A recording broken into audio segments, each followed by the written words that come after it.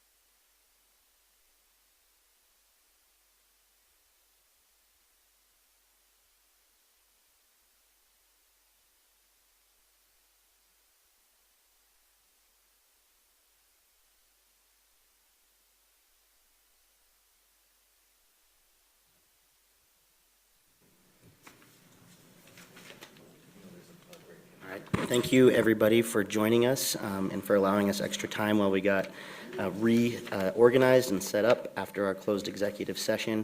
The board does have a need to return to closed session after the meeting, and we'll make sure to make that motion towards the end of the meeting. Again, today is October 7th, 2025. We are here for the purposes of a Salt Lake City School District Board of Education business meeting. I do want to take just a few moments to recognize folks who are in the room from our associations.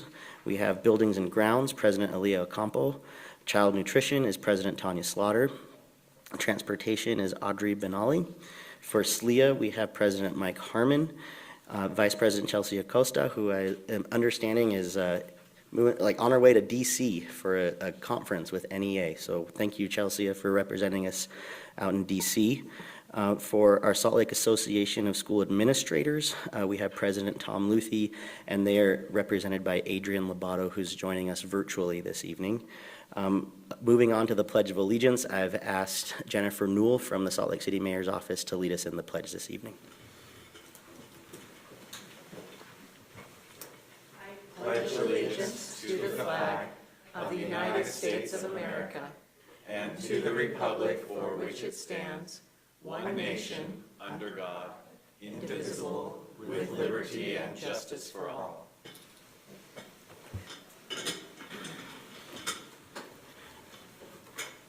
All right, thank you. Up next is our consent agenda.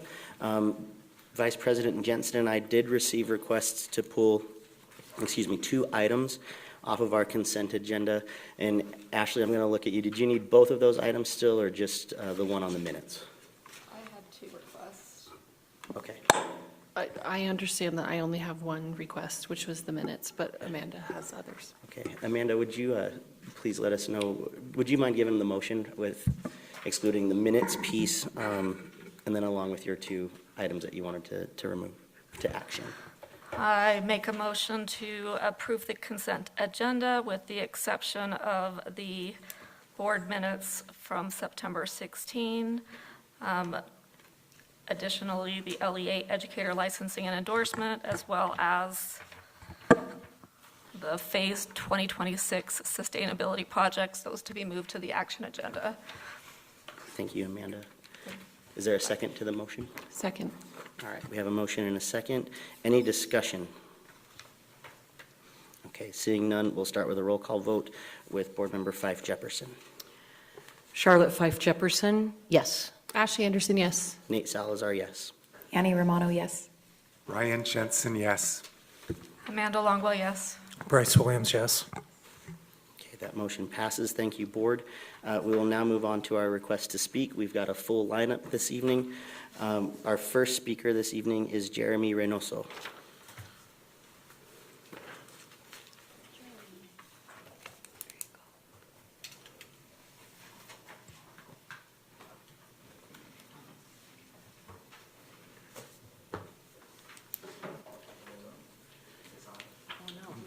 It sounds like it's not. 1 second, Sam.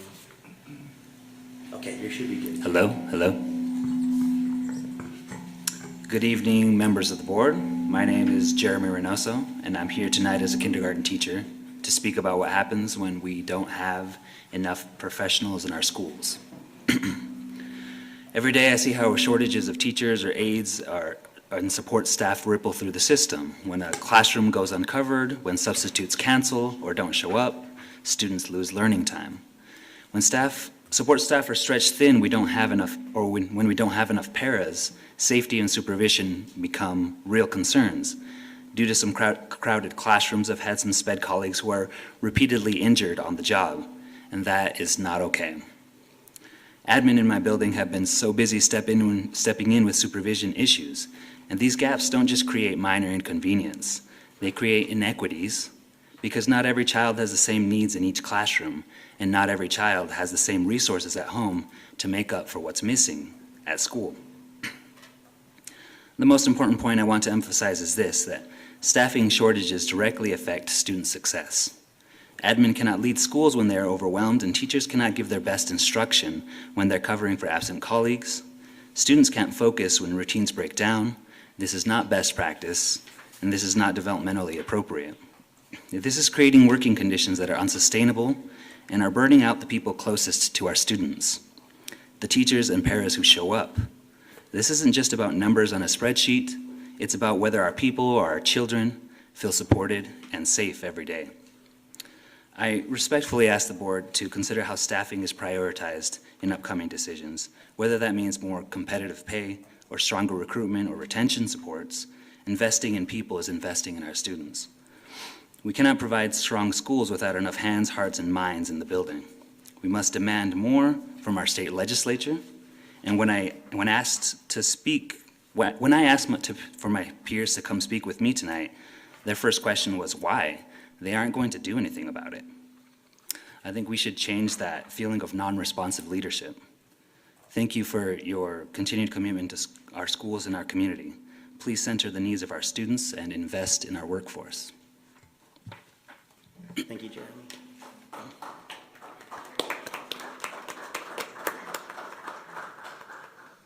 All right, up next we have Yin Lu. Please come on up.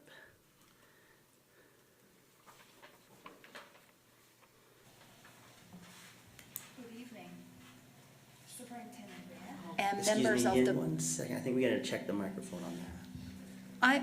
I might need to just sit closer, that's all. We have a solution. Good evening, Superintendent Grant and members of the board. I am here tonight on behalf of a large group of concerned students, parents, and community members to urge you to keep the Chinese language program at West. We are very concerned by the potential elimination of this program and believe the decision is based on flawed and unrealistic criteria. First, the proposed enrollment goal of 180 students with a range of 32 to 35 per class is unattainable. Historically, the program has never reached this number.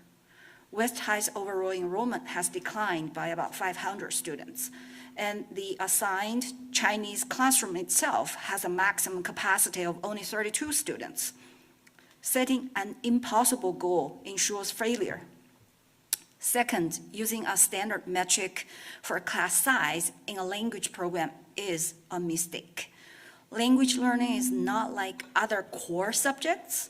It requires smaller classes where students can practice speaking and receive the individual attention necessary to become proficient. The quality of our students' education should be as valued as total enrollment numbers.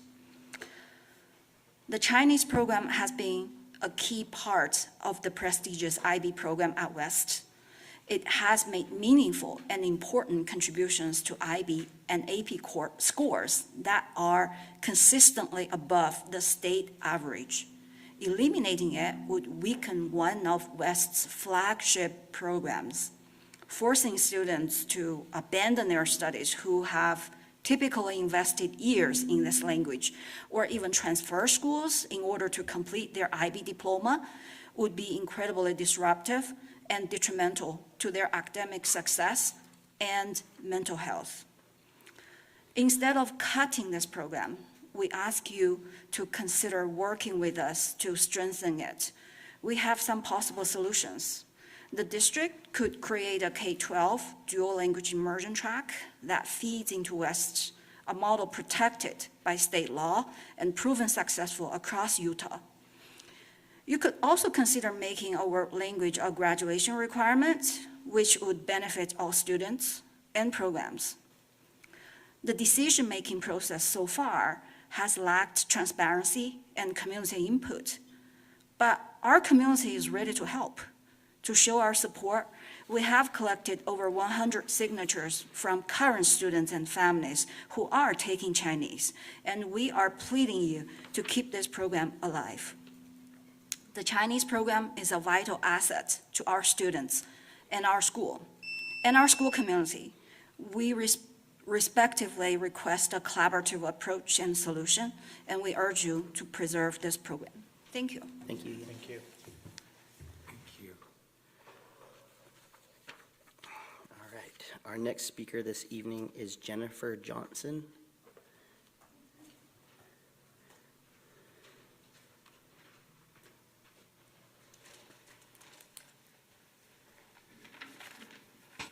Thank you. Hopefully can you hear me okay? Okay. So good evening, members of the board and Superintendent Grant. My name is Jennifer Johnson, and I am a kindergarten through second grade essential elements teacher.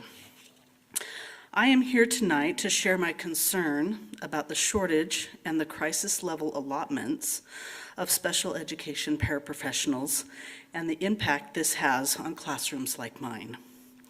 The reality is this: staffing is at a breaking point. I am allotted 2 paraprofessionals, but the absence of even one adult due to illness, training, or injury creates a crisis across multiple EE classrooms. Teachers and paras are stretched to the limit just to maintain safety, supervision, and instruction. My message is simple. Our students need consistent, adequate paraprofessional support. When one person is gone, I must pull from another classroom, leaving both depleted. If no one is available, no adult gets lunch, individualized instruction stops, and my classroom shifts from learning to daycare. That is not FAPE. Even with 2 paraprofessionals, I only have 30 minutes of prep time a week during the school day. I'm usually at school till 6, sometimes 7 p.m. every night, preparing for my students. That is not nearly enough time to plan language arts, math, science, art, and more. Add in an IEP or eligibility meeting, and again, my classroom is left depleted. So I ask you to act. Please support giving special education an adequate budget. That ensures sustainable paraprofessional staffing.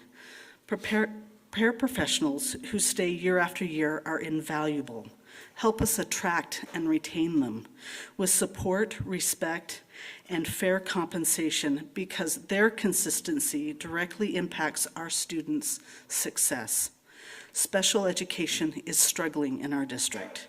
It can do better. It must do better. Investing in paraprofessionals is investing in strong foundations for all students and in the future of our district. Thank you again for your time and for listening, and thank you for your commitment to our schools and our district. Thank you, Jen. Our next speaker this evening is Amanda Sutton.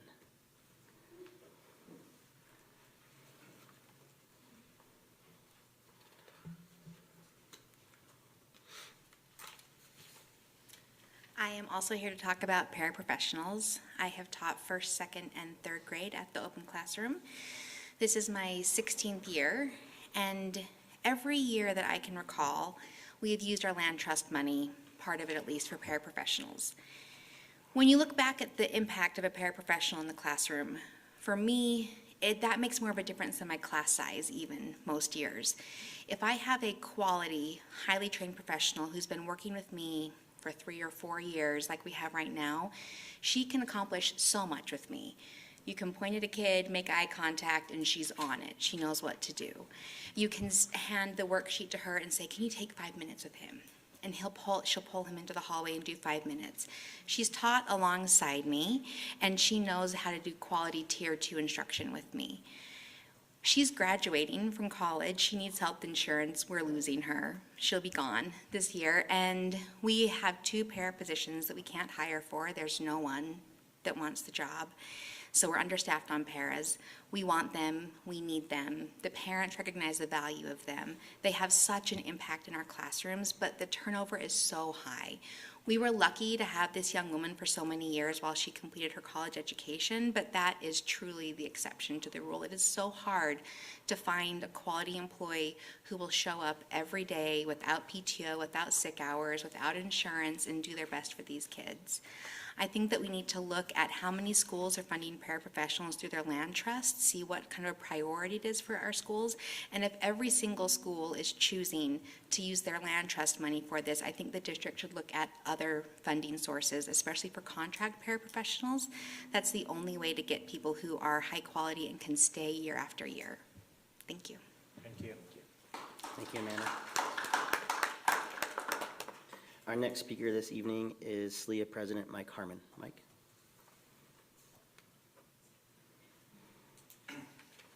Thank you. Good evening, members of the board, Superintendent Grant, Business Administrator Kearsley. As was mentioned, I'm Mike Carmen, President of the SLEA. And as you know, or may know, our mission is to empower educators to promote professional advancement, equity, and justice by representing, protecting, and improving the rights of members in our pursuit toward quality education for every student. I'm here tonight to introduce our new Board Watch program. Beginning this month, educators from across the district will be attending board meetings on a regular basis. We'll be taking notes, speaking on topics as you've heard tonight, and sharing updates with our colleagues. Our goal is simple. It's to strengthen connections between the classroom and the decisions you're making in the boardroom. Educators want to understand the why behind the decisions that you're making. We want the board to hear from educators, not just administrative view and perspective. Board Watch is not about criticism. It's about collaboration. It's about transparency and making sure that educator voices are part of the process as you make decisions and policies for our district. Our members care deeply about the district and our students. We want to work alongside you to celebrate success, tackle challenges, and ensure that our schools thrive. So tonight we invite you to join us. We know that better decisions happen when the voice of educators are part of the conversation. Thank you. Thank you, Mike.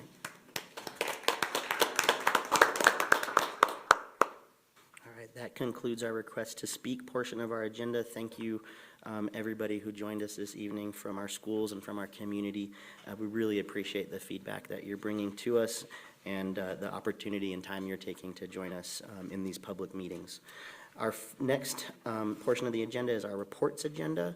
The first item there is long-term school closure and district reconfiguration update. Dr. Grant, I'll turn the time over to you to introduce this. Thanks. Our G5 Administrator, Brian Connolly, has a presentation. It's just a very short version of what you have in the memo, so those of you that have links to the agenda, that memo is linked there in the agenda with more information, but this will present some of the aspects of that, and in talking with Brian, we're going to go, because we have put in 3 different asks in of the board, we're going to go individually and then have a chance to ask questions, and then the next one and a chance to ask questions, so that we can break them up that way and you can just focus on each one as we go through.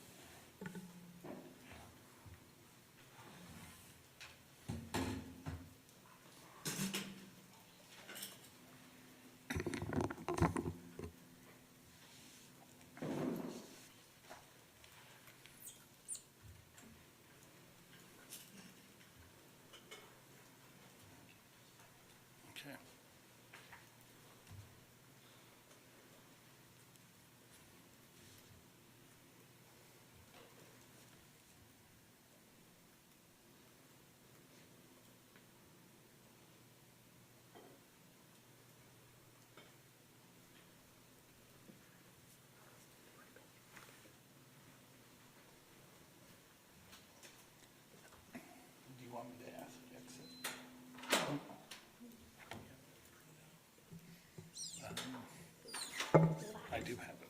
Yeah.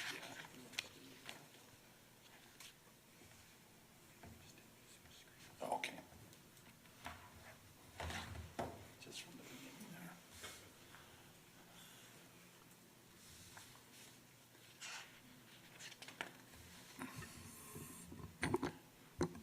Thank you for having me here tonight, board members. As Dr. Grant shared with you, much of the information was sent out in the board packet. The 20-page in-depth study report will really be the, this is the shorter version, the abridged version of what you have seen already. My name is Brian Conley, Boundary and Planning Director for Salt Lake City School District. And we're going to get started with the study with the next slide, which is our presentation overview. you'll see just a brief recap of the timeline, and then the in-depth study process for Innovations Early College High School and Nibley Park School and Washington's Magnet Special Enrollment Pilot Program. We'll then, as Dr. Grant described, we're going to have a chance to field any questions. I'll lean on the expertise of, depending on the nature of the question, from Business Administrator Kearsley to Dr. Grant to Dr. Ruiz, whoever we might need to help answer some questions as we go along, but we'll take those after each one of the 3 sections. And then we'll also discuss next steps as well. So to begin with our timeline, in August, early August, I came to the board and the vote was to initiate process for the 3 schools that you're going to see described in the following slides. We did send notifications to our communications department to affected parents and stakeholders, and then began an in-depth study, including community comments. Those community comments were sent to you through a link and cover up through September 30th. You'll get another update on those in about another 2 weeks, and then another one in mid-November before it's timed. You'll have time to look at those before you all make any decisions on what we have here, but those comments were listed, and I did try to summarize the comments on the opening tab of that spreadsheet that I sent. In September, we did do a Q&A time at each location, an information session. They were all evening events, and had a chance to be there with quite a number of you. Thank you for all of you that were able to come. I know sometimes your lives and other commitments get in the way of being able to attend every single thing all the time, but anytime we see board members present at our information sessions, we sure appreciate your really being able to see it from the perspective of what does it, not just what is being said, but also what the sense of engagement is from the community, as well as some of their thoughts and feelings. So thank you for coming. Next slide is our timeline. We're right now on the in-depth study. That's what we're doing right now. There will be public comment on this. The public will obviously have a couple weeks to look over that report. And then in November, another public comment as well as a public hearing. And we're hoping for a board vote on November 18th, which falls well within the timeline that we've talked to you all about before. So first, we did an in-depth study on possible closure of Innovations Early College High School. The next slide, please. And the slide after this one, if you'd, basically gives you the shortened version of what you have in your in-depth study report. Innovations was established in 2012 and combined a blended learning with early college opportunities, allowing students to earn both high school and college credit. The school was really aimed to accelerate learning and expand access to college and career pathways. And of course, just like our other schools, prepare students for post-secondary success. About 5 years ago, as we all worked through the COVID-19 pandemic, the school did enroll more students disengaged from our traditional comprehensive high schools. And although blended learning practices remain based on conversations and also observations at the school, Innovations has not realized its vision of a robust early college experience. Next slide. This is just a quick reminder that our administrative procedures for closure of a non-traditional or alternative high school, which is where Innovations falls under, doesn't look the same as what you'd see if it were East, West, or Highland, a traditional comprehensive high school. And those criteria, that we look at according to those administrative procedures is whether the school is serving its intended purpose, its enrollment, and whether it is fiscally responsible to maintain the site. Next slide. Concurrent enrollment. It has not established concurrent enrollment as a central feature of its program and has consistently low participation rates. In your in-depth study, there is a table that shows you year by year of what we have for those. I believe it's on pages 6 and 7, if you'd like to refer to those pages.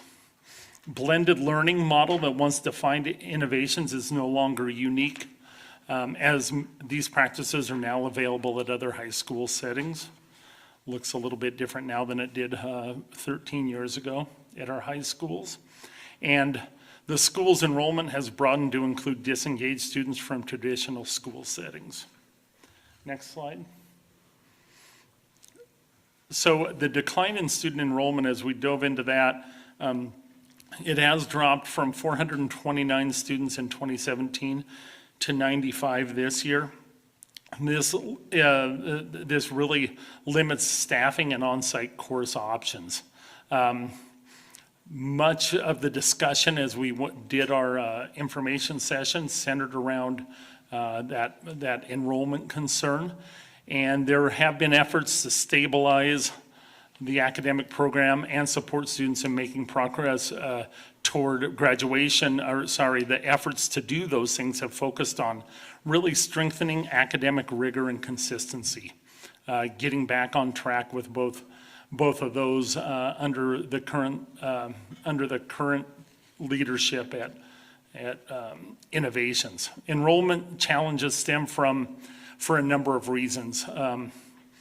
We have heard a lot of input on this and those reasons, and while the school didn't focus on marketing as much as strengthening the academic component that was needed in order to draw students, there were other factors too, like district declines in overall enrollment, expanded concurrent enrollment options at other schools, at our high schools, and reduced on-campus course access to Salt Lake Community College.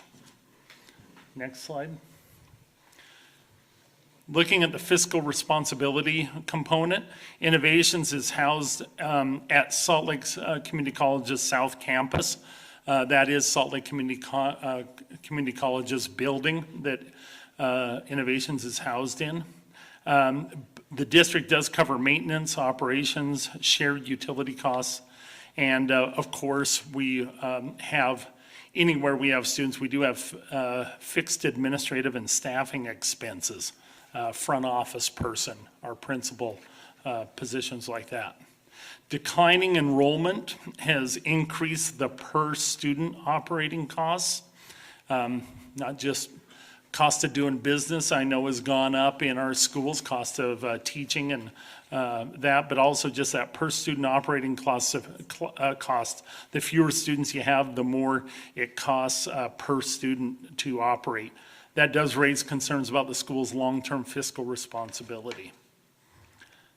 On the next slide, some other additional factors that are named in the administrative procedures that, again, were applicable to Innovations, closure consideration, were school enrollment and financial implications. Those are listed in those administrative procedures. Factors not applicable to Innovations include the 5 that you see on the right-hand side of the screen there. For example, students are not sent to Innovations Early College High School for special programs like special education special program or a special program just for multi-language learners. The students that do have special education needs are served through IEPs at the school. And same with our multi-language learners. Multi-language learners are served through English language development or an ILP. But that was only a couple students. Those students do receive those, and that's just an example of the factors not applicable, and can talk in more detail about the others if you'd like. But the next slide would really give me a chance to take any questions from the board for me or the executive leadership of our district that can answer some. Thank you, Brian. Annie? Yeah, I attended the session in September about this, and I've looked through the comments. It seems to me that although the initial purpose for early college kind of has morphed and the blending learning has changed, there has been a different need that has been met at Innovations with smaller class sizes and a little bit more individualized schedules and plans. So my question basically is, if the board were to move forward with your recommendation, what would be the transition plan to meet the needs of those students? For smaller class sizes, maybe similarly engaged staff that they have relationships with, more flexible scheduling, because some of the students go there because they have other rigorous athletic or other engagements. Dr. Grant? I think I might take that one on. We did not prepare for you transition plans for each of these programs that we're talking about tonight, for tonight's conversation. And this one we're still looking at and working on the best way to support kids. When we look at the standing, I think there are 95 students right now currently enrolled. I believe there are 51 who are currently freshmen, sophomore, or junior students, which would mean our seniors would move on, and then we'd have 51 students, I believe, that we would be providing a transition plan for. We would like to look at ways that continue, particularly the supports that they're provided. One of the reasons for bringing this up to the board is that so much of what's provided at Innovations is now provided in our comprehensive high schools or in our designated alternative high school setting at Horizonte, which is tasked with similar things of providing personalized support, smaller class sizes, the online options that the students at Innovations take either through the state online education program or through concurrent enrollment kinds of options. And we'd want to figure out a way to support them in that transition that would help them stay on track to graduation with their classes. We could do that by designating a staff member to take that on as one of the transition plans, a counselor perhaps to take that on, certainly to work with families in setting up their next year of education. And also looking at placement within different schools, which school would serve them well that way, and helping the families make those decisions.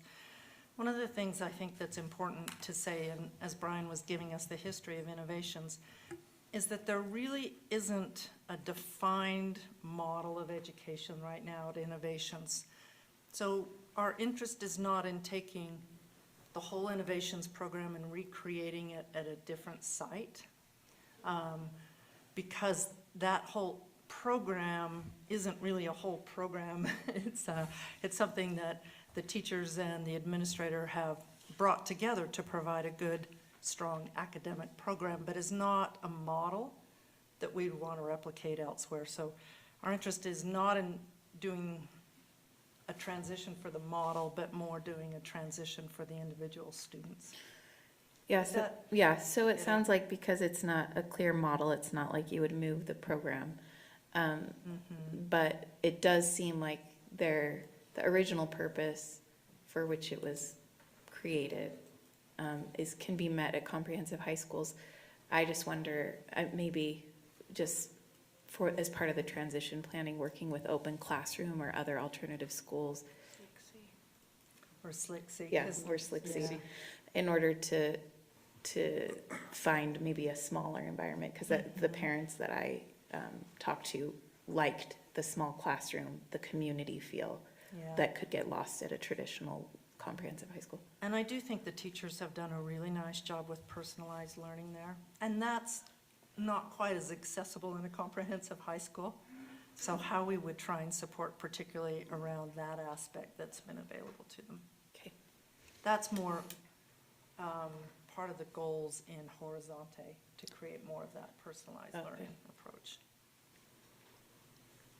Any other questions from the board? Ashley? Yeah, before you start the timer, I just want to clarify, we're doing a round for every single recommendation. Is that true? Yes. Yeah. Yes. Okay. So that would be my recommendation. So in looking at the presentation, I was a little bit surprised that facility capacity and design weren't considered, because I know the space was funded by the district and designed for this precise purpose, right down to the number of parking spaces that we were able to negotiate with Slick. So I'm wondering if the study would add those components between now and November when we vote on a final recommendation, ideally including the amount of money we've invested in that space.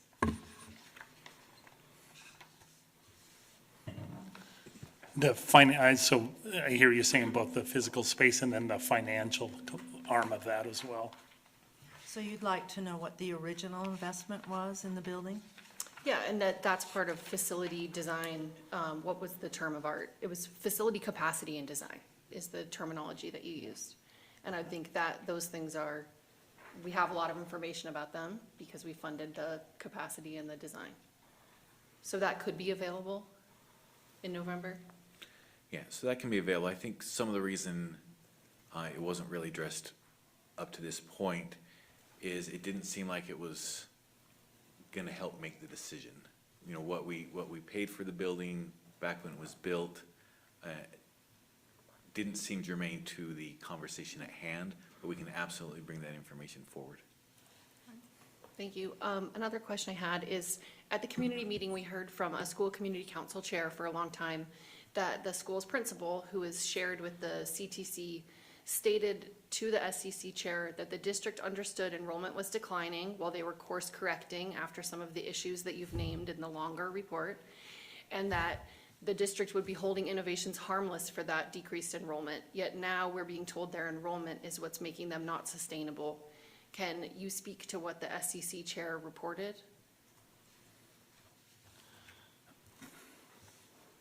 To what the SEC chair said in that meeting? Yeah. Okay. So yeah, the concern was, came down to a lot about, we know that we're having fewer, we know that with our fewer students, we need to get more students. What was described by the SEC chair was, when that concern was brought up, we have too few students, that the leadership said, we're not going to worry about the number of students we have right now. Let's start getting the program back to being more rigorous and more in line with what we think the original intent was with those. I think that a lot of that conversation came down to, we really didn't advertise well for the school. We weren't marketed well. We didn't go out and sell the school. When we looked back over information from past information from past administration, it was never really meant to be a school that would take students from East, West, and Highland. The goal wasn't to try to, let's take those students from there and let's leave them with the problem of fewer students, not us with the problem of fewer students. So I think that was one piece of it that when we looked into, that wasn't the intent. We have seen percentage of students from outside our district be higher there than in our other schools, but the overall numbers are so low, even though the percentage of students from, maybe students that are coming to us from Granite or Davis or wherever they're coming to us from, while the percentage is higher, the number of students is so low there. And so that was, could we have marketed better? The intent wasn't to try to outmarket our traditional our comprehensive high schools. Could we have marketed better to those areas outside? that is one argument that we did hear, and therefore we shouldn't have that be, we shouldn't have the school considered for closure based on where the enrollment is. At the same time that that's happened, and what's stated also in the report is, we have schools in our valley, Itinerus, New Ames, different schools that have between 400 and 700 students that are early college high schools, that they did exist when Innovations opened. Did they offer, and were they as robust as they are now? That's, those schools have grown and developed those pieces, and so going to those other areas and saying, come to our school, when that exists closer to their home, where more of the students are for Jordan District, for Granite District, for Davis District, that could have possibly helped, would have been the difference between going from 400 down to 100 students. I don't know if we would have made up 300 with any sort of big push that way. So the intent of not focusing on that also came at the time that we wrote G5 administrative procedures that look a whole lot different now than they did 3 years ago, 2 years ago. They have changed over that time.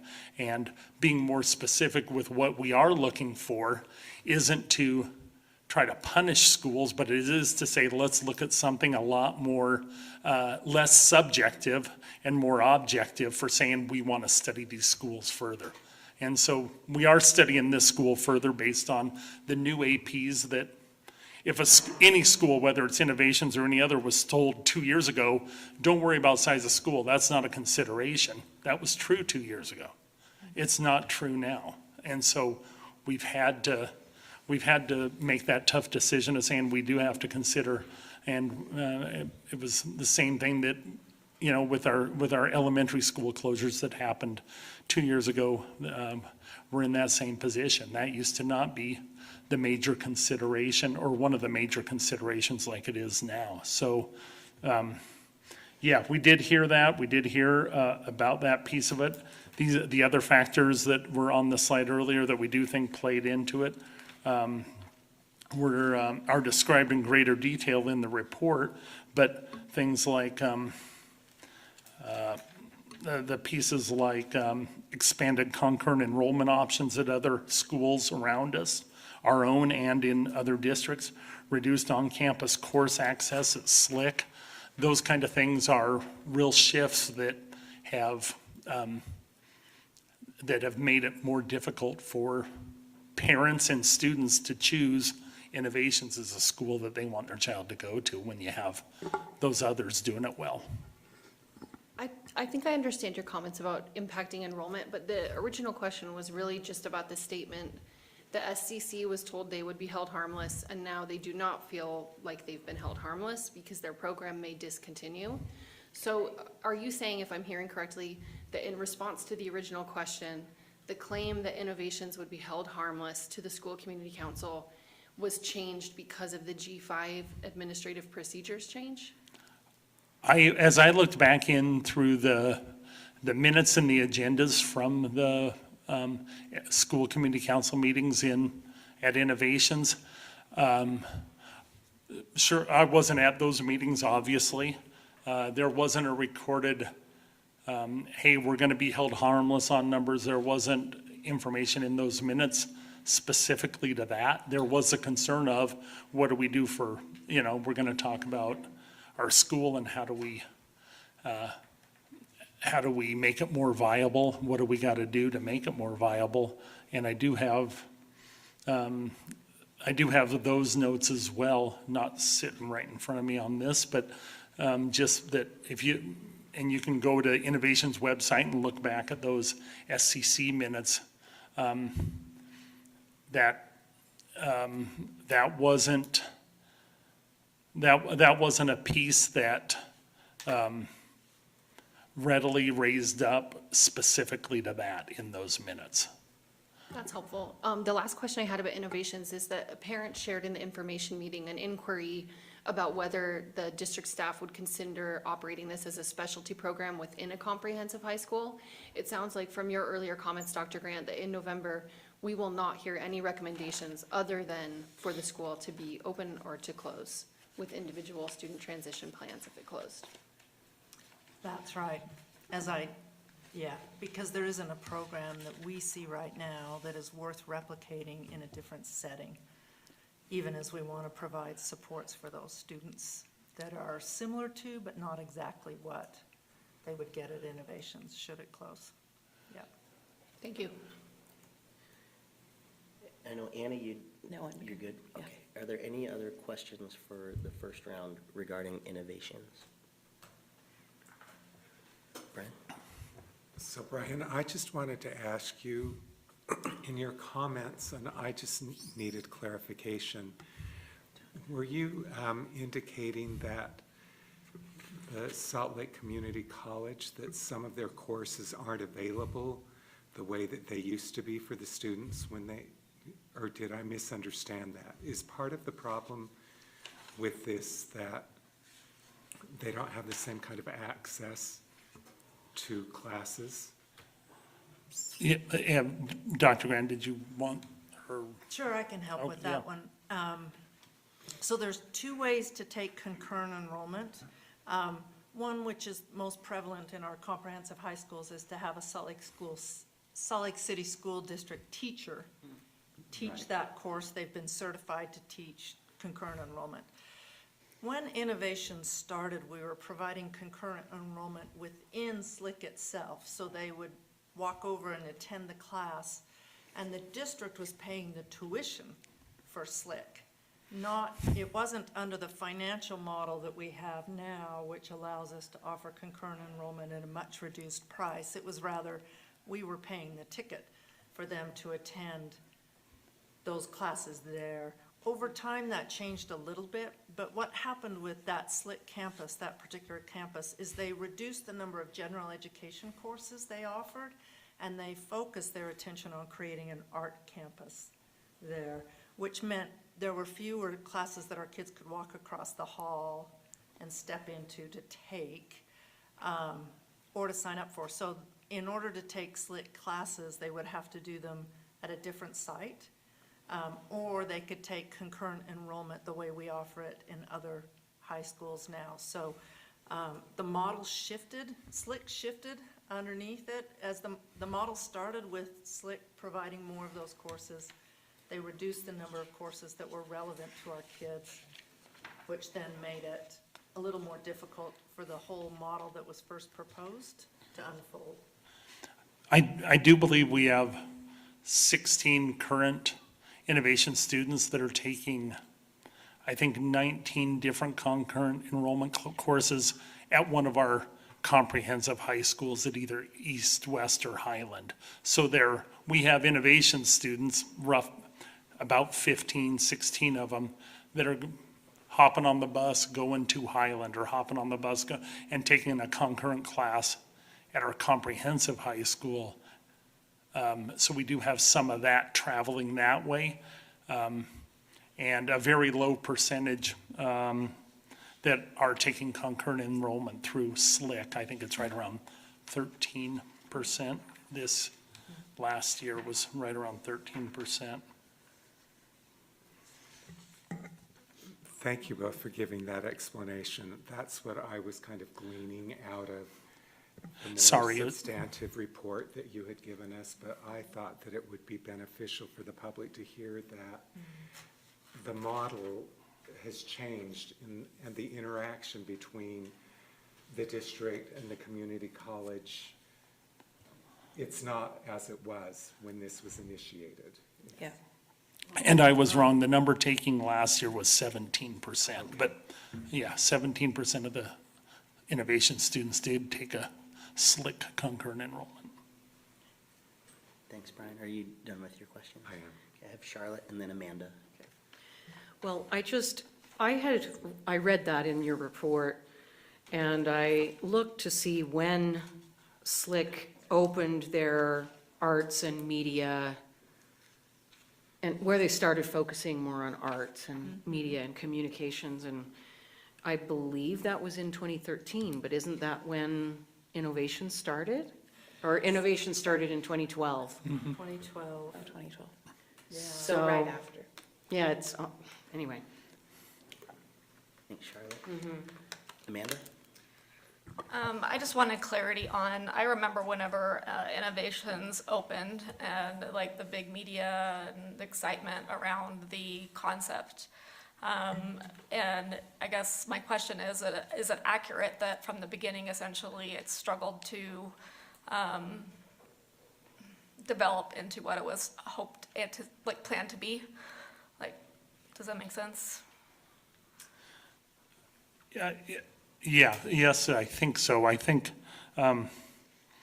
even at its high point, one of those pieces you see in the early news articles, that whole idea of being able to take to access Salt Lake Community College right there, is one of those pieces that's talked about. Even at its peak, it was 33% of the students taking that. Yeah, starting in 2012, it was a unique offering because it offered online education too. It was kind of doing anywhere, any place, anytime, any pace kind of learning was the idea. Now we have so many online options that you can do that from any setting. So as the world developed, what Innovations had been built for was kind of, its uniqueness was weakened. It became, there you go, became a little outdated because it was offering a program that eventually more schools took up in the process.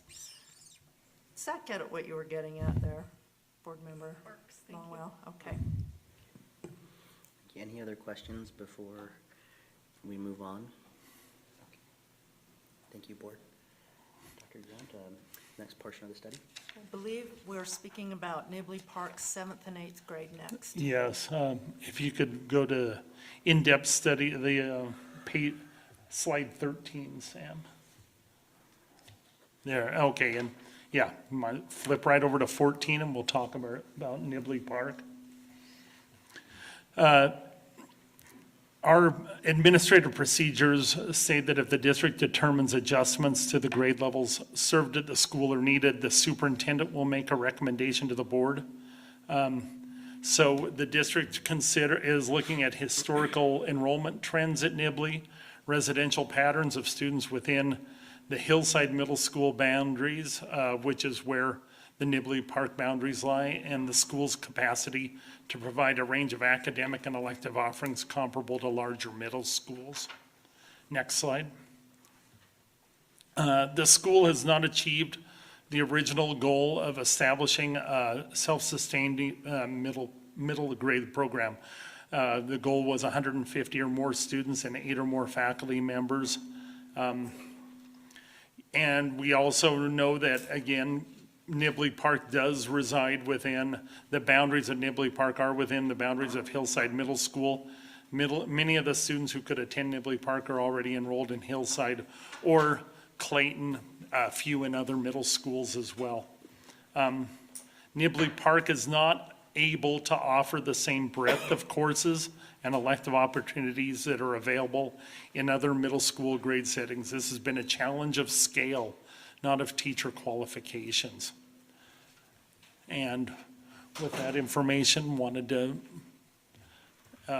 also just the pages in the pages 11 through 14 speak specifically toward Nibley Park in the study.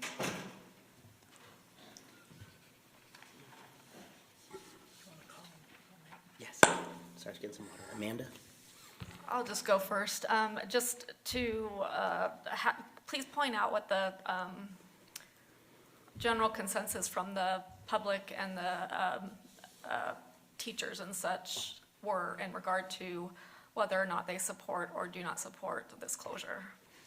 Okay, Sam swiped my computer, so I can't look at what I was ready to pull up. Just kidding, Sam. But we do know that of that, I want to say right around 20, between 20 and 25 comments, 13 or 14 of them, and this is from employees and from staff, but also from parents. The majority of the comments came in from parents, but we do have some from staff, and roughly half, maybe a little bit more than half of them has said we support the idea of reconfiguration.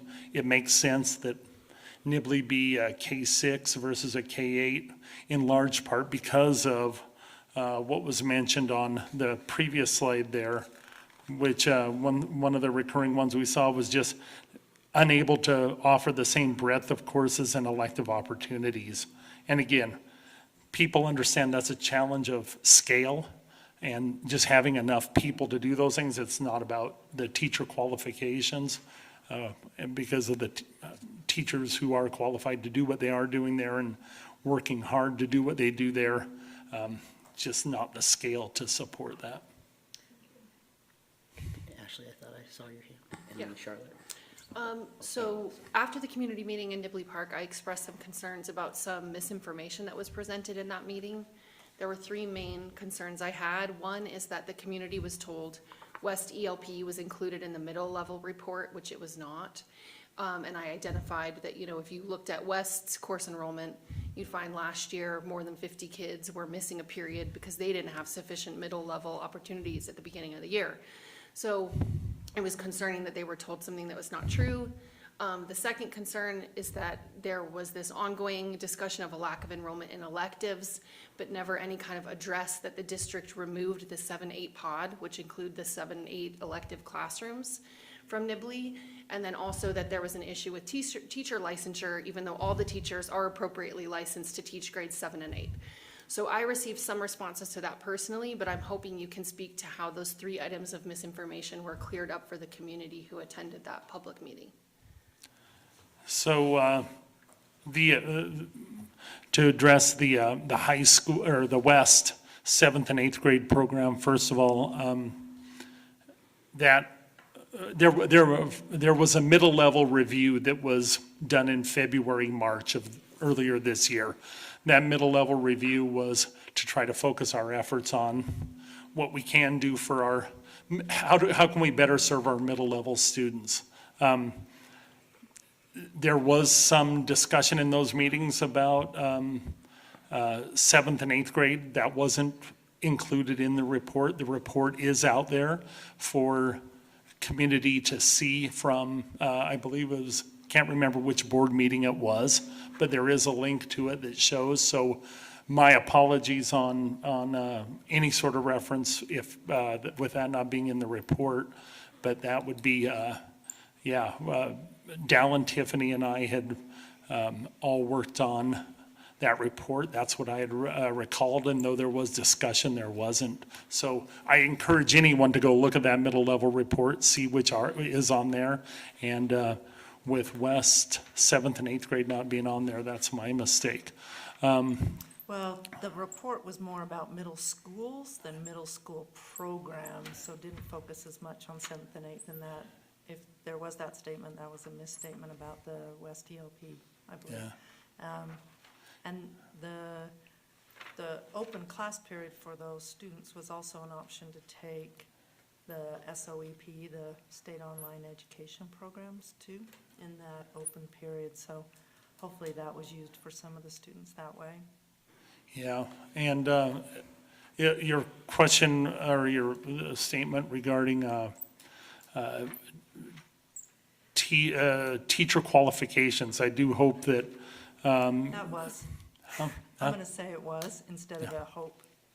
It was addressed. Yeah. Yeah. Yes, I was there, Yeah, I was in there. that, the school principal reached out and spoke to the staff, and then we clarified that.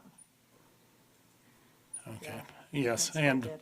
and again, in this report here, we do want to stress that it was a challenge of scale, but not of teacher qualifications with what's offered there.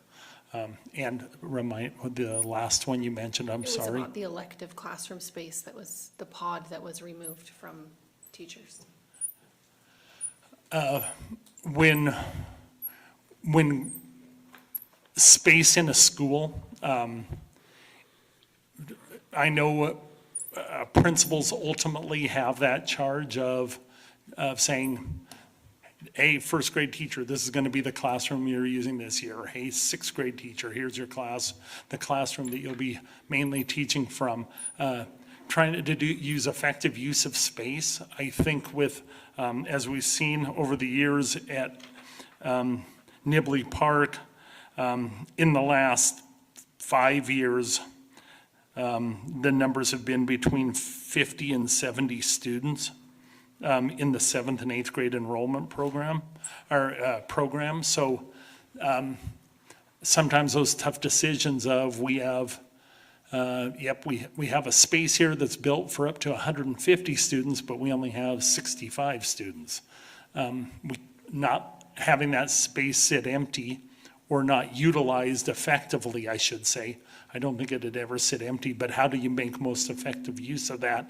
If it is to bring in another teacher from another grade level to use one of those spaces so that they can keep class size at a reasonable number in the other piece. I think that the school as a whole has, and the number of classrooms that are in there have not been designated as exclusively for one grade level or another, though the add-on to the building, the original intent was to house a middle level program. That middle level program just never got to the size that it made effective use of that space totally. So I don't know the specifics of when or why some of that space started getting used by any group of students other than 7th and 8th graders, but between enrollment fluctuations and not full enrollment, I would have to look into it and have a more pointed conversation just with Principal Green and say, tell me more about the space. And she's only been there a year and a half now, so prior to that, I don't know how much information she would have, but Dr. Battle certainly would, and I could talk to her about that as well. That's really helpful. I mean, the reason I ask is just that the way in which this is framed matters to teachers.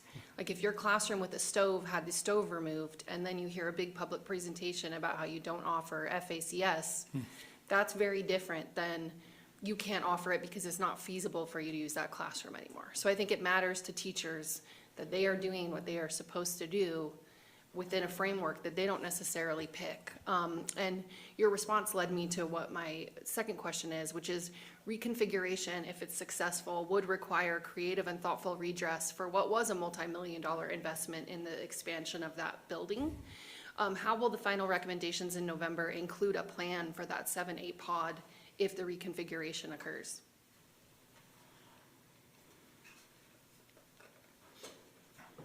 You would like a plan for that 7-8 pod before, at the November meeting? Alan looks like he's prepared.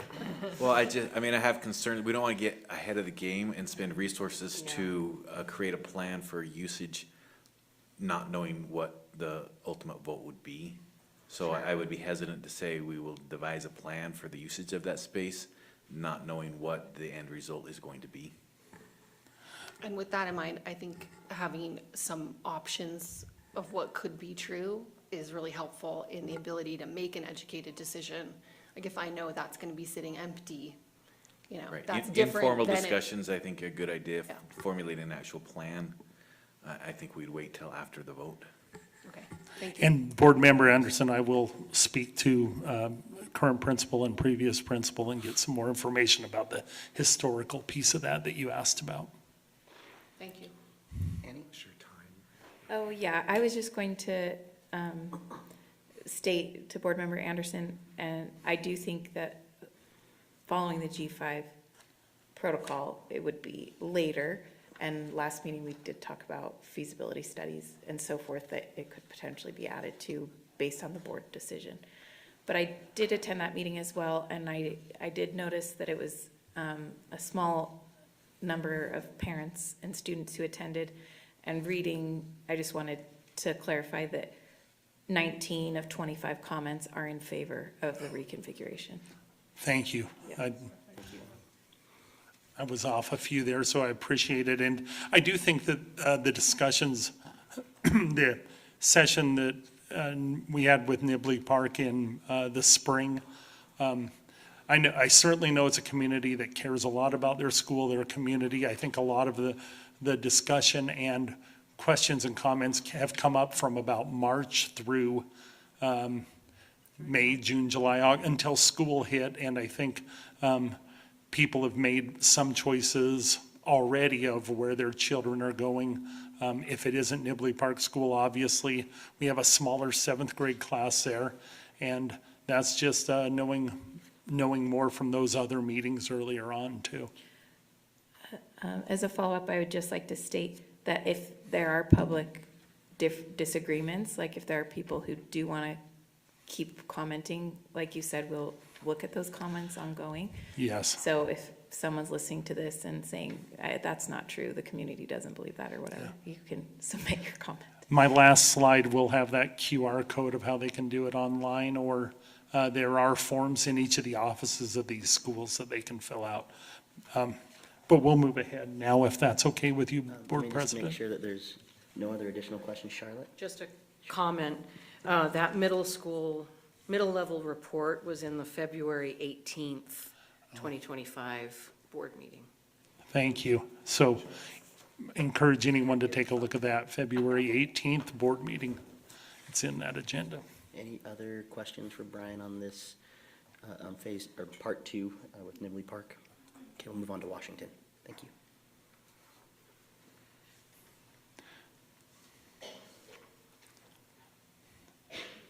Sam? Okay, slide, you can move to slide 7. Okay, next one, slide 18. So, Washington Magnet Pilot, magnet services for students in grade 4 began 3 years ago in the 22-23 year, and grades 4 and 5 were in place 2 years ago for the start of the 23 season, school year, excuse me. Thinking football and not school, my apologies. At the April 16th, 2024 board meeting, so about a year and a half ago, the board decided not to continue the pilot. The board reviewed program enrollment and financial implications of continuing the program. That information on enrollment and financial implications was prior to that. So that April 16th, 2024 board meeting is where those figures were looked at. No students were enrolled in grade 4 last year, last year. And only grades 5 and 6 were supported last year. This year, it's just 6th grade. Currently houses grade 6 for this school year. Next slide. The change in the 2025 state law mandates that discontinuing special enrollment programs requires formal review and an affirmative vote of the board, as these programs are not otherwise covered under existing provisions. Subsequently, the district is following the G5 process. Notifications have been sent. We will have public comment periods. We have had an information session and a public hearing to come to consider the closure of the Washington Magnet Pilot. The factors that were considered on the next slide were, again, school enrollment and financial implications. Those were done in that April 2024 board meeting. Factors not applicable to the Magnet closure considerations are the 5 that you see bulleted over there. That information on the study is on pages 15 through 20, or 15 through 17. But there's also a couple maps on in the appendix of the last page is the last 2 maps, are the elementary schools with grades 1 through 6 magnet program prior to fall of 2024. and where their locations were, and then the last map is where they currently are, in case you had questions about our current magnet programs, other than the sixth grade being, finishing up at Washington Elementary this year. So next slide is just any questions you all have. Amanda? Did you say my name, sorry? Yes. I guess to pose the question, it's been asked by the community, but can we choose to reopen the magnet program at Washington Elementary at some point if the board motions to do so at some point? Yes, at some point if the board wants to, yeah. Thank you. Would it be more responsible to work on all district program alignments, feeder patterns, as well as efficacy and demand for the current magnet elementary programs at the 3 established elementary sites before considering reopening a Washington magnet program? It's a lot of words. Did you follow me? Yes, I think it would be worth looking at. There is uneven enrollment across the 3 programs that we provide right now in the elementary grades. So looking at that enrollment would be our first step before thinking about opening another 4 through 6 program. When Washington was created, it was created because we started testing kids in 3rd grade to see if some students we missed in the early grades might be testing in. And so we tend to have, when we're testing 3rd grade, we find more kids who test in. And so the Washington program was an attempt to provide additional spaces that way for that kind of second wave of students to move into. And the additional issue that, if I understand correctly, is we have feeder pattern issues with some of our specialty programs, like, and then also how they're structured. So the 3rd elementary on the west side, I can't remember the name of it. Edison. Thank you. That ends at 5th grade typically, but you're, I guess, looking at supporting for 6th grade for the magnet piece. But then does Edison also feed differently? It does have a complex feeder because Edison is a K through 5. We chose to keep the 6th grade there so they could feed into, they wouldn't be moving to a new school for 6th grade and then another school for their middle school program. So we did change that for the ELP program there. And then we're working to grow the Edison program so the numbers are rather low in Edison. The Edison program, so the numbers are lower at Edison and then at the other 2 programs. Thank you. Annie?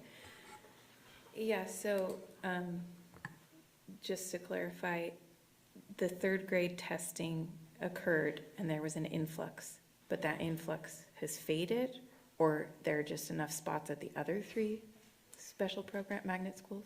What we did differently, when we, a couple of years ago, had to close 4 elementaries, we used that as a chance to refigure, particularly since we were closing the Hawthorne program, to place these magnet programs across the district more evenly, so they're more accessible, and to purposely put one among our west side schools.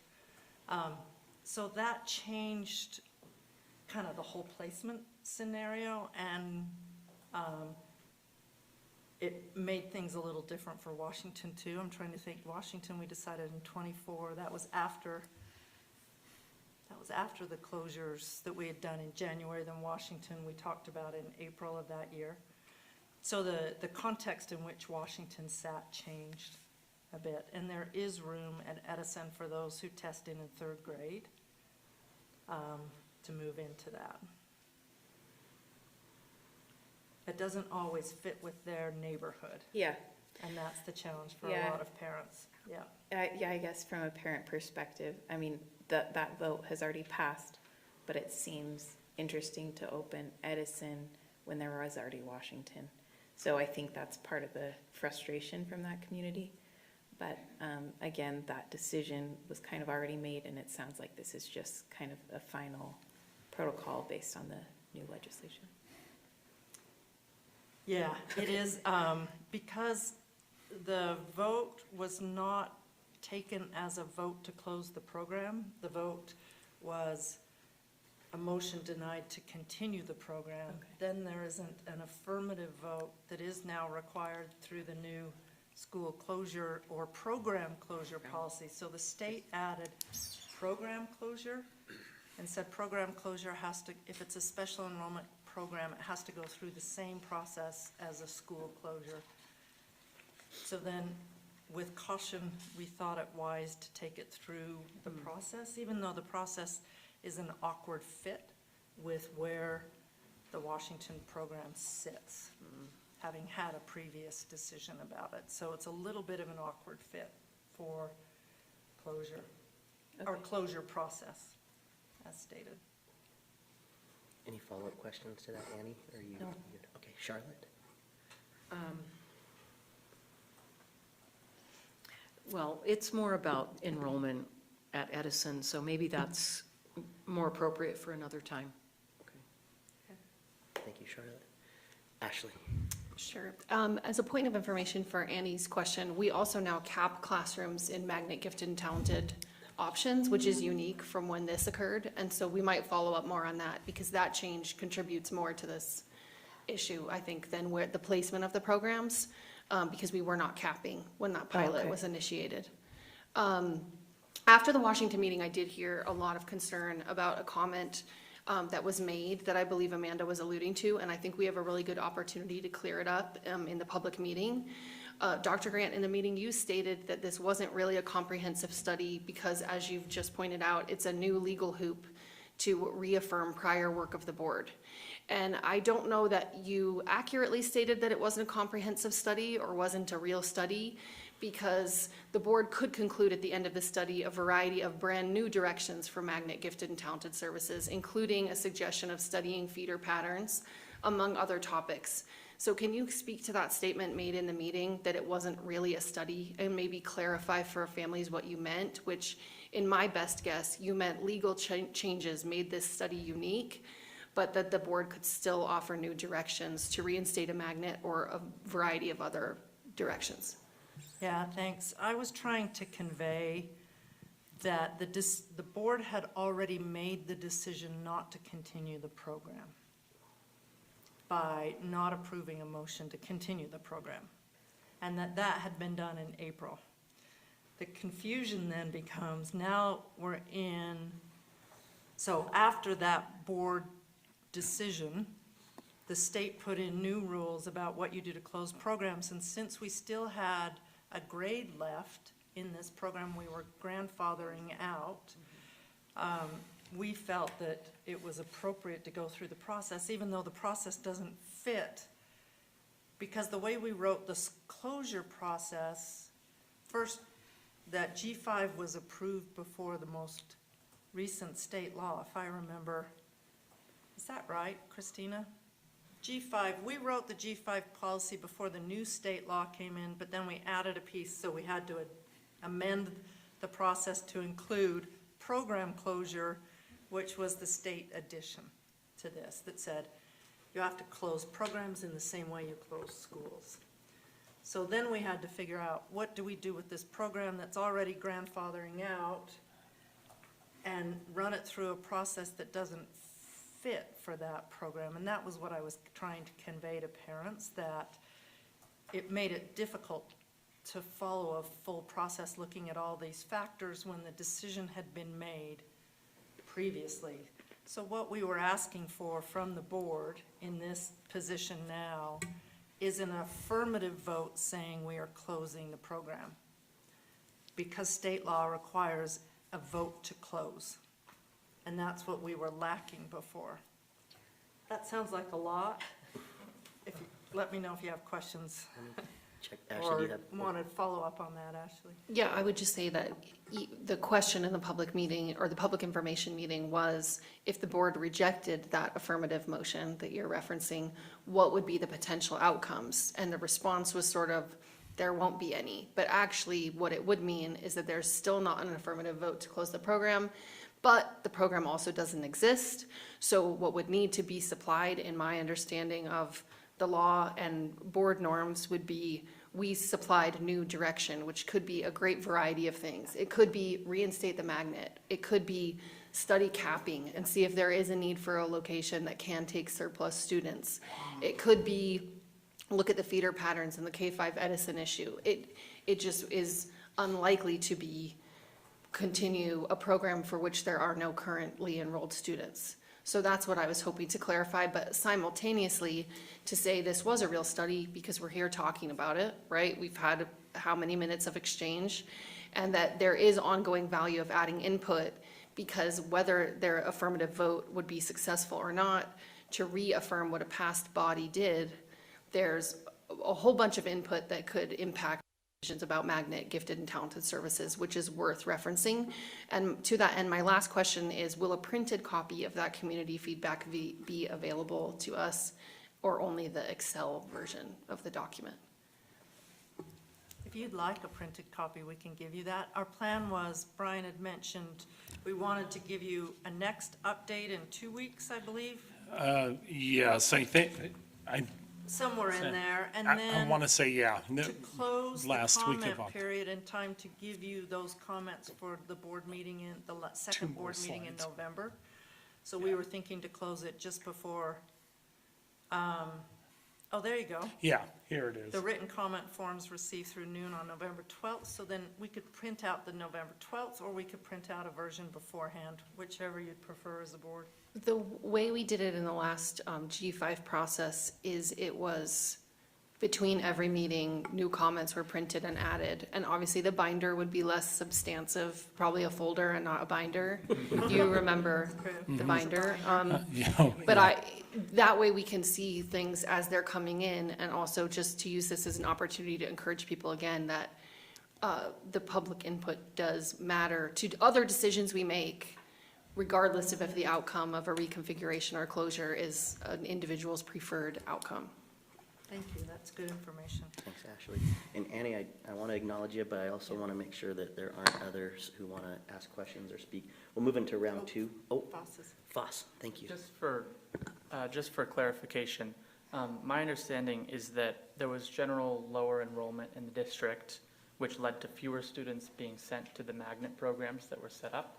And that meant that it made more sense to consolidate the program that was at Washington and send those students to another program that already exists. You're asking us to come up with things we talked about 2 years ago. I'm afraid I don't remember all of that conversation. You may be right on that. There was a conversation about a program at Edison versus a program at Washington, and we were trying to make it accessible to the schools there on the west side, one that sat more formally there, because we were also providing busing within certain parameters around those different schools, and wanted to make that make sense in a way. So we may have talked about the Washington program in those terms. I'm afraid I don't remember the details, but that makes some sense the way you're describing that. Okay. And that sort of answers my second question, which would be about if the goal is not a Hawthorne style that has a lot of magnet students in one school, but rather a broad integration of magnet students across the district, then would Washington students in the magnet right now easily attend that other magnet service? And it sounds like, yes, it would be. That's what would happen. Yes, yeah. If classes get full in some schools, parents have the option to enroll in classes in other schools. It just often is further away from their homes. Okay, that's helpful. Thank you, Foss. We'll move into round two. Annie? I don't have. You good? Okay. Any last minute or burning questions for Brian or Dr. Grant on this? Okay. I'll just say I would really encourage the public to comment. I think the board is trying to be transparent and open with our decision-making, and the public informs that decision-making.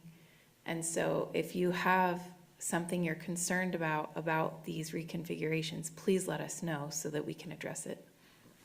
And thank you, Annie, and board. My last comment would be very similar, and to emphasize what Board Member Anderson and Board Member Romano have emphasized, which is please, please, please, public, community, teachers, students, continue to reach out to us in these public information ways, opportunities, forums, the QR code that you see in front of you on the screen. And Brian, just to kind of circle back to the timeline, can you please describe our next steps for the community just one more time as we move into the next few meetings and our process with this?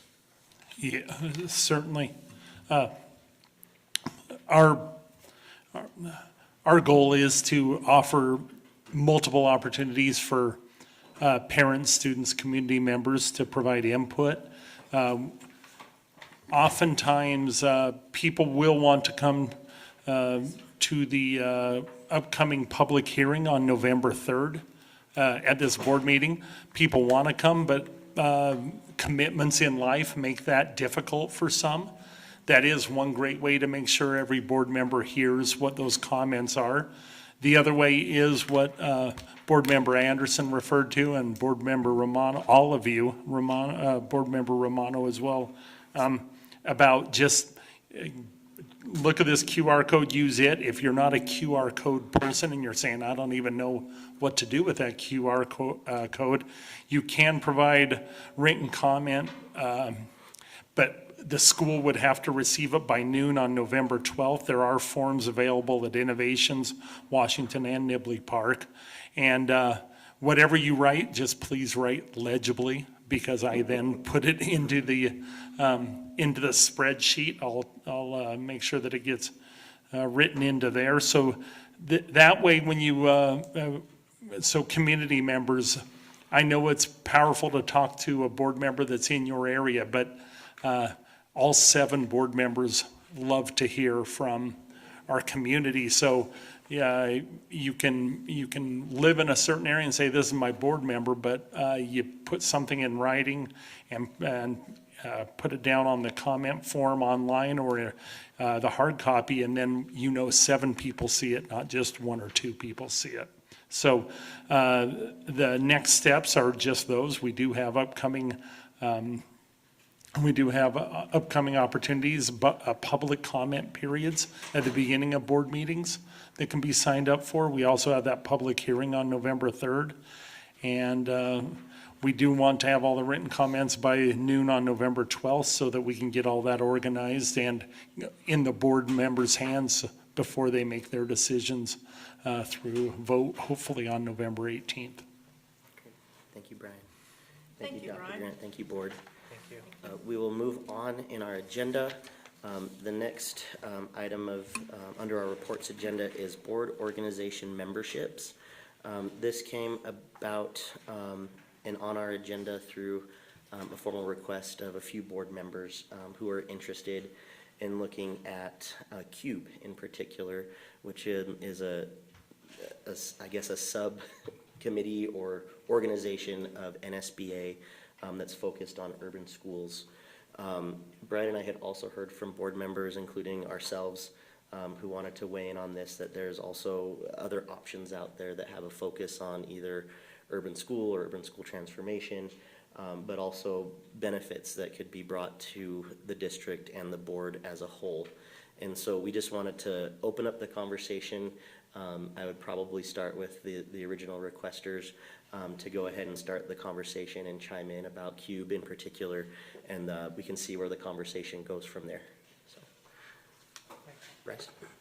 Yeah, I'm happy to start. So since I've been on the board for 4 years, the CUBE organization or the CUBE conference is something that I've been hearing about. I've inquired a little bit over those years about the possibility of us taking a look at that. One of the things that I'm thinking about is just like with different schools having different needs, I don't think that the Salt Lake City School District necessarily should or does align with all of the other districts. And so I think with being an urban board, an urban district, there is some additional opportunities there to have that professional development, to get that education, to learn what's happening across the country in different states for other urban boards. And so I along with other folks, brought this forward to say, hey, I think we should take a look at this. This might either be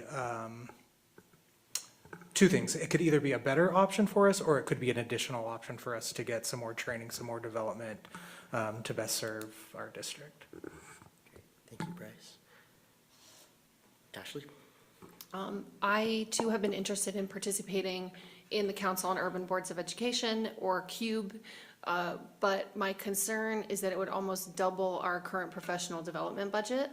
And I do think that CUBE would actually serve us more effectively than NSBA alone for various reasons. But that's not an option. You have to continue paying NSBA dues, right, and become a member at the same time. So to me, it's a hard pill to swallow to spend more money on the board's professional development when we regularly hear, as we heard amply earlier, that there are ongoing needs in our schools staffing-wise. At the same time, funding CUBE participation wouldn't necessarily come from ongoing resources that we'd use to pay staff, because we all know we don't want to pay for staff members with one-time money and then find we have to have a reduction in force because we no longer have that money available. So Alan, can you speak at all to where the funding would come from if we did participate in an organization additional to NSBA? And if the answer is fund balance, what would that trade off with in the fund balance? So if it were to come from fund balance, things can't come from fund balance forever. So if it was something, hey, let's try this for a couple years and check it out, that could come from fund balance. I believe the cost is $10,000-ish per year. Clearly that's $10,000 that then couldn't be used for other things, but like you said, fund balance, we're not gonna put ongoing stuff in there without a plan to review it. And if we decide it needs to be an ongoing thing, then we have to look at enhanced revenue sources or stop doing something else to fund that particular item, not just with this, but with anything. So I just want to throw out another option is we can attend the conferences they have for CUBE without being members. You pay the non-member rate. If, you know, we wanted to try it out that way, to send a couple board members the next time they have a conference to kind of see what it looks like and then come back and report. So that's another, so we can participate in a conference without being members. There are other perks to membership to CUBE, but I just want to throw that out there, that that's also an option. I didn't ask you this in advance because I just thought of it based on your response, but is that what Canyons and Ogden do, or are they CUBE members? I don't know what Ogden does, but I know Canyons did that this year. They went to the CUBE conference as kind of non-CUBE members to see it out, see what it was like. So knowing that peer districts are doing that option and knowing there's this balance of doubling our professional development budget along with sort of meeting some of the needs of an urban board, which we are obviously a fully urban board as we're contiguous with an urban municipality. But I think that would be probably the most prudent thing to do, to support specific board members in attending a conference, especially when a board member like myself, as one individual, cannot go to NSBA at the time it is every year, but can go to CUBE in the fall when it is held. That would be a better option for me personally, which could also then benefit the board in making what would be a more challenging financial decision potentially in the future. And Board Member Anderson, my understanding is Ogden are members. Ogden School District is a member of CUBE and have attended for, I think, the last 3 or so years. Any other questions? Brian, go ahead. Alan, I appreciate your suggestion there about CUBE. The one thing, or about attending CUBE without actually having a membership. I also think that it's valuable, though, to look at some of those other organizations, because there's the Council of Great City Schools, and they also have a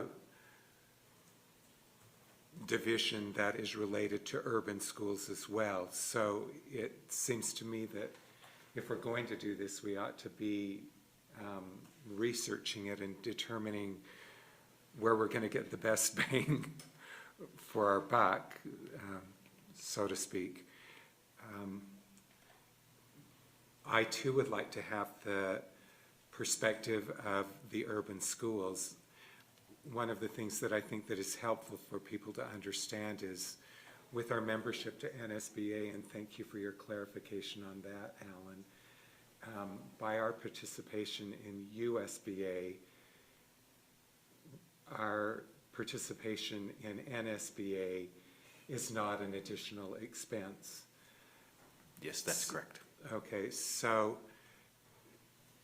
one of the benefits of being participants in USBA, and I think that it really is valuable for us to be participating in USBA, all of the other districts, school districts in the state of Utah, I believe, are participating in that. And I think that it's valuable for us to have a voice there. That leads us to NSBA, but I also understand that added dimension of the urban school instruction. But before we do that, I think it would be valuable to look at other programs. Thanks, Brian. I'll go ahead and use my time to kind of dovetail off of where you left. And it doesn't have to be the Council of the Great City Schools, but certainly something like that.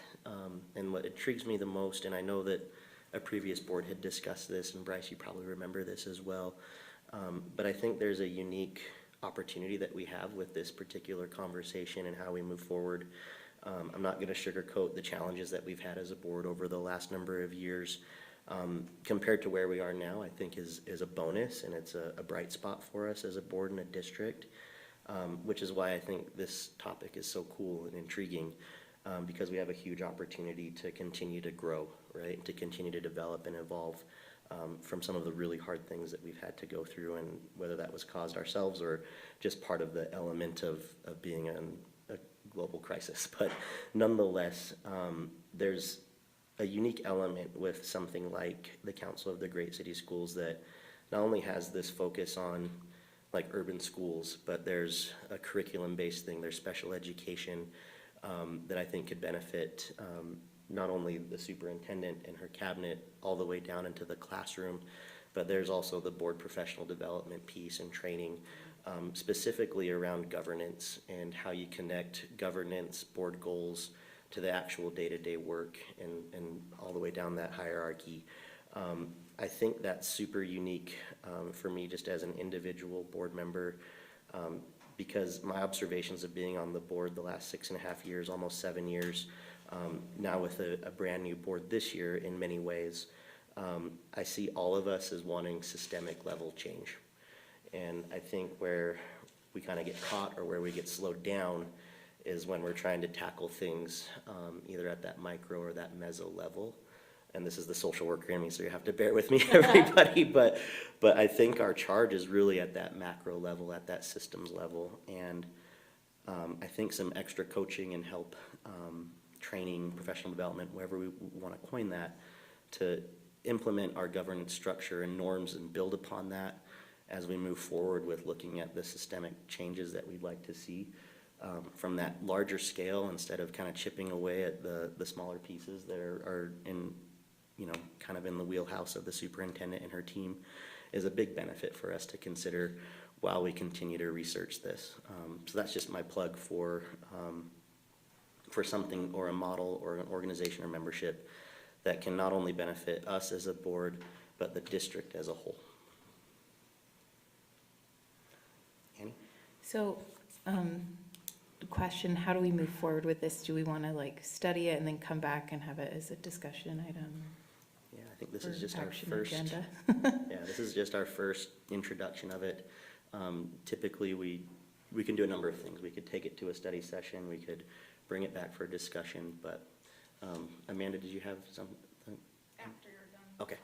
But yeah, so that process is okay. You can follow. Dr. Grant, real quick, and then to Amanda. I just wanted to know, so with CUBE, there's a way to try it on and see if we like it?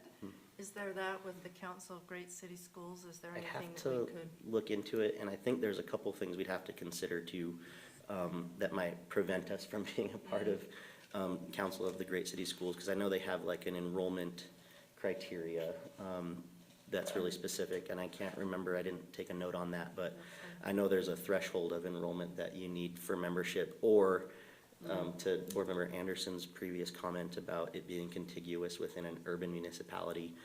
So there's a couple things we'd have to look into, but I'm not aware of a try it on. I know that there's an interest form that I think the district or the board could fill out, but those would be some next steps for a future discussion.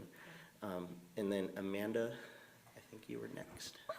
Yeah, I think, let me go back to my notes, sorry. So I did some research on these different organizations. Alan shared that we got a quote a few years ago that the cost to do the Council of Great City Schools could be quite substantial. I'm not saying we don't consider it, because looking at what it could typically offer, I really like the KPI benchmarking, the board superintendent alignment, and it's got a lot more robust stuff like 3 to 4 day conferences, multi-week month academics, multi-day site reviews, which is more robust than CUBE or an SBA, but CUBE itself also has some really good things, and it has more offerings as well throughout the year. So I really like the suggestion, if we can do it with both, of having maybe a couple go to each different ones and really see if like you've identified CGCS as even an option. So I think the costing was part of it, and then ultimately I support looking at this too, because our state, we do have a lot of districts, but we don't have a lot of urban districts. So really being able to collaborate with urban school districts would be very, very valuable. Thank you, Amanda. Any other questions this first round? Because I saw Ashley's hand. We can move into the second. Ashley. I was just gonna say, the next considerations are financial, so to respond to Annie's question, I think what is prudent, and I've shared this before, is for the finance committee to discuss the costs. Because again, CUBE almost doubles our PD budget.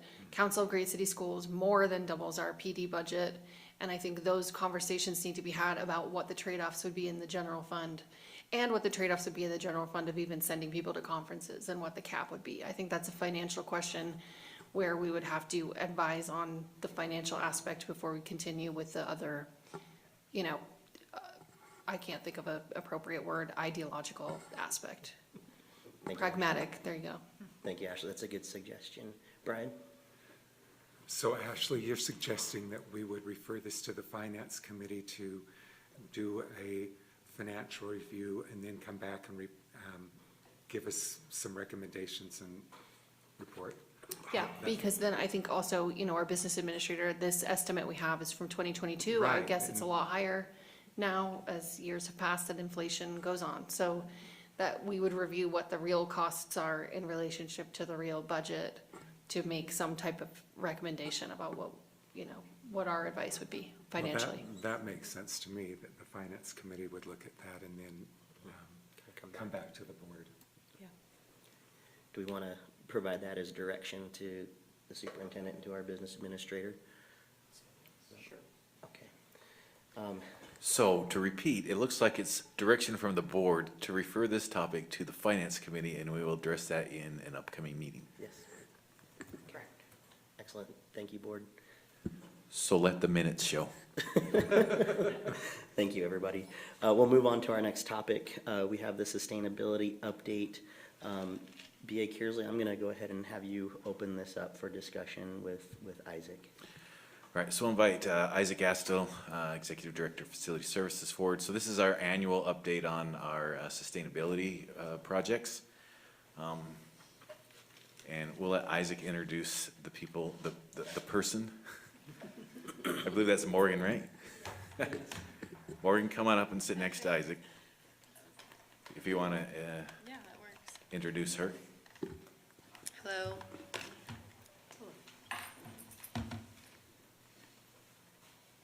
Good evening, board members. Thank you for this opportunity. This is Morgan McMillan. She is our new Energy and Sustainability Manager. She has been here since March. Is that correct? End of March. Yeah. We're excited to have her. She brings a lot of interest and experience and expertise to this. She's going to be doing most of this presentation, which I'm very grateful for. Before I turn it over to her, I do want to say a couple things. Our presentation tonight has been based on our second phase, or fiscal year 2026, not the overall work that the district has done, and that's on me. Me being out and giving Morgan direction to prepare for what we've done this last year and things. That's why it is the way it is.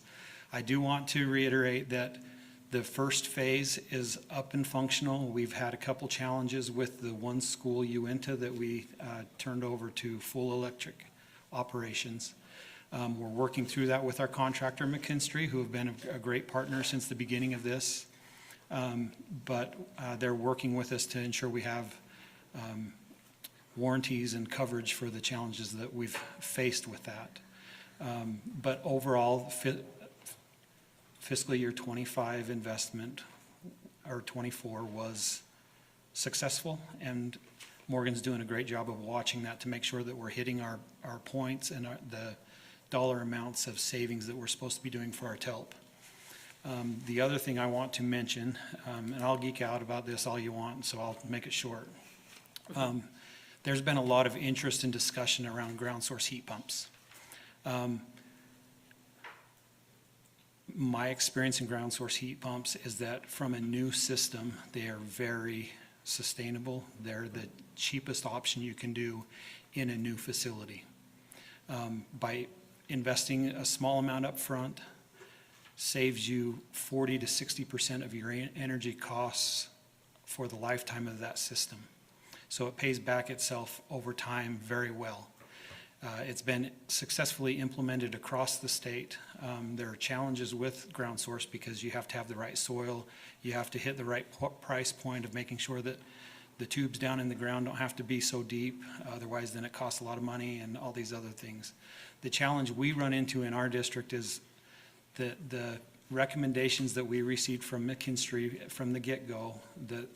The goal has been to reduce our carbon emission as the #1 goal over everything else, which is great.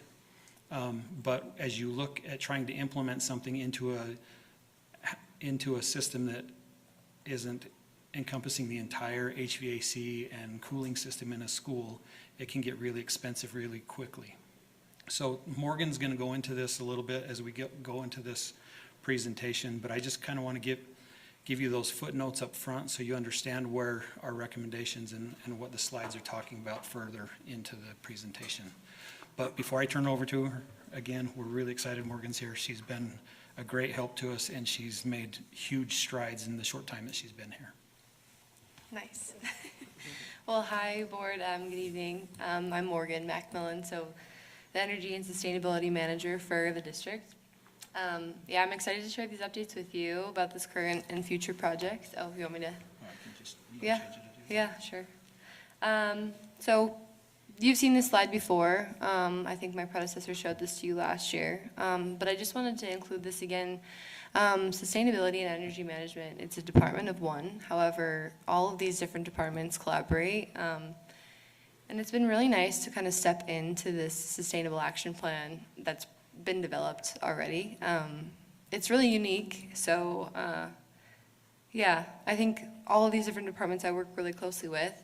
It's been like a privilege to get to know them all, and we all collaborate collectively on a shared goal, which is really nice and unique. So I don't have too many updates about these departments, but I have a few. The recycling has been popping up in schools as a question. Our recycling guru, Sam Mills, he helps kind of contract with ACE, our waste management facility. We are going through 3 streams of waste. So we have our landfill and our brown or black bins, and then we have single stream recycling, which is our plastics 1 and 2, metals, aluminums. And then thirdly, we have our paper recycling, which is our most reliable form of recycling right now, non-contaminated. Yeah, in addition to that, we're also still recycling larger metal items, batteries, projectors, projector bulbs. So Moving on, child nutrition, I've been working quite closely with Kelly Orton. We have a few really exciting projects going on. So one, share tables, kind of developed in different schools. So we've been deploying that into cafeterias, which has been pretty successful overall, reducing our food waste, which is key and really hard to do, especially with younger age students. So, because they get contaminated quite quickly. Additionally, Kelly and I have been working on a dishware study. So beginning of the school year, we started our dishware study, just measuring single-use plastic versus our dishwashers. So what's the most beneficial to go? I mean, we have a landfill that has a life cycle of 6 years right now.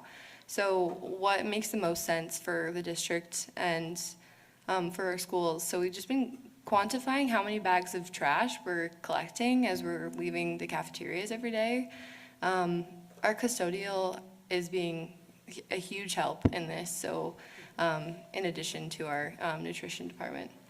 So yeah, that's been really exciting. Transportation, I'm working quite closely with Ken Martinez. We have those 12 electric buses. Some exciting news, hopefully we're gonna get the Clean Heavy Duty Vehicle Act might be coming back, I don't know, but that's something I've been watching, which is kind of exciting because if that does come back into funding, then we have the potential to get some new electrobuses. But TBD on that, just wanted to share that. We added a new solar canopy, number 2, in this last fiscal, or 2025 fiscal year. Still room for 4 additional buses. And then something else that I'm working with Ken on is our path to fleet electrification, which is kind of exciting. We're just measuring all of our buses, aged, what their carbon emissions are, and what their life cycle is. So, and we also just had received some new hybrid vehicles, so that's kind of exciting. In our education department, I've been working quite closely with teaching and learning.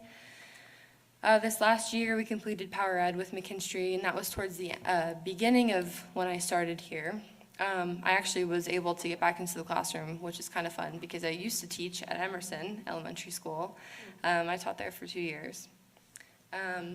Yeah, we had success in deploying these into multiple schools, multiple classrooms. However, I think as we were looking at renewing this program, the costs associated with the program sort of outweighed the reviews. So I think we've decided to switch gears, sort of like investigate additional collaborations. One collaboration that I've been kind of working towards is with UCares, and they do the Idle-Free program. So I don't know if you're familiar with that, but that's something we do in schools already. Yeah. And then teaching and learning is still working on the Pebble, place-based experiential learning, and also getting a lot of engagement through our high schools and green teams. So that is exciting. Moving on, so this was mentioned last year, my predecessor mentioned this, but University of Utah was awarded a $6.5 million grant from the EPA. With those dollars, they are allowed to give out grant money for clean air for schools. Salt Lake City School District was the first to apply for this grant. So we've moved forward with installing air quality sensors and air quality radon monitors in our schools, which is an exciting development that just happened in the last couple months or so. Yeah, conducting energy assessments additionally, so we have a selected number of buildings that we're doing that in. And then also just as part of that grant, they're distributing high efficiency HVAC, MERV filters for our schools. So that's all grant funded. So that's really exciting. Another project I've been working on is with Salt Lake City Public Utility.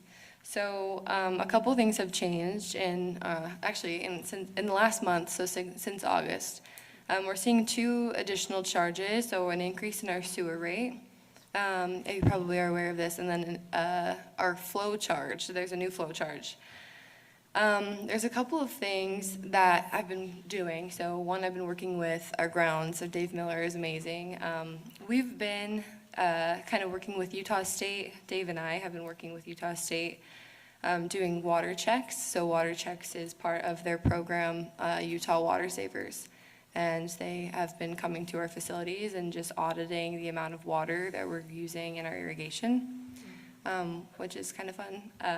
And it's interesting to see them do that because they go around with like cups and catch like the water coming out of sprinklers. So that's kind of funny. But yeah, so and then the other thing that I'm working on is our rate or flow charge, our rate reversal. So the fee reversal with public utilities. So right now I've submitted for 20 buildings to get that fee reversal up until August of 2025. That involves a couple of things. So they required a plan to separate the meters. So those 20 schools have commercial culinary lines that are also tied into our irrigation lines. The irrigation line and the culinary line are not separate in those 20 facilities. So that was part of the fee reversal, is to have a separation plan for those two lines. So one for your irrigation meters and one for your commercial building meters. So that the irrigation lines don't get charged that flow charge, which is key to try and get those separated. So 2025 in review. These are the schools that sort of started as I came into the school district, came back to the school district at end of March. And so these schools were placed, or these projects were placed in service as I was starting. But we just received this from McKinstry. This is the, what do you call that? Oh my gosh, I'm blanking. But this is just their productivity report. That's what it is. And then, so what we're seeing here is it comes on in end of March. April, May, and June, we're tracking what we expect to be tracking in terms of kilowatt kWh production, and which is really exciting, over 100%. And then the last couple of months, we just had a Yingli fuse, which was warranted, and we were tracking that towards July and August. Those fuses are being replaced, I think, by the end of this week, which is a good sign.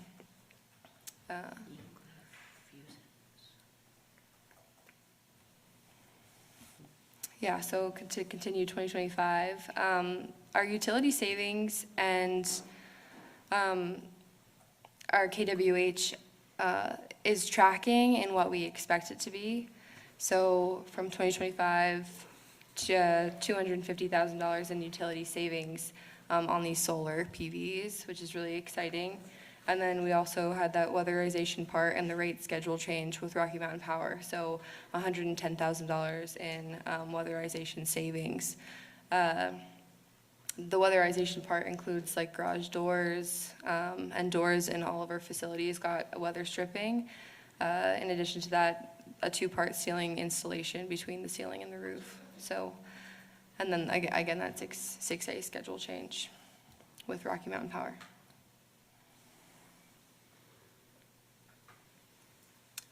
For FY fiscal year 2026, I'm proposing 3 schools, Bryant, Northwest, and Whittier. Bryant and Northwest are both roof expansions, and Whittier, rooftop arrays, and Whittier is a expansion to the already existing array. These 3 options seemed the most promising in this for us right now.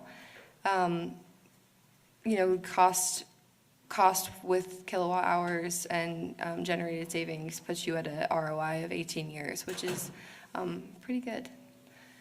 So, and then in addition to that, we're looking at around $1 million in IRA tax credits. So those have been saved until 2028, which is great news. So in fiscal year 2026, we made some really great progress in Ensign and Whittier. I think overall, we just wanted to do a deeper dive and kind of see this vision from 10,000 feet of ground source heat pumps. You know, these are new for our facility, for our district. I think overall, we want to make the most responsible decision, you know, by working together and with McKinstry, and work with construction services and all these different partners and departments. I want to emphasize that these two schools were picked because of their aging equipment. So we're looking at the boiler, age of the boiler, the lifespan of the BAS system and their controls. And yeah, Ensign, I also want to emphasize that Ensign is a school that does not have solar on the bond list. So when we're looking at these schools, I think it would be a responsible decision to look at, you know, the district as a collective and say, did these simple paybacks make sense? So we're looking at all options. I think like for like, high efficiency replacements and ground source heat pumps, which, you know, there's a lot of pros and cons to ground source heat pumps. Like Isaac mentioned, they're highly, highly efficient. They reduce long-term costs in utilities, dropping your EUI of the building to 35%.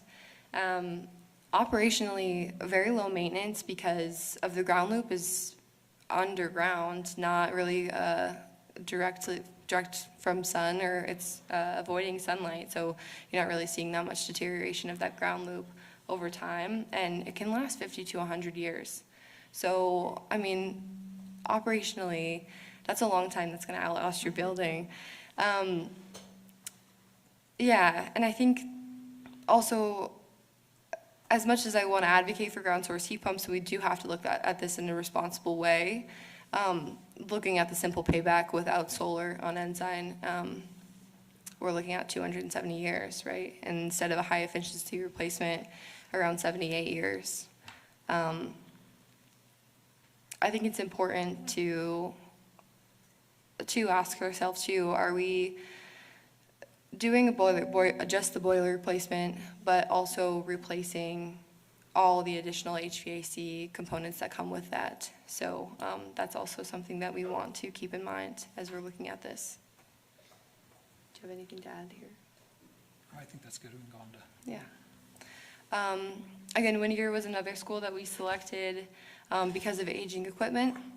Whittier is a school that has solar, so you're going to see a simple payback that's much more attractive. And the next slide, so we're looking at like for like replacements again, high efficiency replacements, comparing these costs with the remainder of HVAC costs. But ultimately, the equipment is a need for the district. And then here, we're gonna see it here with electrification plus the solar, and your estimated payback is around 60 years. So, and we're including the IRA the IRA benefit here, just for your information. I think that's all I wanted to talk about there. Yeah. So before we move on, I just want to reiterate, our district has a very aggressive sustainability goal, which we appreciate. But we do need to have the conversation with the board of if that's really, it's very lofty to set that goal, but when you start looking at the costs involved to get to that point, is it really the most sustainable thing to do? Because when we're talking sustainability, we're trying to look at it from both carbon emission reduction, cost effectiveness, and the reality of what we have in our existing systems that can be upgraded, and what, if we remove one piece of that, how much more of that has to be replaced before it's really effective in the way that it's planned to be.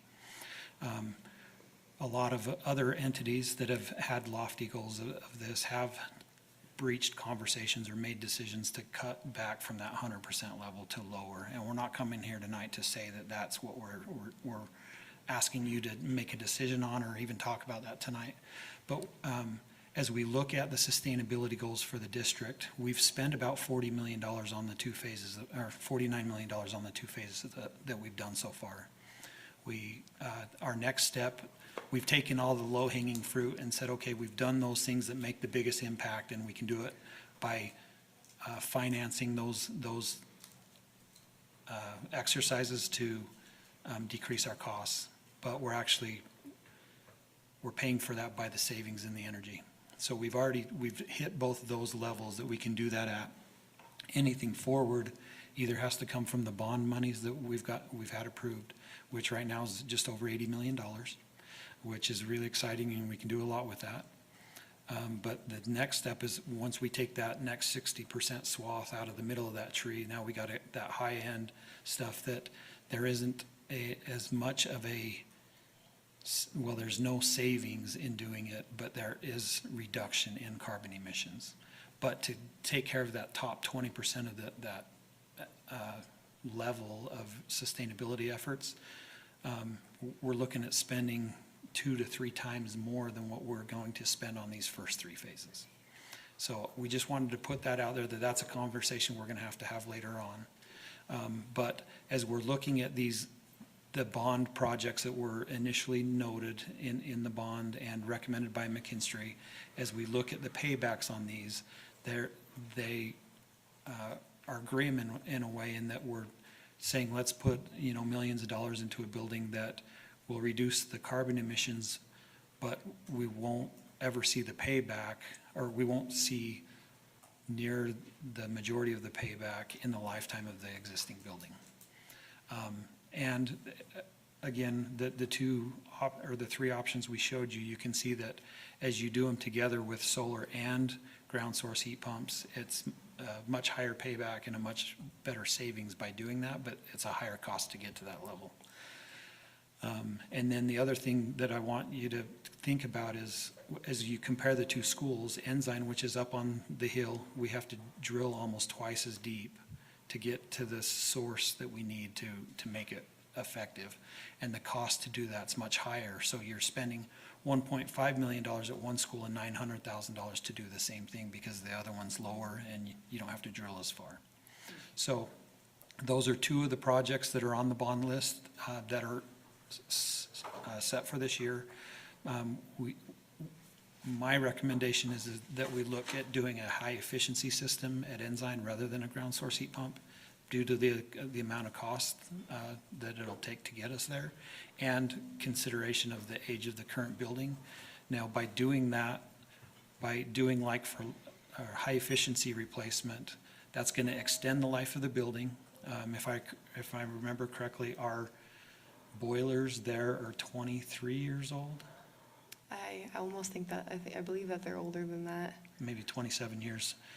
The life of one is generally 25 to 30 years. So we're at end of life for a lot of the equipment at both of these schools. But Whittier, because it already has some solar on top, and by adding some additional, we would see a huge savings there, and will extend the life of the building. Where Ensign, that cost almost triples overall to get to that same level of savings and reduction in carbon emissions. So my recommendation to the board is that we would do a high efficiency replacement of all the mechanical systems with the bond monies for Ensign, and continue with the results of the Whittier for solar and ground source heat pumps. Yeah. The last slide I wanted to include was just the amount of rebates and IRA incentives that we've been working really hard to achieve.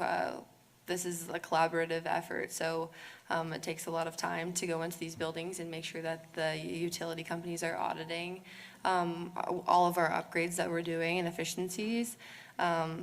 In total, I think in December, we got a $1.2 million check from the IRA from phase 1, and we're looking at about $2 million from phase 2, which is fiscal year 2025.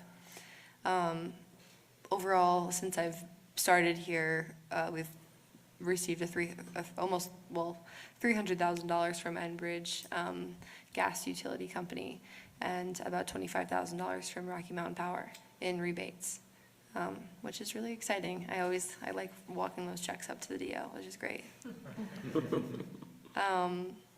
That's what I have for questions and comments. Thank you, Morgan. Thank you, Isaac, for all of your efforts to, one, put this together and to pick up where Greg left off. We appreciate it. And Alan? I just want to add a couple things. I just kind of want to summarize some of the stuff Isaac said. So previous conversations about these projects have been, they pay for themselves. We're at the end of that story. And now we're paying, in some instances, a lot of money to get these reductions in carbon footprint and et cetera. So those are conversations we're going to be needing to have over the next while. And also, Isaac, if you have this kind of data off the top of your head, let us know. If not, we might need to bring it back. So you talked at the beginning about ground source heat pumps. Do you have the data, like for Highland High School, how much additional that adds to the cost of the project, and then with those percentage of savings that you have over years, kind of how quickly that gets paid back? Do you have that with you? So the ground source heat pump and sustainability plan for Highland ends up being about $7.5 million. There was $2.5 million for solar and $5 million for ground source heat pumps. Because it's a new system and the area that's proposed to do the ground source, that will cover about 50% of our facility needs for heating and cooling of the building. So 440,000 square feet, 50% of that we will cover with ground source heat pumps. The other half would be done by traditional systems. So right off the bat, we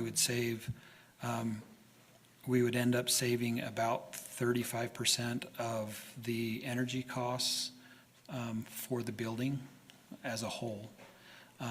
And the payback on Highland, because all we're measuring there is just the ground source loops to be installed, not the entire system, like we were talking about with these existing schools. The payback is about 8 years on. How many? 8. 8? Yeah. On energy costs for Highland High School. Thank you, Alan. Any questions for Isaac, Morgan, or Alan? I saw Ashley's hand first, Annie, Charlotte, and Brian. I know you referenced this earlier, but if residents near schools, like Washington Elementary is just one example, are curious about their solar outcomes, but they're not in this report because they were in a prior phase, how would they access that information? That's one of the things Morgan's been working on, and we're going to have a page that they can go to that shows they can actually do it month by month, or they can do it over the time of the implementation of these. But we're still working on that, so that I would say first of next year that we'll have that. I was hoping for the end of the year, but we'll see. There's a couple of options that we're working on with dashboarding, and I would love to see that on the district website eventually. And it's been a conversation that we've been having with the high schools. When the students walk into the high school, they have that information on like a television, which would be really fascinating. Yeah, working with a couple of different options for dashboards. That's very cool. And in the discussion about potential upgrades at Ensign, I know many residents would be very excited that we'd be investing in that elementary school community. But I have expressed concerns in past public meetings that Precinct 3 houses 2 of the oldest buildings in the district and feeds to another one of the oldest buildings in the district. And if we acknowledge that in the future, the avenues would need potentially 2 new elementary schools, how do investments in things like geothermal engage with long-term facilities plans, including the need for elementary school rebuilds? In other words, what happens to upgrades in geothermal when buildings reach their end of life? So geothermal specifically, for example, Ensign, if we said we're going to do a geothermal field there, you can actually, the field itself, you can build on top of. So if in 30 years we say, okay, it's time to rebuild the school, or 10 years, or I'm just throwing numbers out, right? But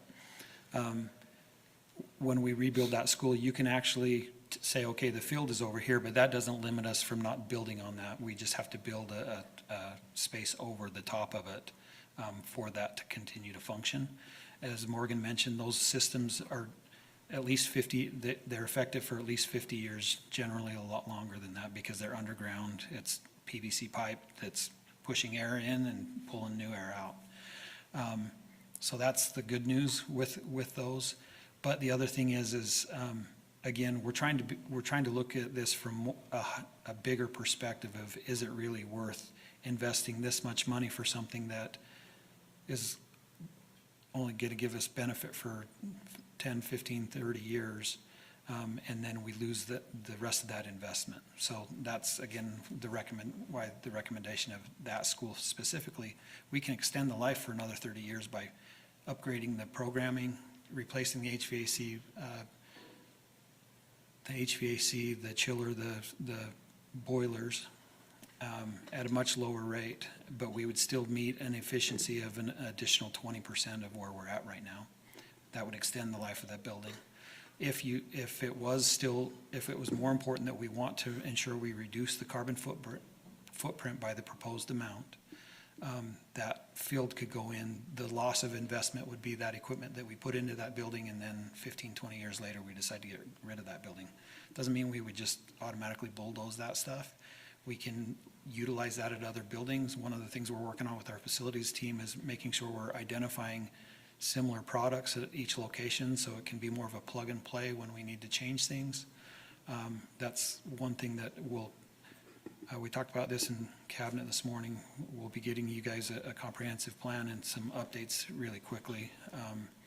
But that's some of the conversation in that, is making sure that we have a plan for these facilities that we can be responsive and fix something that's broke, but know that we're not losing that investment. We can either move it somewhere else or, use it somewhere else or. Right. I think also, looking at it from 10,000 feet up, right, we have a responsibility to this action plan. I think also a responsibility to the students in this district, and I think, frankly, the city, like being the face of Salt Lake. So, yeah, kind of looking at it like that, I think, yeah. I lost my train of thought. Yeah. It's intimidating up here sometimes. Yeah. But I think, yeah, looking at it like from a responsible perspective too, we're kind of at a roadblock, right? Like we have this facility that it's still functioning. We need it to function for X amount of years. We know that it has end-of-life equipment. This is expressed through our HVAC technicians and the people who are boots on the ground. And we are trying to make a decision that's responsible for the district. Do we upgrade with a high-efficiency boiler? Is it responsible to do a ground source heat pump? Or is it responsible to keep kicking this aged equipment down the road and because maybe we'll be just throwing it out there, but yeah.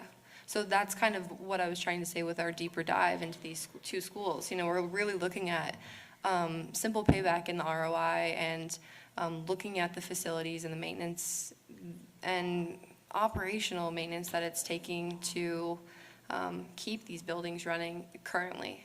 So one thing that's been discussed over the last couple of years, but I think is important now, is some of the things we've looked at is we haven't put solar panels on some of the top of the schools yet because the roof was 14 years old, and to put something on the roof that's going to have to be removed in the next 10 years to put a new roof in, it's just not responsible. So that's where we're working with our sustainability group and McKinstry, our contractor, to identify which are the next schools on that list. Because people ask all the time, well, why don't we have this yet? Why haven't we received that? We've looked at what the roof age is. We've looked at, the cycle of the buildings, and we're identifying, well, we know this building has a 32-year-old boiler, so we know we're going to have to spend $300,000 on a boiler, so let's put that higher on the list so we can upgrade that to one of these other options.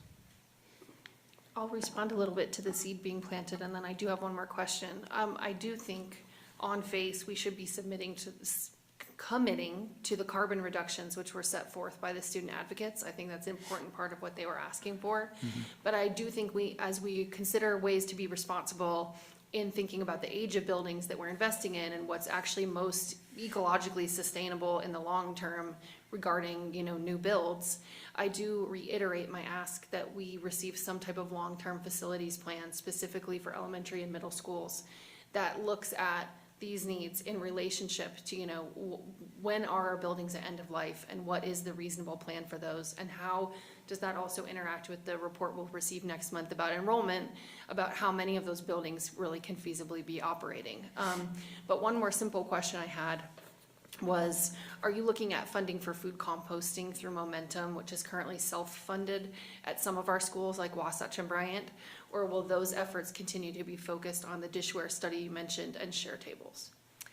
Yeah, so the compost programs are kind of touch and go. So some schools are committed to those, and some schools are kind of trying to phase them out.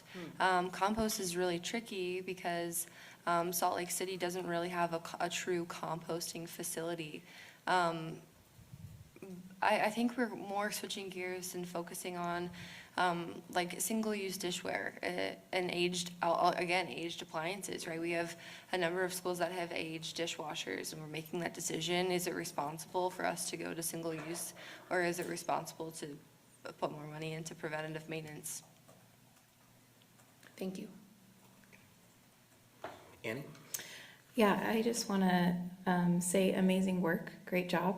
I appreciate the approach of walking that fine line, that balance between the long-term sustainable environmental goals, as well as Board Member Anderson was pointing out, our building life, and also the fact that we have students that we're trying to educate, and that's the teachers and students are the priority.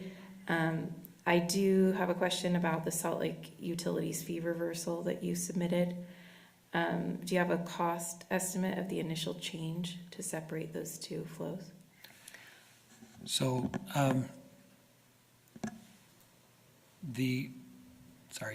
a year ago, we came in with a budget, asking for a budget amendment because we had to double our utility cost because the city had increased the water rate. So that increased us by 100% that year. And then this year, the sewer rate, which is tied to the water rate, because there's no way to measure sewage, they look off of your water meter usage. The estimate was about 50% again. So within 3 years, 150% increase on our utilities for our water rates.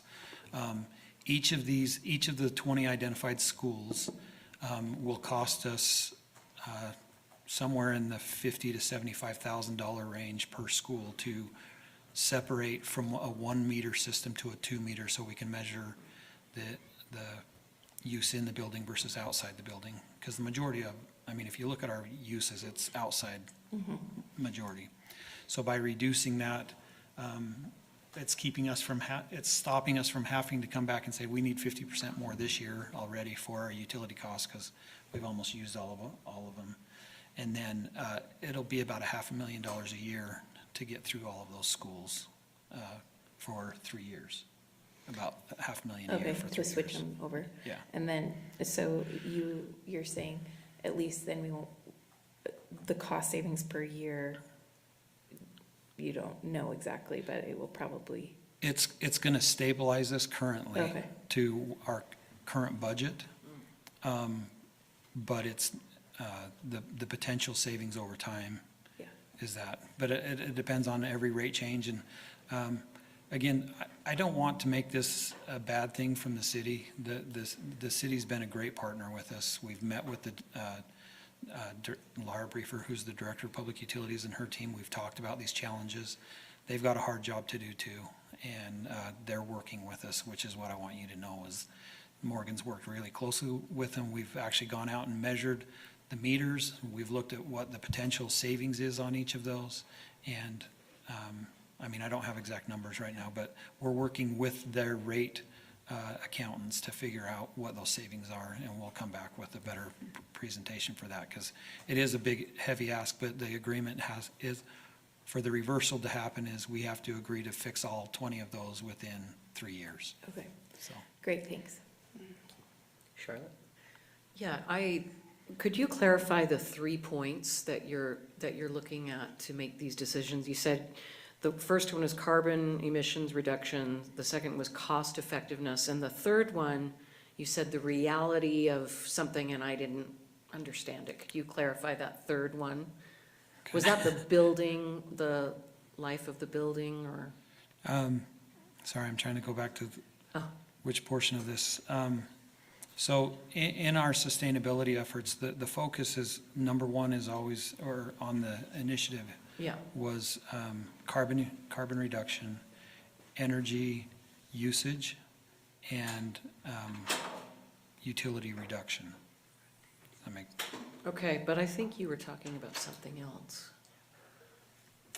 I'm not sure what you're referring to exactly, but I think it's definitely the cost of operational cost is something that we want to take into account too, if that's what you were Maybe that's talking what it about. was. Yeah. Yeah.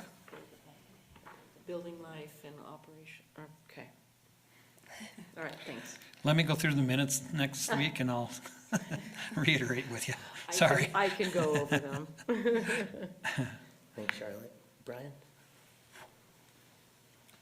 Well, you answered a number of my questions when you were explaining the factors that help you determine where you are going to do the solar panels, and the board member Anderson raised the question of older buildings and the 2 buildings that are in her precinct. My second question goes to, and in your report, it refers to the solar panels. I think it was back in July or August, it started to show that there was a decrease in the amount of power that you were receiving. I hope I was understanding this all correctly. I'm not an engineer, but down in one of the asterisks, it talks about how you determined that, okay, they were called, let's see, Yingli fuses or That's something like correct. that? Yeah. Okay, so the Yingli fuses, they weren't working, and so you were able to get those replaced or whatever, and it was all under warranty. And my question is, do these systems, do they work well without like huge maintenance costs? And how do we ensure that if these fuses are going out or whatever, can you get prolonged warranties, or is that cost prohibitive? I just don't want it to be that we are installing these things and then the maintenance of it ends up being overwhelming, if that makes sense. So, sorry, with most systems, there is maintenance that comes along with them. Right. We do have a good warranty with, and a good partner with McKinstry in these processes. But at some point, there will be maintenance on these. You know, each of these systems, there's a financial obligation tied to these projects with McKinstry for phase 1 and 2, or 24, 25, in that they guaranteed us so much savings. So those numbers have to continue to justify the TELP funds that we used. So they're incentivized to ensure that we have a system that's going to last the time that's proposed, and that we're going to save the money that we were guaranteed to be able to make those payments. But after a 3-year time frame, there are going to be things that we're going to have to do in-house to maintain those. The key component is having somebody like Morgan in her position that is watching these on a weekly and monthly basis to say, hey, we have an issue with this one, we need to take a look at it. And then getting our professionals over there. We have licensed electricians, licensed plumbers on staff. This will be an additional thing that we have to ask them to look into, and we're working on getting some training for them. But that's part of the plan in this, is that we will have to maintain the systems to make sure they're operating efficiently. Well, that was one of the things that I liked seeing in the report, was that it looked like this was being monitored and you were catching, catching it and trying to address it. I guess what my question is the experience that you're having so far is that, I mean, this is successful equipment and that it's performing the way that it should, and that when a Yangley fuse goes out, that's an exception or something like. How much is a Yangley fuse? Are they a lot of money? That's a good question. It's under warranty. Oh, okay. But I can speak to that. I think preventative maintenance, just like your preventative maintenance of a car or a vehicle or a dishwasher, right? You're gonna have to kind of budget or see that in the outcome, right? So we're adding a bunch of new equipment onto our facilities.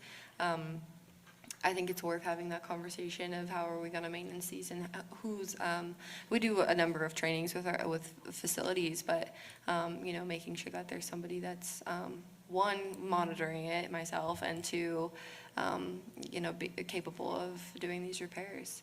But in terms of productivity, I think we're seeing the production and the cost savings exactly what was promised and what was expected. So I can speak to that. Yeah. We're actually seeing much higher return than what was projected. I mean, I think that was part of the, you know, the knowledge that McKinstry has, is that we're gonna tell you you're gonna save at least this much with the expectation of saving a lot more. And that's what all these numbers are showing us, is that we are. Well, it's always great to get better news, so Yeah. thank you. For once. Thank you, Brian. Any other questions? I know we have to kind of keep Amanda? Okay. I was trying to listen to that last bit while I was looking over the sustainability plan and the sustainability resolution, thank you. Okay, I'll try to move fast. So I just wanted to point out, and maybe it was said and I missed it, and I know that money is a significant component to this conversation, but when we're looking at ground source heat pump versus boiler conversations, it is more about the ROI and less about, in my opinion, and again, I haven't gotten extremely proficient in it, but negates the intention of the sustainability resolution. Again, I won't underestimate the financial ramifications of everything you said, totally get it. But I wanted to say that piece. Let's see, so how much did we receive from the U of U 6.5 million EPA grant for that clean air? You said that we were the first applicants, but you didn't really identify how much we received from it. We have, I mean, what we've received are air quality sensors, radon sensors. They're being deployed in every school, and in addition to that, 5 years of HVAC filters. Okay. So financially, I mean, we're not really seeing dollars, but it's more of the items, and also like the measuring of the air quality, which is kind of is a part of the sustainable action plan for sure. Okay, wonderful, thank you. And then, I don't know if you guys have, I presume you've looked at this, so in the solar panels return on investment, in one of your slides you had anywhere from 13.1 to 20.7 years. What is the typical lifespan of the actual solar panels? And then that potential cost to replace them, because obviously the investment in the initial setup, the ROI could be that time, but then do the panels actually last that period of time, or are we replacing panels while we're trying to get the return on investment, and we're actually continually chasing the return on investment because, you know what I mean? So I guess what's the typical lifespan of a solar panel to know how that relates to that ROI? A typical solar panel right now is 25 to 30 years, but the technology's gotten better, I mean, year over year. So we have some that were installed a decade ago that they're probably producing 75% of what they were when they were installed 10 years ago. Awesome. But the newer ones, they have a warranted life of 25 years, but expected to go 30. Obviously, a large part of the cost of installation, that's already going to be paid for. It's just replacing the panels from there on. I had a question about SPB, but then you guys answered it. There's 2 points I wanted to make, but I want to make sure I didn't mix those two. One, I was skimming the sustainability resolution and the plan, and it does talk about something that I'm interested in seeing occurring that I haven't seen, other than obviously with the new builds, this will be done. But you're talking about the metering and switching that out so that we're saving money, not having it all go into the culinary costs and such. But the other piece on that water savings is our landscaping. So we have a lot of green areas that we're not using, those grassy areas that could be xeriscape to reduce our water consumption there. So I guess my question there is the plan and the resolution cover that piece. What efforts have been made to tackle the xeriscaping? Yeah, with Dave Miller, our grounds manager, has done a number of turf removal projects. In addition to that, we're working on identifying all of those areas that are kind of like redundant areas, not only in water usage, but also in operational usage. So taking into consideration how much time it takes to mow those areas, or weed whack edge, all of those things. It takes a lot of time, and we have a limited grounds crew, so and many school buildings to get through. So yeah, we're actively going through site by site and trying to identify those spaces. Also working quite closely with Stephanie Dwyer with Utah State. She's sort of like a water conservation guru, and going through like a Google Maps photo and doing like site visits and trying to identify those spaces. Yeah. When do you think you'll have an estimated breakdown of the xeriscaping solutions for each site? I'm not sure. I think maybe I could make a goal and say outwardly that maybe like a year from now would be a nice goal to have all those sites kind of looked at least and skimmed over and say, hey, I think we could make an adjustment here and save water here. That's just a conversation that Dave and I have been working through. Yeah. There have been efforts been made since the implementation of the Sustainability Action Plan. We're saved millions of gallons each year of the practices that have already been implemented, but we haven't focused on the landscaping really at this point. We've just done what we could to cut back on water. I know you guys have done, you've got a lot of fires you're dealing with, Yeah. just with the critical situation with the water supplies. Like that seems like that would be a critical area. And I do support looking at maybe a study session for reassessing that 100% sustainability goal. I just wanted to say that piece. Thank you, Amanda. I'm going to go ahead and dovetail on that, because that was my next question as we kind of wrap up this conversation. If there's no more questions for the second round, I'm not seeing any. And my question is for the three of you, Isaac, Morgan, and Alan. You brought an honest, and very transparent kind of reality check on our sustainability plan. What do we need to be anticipating as far as timeline for a study session or an ongoing conversation about addressing and talking about those realistic things that we have to be thinking about with the budget, with the percentages that we're looking at, and so on? Right, so Isaac can correct me if I'm wrong, but we have the money that was specifically from the bond for sustainability, so that's gonna get us through the next couple of years. Yeah. It's after that the critical conversations will need to happen. So, we're not gonna say we need to stop everything because we have that bond money for these projects. Now, some of the conversation will depend on maybe which buildings we do and what we do on the buildings.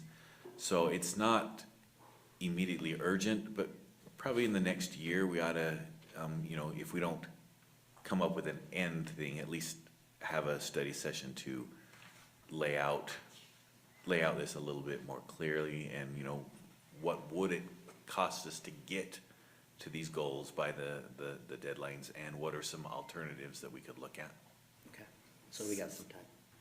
Just so in that report, you were suggesting, I thought, like, our thoughts about a comprehensive cost and sustainability review. Is that what we're getting at here? Is that at some point, yes, we're going to need to have that? And I think that gets to what Board Member Longwell was also suggesting, that we're going to need to have that at some point. happy to deep dive. Round two, Ashley, real quick. I would just offer that we can't really engage in this discussion until we also have a long-term facilities plan.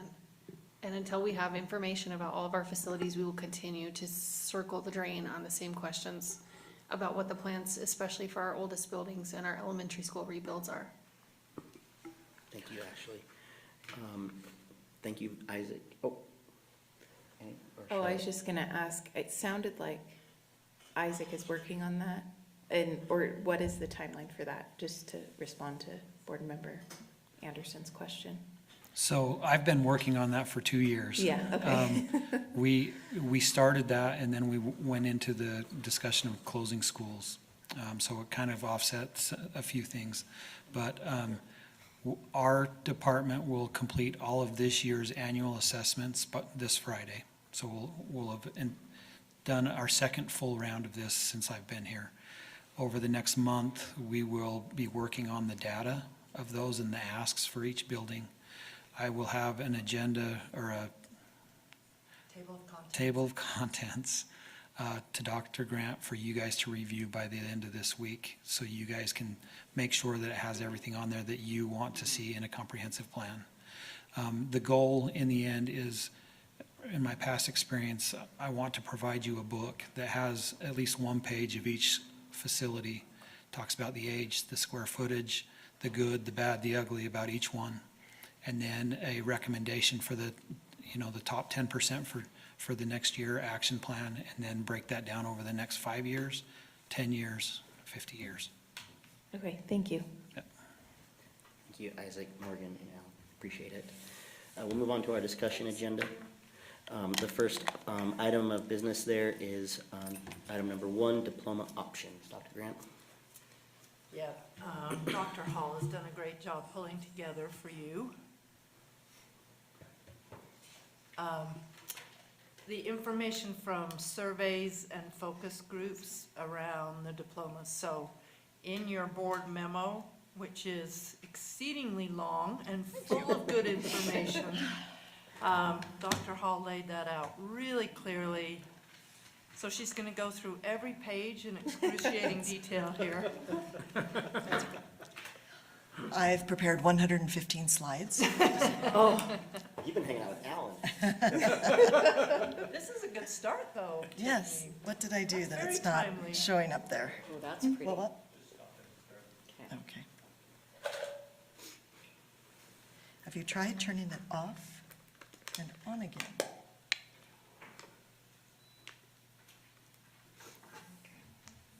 Now what did I do? Hang on. Oh, very good. Okay. As the superintendent said, we did in fact send you and provide for you the results from our community survey. We had over 1,500 parents respond. Or, sorry, let me start from the top. When my slides get messed up, I get messed up. So we had our focus group responses from our high schools, and I'd like to thank Mr. Goodwin for his assistance with Dr. Ruiz in getting all of our schools to discuss that with their student body organizations, so that was really helpful. We surveyed our students at all of the high schools. We had responses from all of the high schools. Over 1,500 students responded, so this was clearly a topic of some great interest to them. And we had over 600 parents who also responded. So in a short amount of time, we were able to create a lot of information that we are able to listen to and respond to. So just quickly, I'd like to do a review of where we have been and why, how we got here. We actually started this conversation, if you'll remember, back in June. So we have been thinking about this, and by the time we look at it again at our next board meeting, for almost 4 months. And during that time, we have thought about and changed some of the things that we have been thinking about. We have expanded some ideas, we have changed some ideas, and I feel like we have really had a discussion about a lot of the different things that have been proposed and could be proposed and why they are proposed. So I appreciate this long attention to this. This is a very important discussion. And just to remind all of us why we're having this discussion, We've looked at some information, and for instance, last year, only about 20% of our seniors had a full schedule. And what this means is that students are missing learning opportunities. They're missing opportunities for early college, like concurrent enrollment classes. They are missing opportunities for CTE or any other electives. All of those things that you get to do in high school that you may not ever get to do at any other time in your life. And we also have talked about the fact that requiring only the minimum does not necessarily reflect what our district believes about preparing students to have choices after they leave high school. So we're thinking about all of these things, and we're here tonight to talk about two, as I said, we started with in one place, and now we're ending with in a place where we're talking about two things. The first is increasing the graduation requirements for students, and the second is proposing a diploma of distinction that would honor students that kind of go above and beyond. So just a little bit of data, we've looked at this before, but to remind us that at this point last year, over 56% of our students at West and 73% of our students at Highland and 61% of our students at East all earned 27 or more units for graduation. So just a little sense of where we are as a district already with where credits are. And another thing is just looking at some of the schools around us. We've talked about some of our surrounding districts that have required more units for graduation. And so I just pulled up some data, and this is our three schools and our required credits for last year's cohort. I tried to select schools that had about the same number of students and similar demographics. And this shows the percentage of students that graduated in 2024. And I've also included our multi-language learner graduation rates for 2024. And that is because, as you read in the survey data, that there were a lot of questions about whether or not things like increasing graduation rates would have a significantly greater impact on students who are acquiring English than other students. And so I thought, well, let's just kind of take a look and see if that was a thing. And so you can see that, like, I'm going to call Kearns tomorrow and find out what they're doing, because that's kind of an amazing statistic. But in looking at that, their graduation rates for schools or in districts with schools that required the 27 they are not significantly different than ours. I mean, it's an anomaly. If you look at Kearns at 81, that's high, but when you look at Taylorsville, it's low. So I think what this says, and this came up in a lot of the comments from the surveys, that when we look at, or if we were to look at doing additional units or adding additional units, one of the things that we need to do is make sure that we are watching and supporting all of our students to make sure that we don't create disadvantage among our groups, but that we're really paying attention to all of our students and making sure that students are able to graduate at all of them at the same rates. As I go through this, when you read all of the comments, and I did not give you all of the comments as we always do, I summarized those for you around some of the major themes. But I noticed that there were several misconceptions or ideas around some of our requirements that were not accurate. So for the record, I want to start with correcting some of those misconceptions. And the first one is that if we were to increase graduation requirements, if the board were to decide that that is the direction to direct the district to go, that would not affect any current high school students. There was quite a bit of anger around, you can't change the requirements on me right now. And I want to be very clear that that has never been the case. That it would begin with the class of 2023 or later as directed by the board, but no sooner than the next year's freshmen. We would also be looking at elective classes, so students would be able to choose the classes that best met their post-high school goals, and it would not in any way affect the seminary program. I can't control that program. It is out of our jurisdiction, being part of the church education system, CES, but This program would not affect that. We had talked about how students have the opportunity to earn, if they take a full schedule all 4 years, 32 credits, or 28 if they take seminary every year. So we are being mindful of that in this program. So with that being said, what are a couple of the things that the survey told us or informed us about how our communities are feeling about the graduation requirements? Increasing graduation requirements, one of the things that came through clearly from both parents and students were concerns about stress. Stress and anxiety about performing, about coming to school, about grades, and also about time for extra activities, whether it was work or other extracurricular activities that students felt like they needed to have for college. Many students and parents did worry that this was unfair or difficult for disadvantaged students. This put me into reading a lot of the research around high expectations and how when we hold high expectations for students and we talk about those expectations with clear, positive language, and that we are certain to support them and scaffold them, that students are able to rise to those. And it's very important for us as educators, for our teachers and our administrators to be able to say, we believe that all of you can achieve these high standards. And so I understand that that's a concern, but I also truly believe that when we present our opportunities and options to students with faith and with confidence that those are things that they can do, that those students will rise to that occasion. There were some students that worried that our low or minimum requirements did make the district look less rigorous. That was stated in some of the student and parent comments.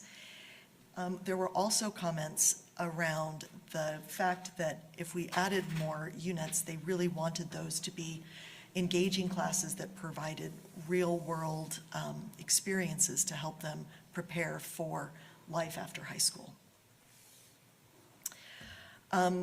Straight by the numbers, I know, I'd like you to hold your breath. It's very surprising, but many students did not favor the option of increasing. I know, I'm as surprised as you are. But 53 of them were not supportive, 26 were a maybe. Only 20% of the students were really firmly committed to the idea that this was a good idea. Parents were a little bit more in favor. 42 were not supportive, 24% were a maybe, and 34% thought that this was probably or definitely a good idea. And we had some comments, and I included, again, many more comments in the board packet, but just some that I thought we could highlight. Low expectations don't foster engagement, keep our seniors in school. We should be prioritizing mental health and sense of belonging. Some students already struggle to reach 24. If they want to go on, let that be an option, but don't make everybody do it. So again, some very mixed feelings around increasing graduation requirements. Diploma of distinction, some clarifications. Again, I had some angry responses about requiring this at, in the middle of the school year. This is an optional recognition. It would not affect, it's optional anyway, but it would, again, go into effect with the freshmen of next year. Questions about the requirements, or to clarify the requirements, that it would be a number of units completed and a GPA for all 4 years using non-weighted grades. That's going to come up to be an important factor when we look at some of the comments or concerns that students had around this being a repetitive or duplicative honor. There would not be required class selections. There was a lot of question around, are you going to require me to take a language, but maybe I don't want to take a language, or I don't want to take more science? Then my friend, take choir. Let's do things, again, that feed our souls. So we would not require any particular classes. And a lot of that, I'm now previewing what will come up in the comments, is that many students said, I already am getting recognitions for IB. I already am getting recognitions for AP or for CE. I'm getting these additional recognitions. This is about recognitions for students that take any class that they want to take, that it isn't necessarily that IB or that AP or that CE, but it's that student who might have a job outside of school and is working, but is also coming and taking and passing all of their classes and maintaining their GPA average, and we would be able to honor them in this way. And then, as I just said, provide recognitions beyond those specialized diplomas. So, survey says, again, concerns that this could be duplicative for some students. I understand that perhaps if you had all of the cords and medals around your neck, that could be very painful at graduation. We'll suffer through that pain. I'm good with that. Students and parents all liked the idea of it being an option. And there were comments from students that were applying to competitive colleges that it could be another distinction or another thing that could pull their application out of the stack. There were several comments around making sure that whatever we do with it, that we define what it is and what it means, so that that's clear for employers and for colleges, and they will know what it means when it's displayed. And I thought that's a very interesting comment, because a lot of times we just would write that on a diploma, but that doesn't necessarily say what that means to us. So there were some good suggestions that we'll talk about on a future slide, but also that idea of thinking about what that could look like on the diploma or transcript and on our district website so that it's easily findable and searchable. I felt like that was a really thoughtful, forward-looking suggestion. Another one both parents and students thought was very popular was tying a scholarship to this award in some way. So I thought, well, we can certainly look at some things like that as we move forward. Students were split. This is just around, I should have put this comment earlier, but the students who responded were split fairly evenly between all the grades, 21, 23, 24, 26. So we had 9, 10, 11, and 12 all represented, and as I said, all of our schools were represented, so this information does reflect that. About 50% of the students said that they would probably or definitely try for a diploma of distinction, and almost 30% more said that they would maybe try for it. So we have 79% of students who said, yeah, I would maybe probably try for that. I think just even being aware that earning additional credits and keeping that GPA up would be an honor is something that, we say often in education, what gets tested gets taught. Like what we think about happens. And so I am pleased to think that that's something that students are already thinking about. This made me laugh because 54% of parents thought that their student would probably or definitely try. That sounds like my parents. They would definitely say that I would definitely be trying for this, whether I thought I would or not. And so, again, we had fairly even statistics there. 79, 78% thought that students would probably try for that and that parents would be aware of that. I asked about the GPA and what they thought was right, and this was really interesting. 26% and 27% thought 3.5 was the right GPA. We've looked at that last time, and we realized that 3.5 is actually really close to our district average GPA. And slightly more people thought that 3.75 was the right place to hit. And I've got some comments that will continue that conversation coming up. About 66% of students supported this option at the end of the survey, and 63% of the students the parents supported this option at the end of the survey, probably or definitely. It's always kind of interesting to me when you say at the beginning of the survey, what do you think about this? And then as you go through the survey and you ask some more questions and people think about it a little bit more, that number very often may change. And so as they begin to think about, well, yeah, that might be something an employer or a college would look at when I apply, maybe that would be a good idea. So we did see that. There were some interesting suggestions for the Diploma of Distinction. I didn't include this with the increased graduation requirement because there weren't any suggestions in this vein, but Somebody suggested that instead of calling it a diploma of distinction, we move to more of the college system with the cum laude and the magna and the summa, with different tiers. Okay, another great thing. Creating distinctions for citizenship, service, biliteracy, and civic readiness. I thought that was fantastic, since we're already doing 50% of those. We already have our seal of biliteracy and our seal of civic readiness. And so I like the idea that, and it feels very typical of this generation, that it is more about what we can do that we want to be recognized for. And I appreciate that about students. There was a suggestion to create a badge that students could add to their LinkedIn or to their email signatures that would explain what this is.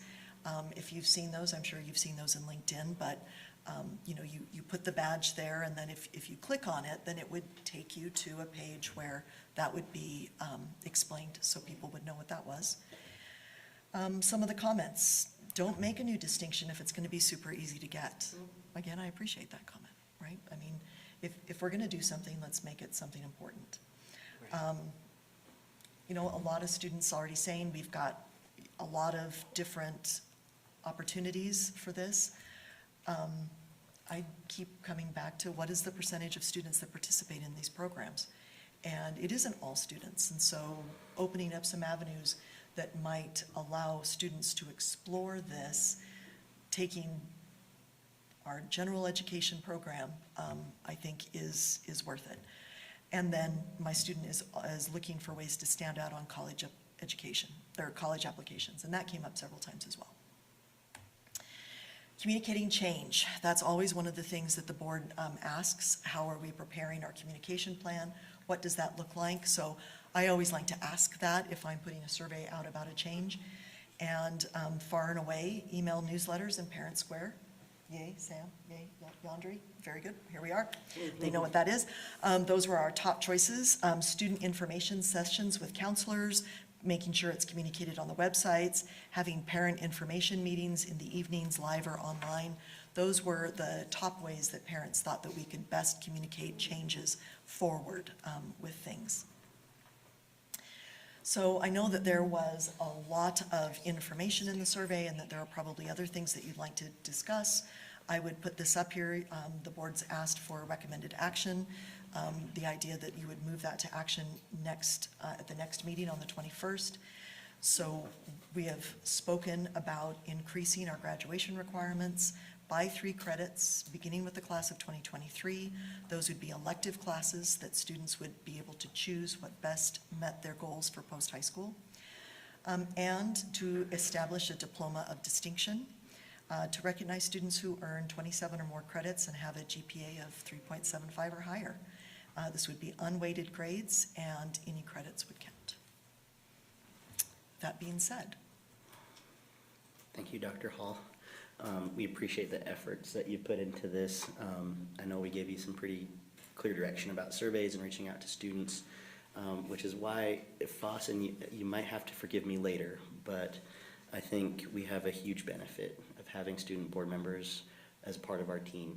And I'm wondering if we can start the conversation with you. And I know that you've been talking to some of your peers either about the survey or about the increase in credit, exploration that we're looking at for high school diplomas and a diploma of distinction. So I'm wondering if you have questions or comments that you'd like to start the conversation out with tonight. Yeah, thank you.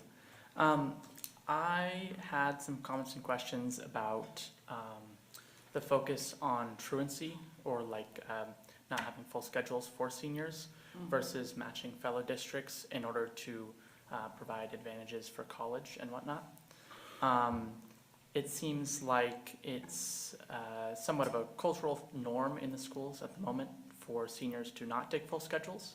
And so I think one approach, rather than raising the credit requirement, could be focusing on shifting that culture so that seniors feel empowered to take on a full course load and take advantage of the resources that are available to them. Whereas I saw in some of the comments also that they said those who are going to graduate and go above and beyond will do so anyway, but it's possible that raising the credit requirement for the base diploma would not encourage students who are already at risk to chase that graduation, that base diploma, and would only make it more difficult.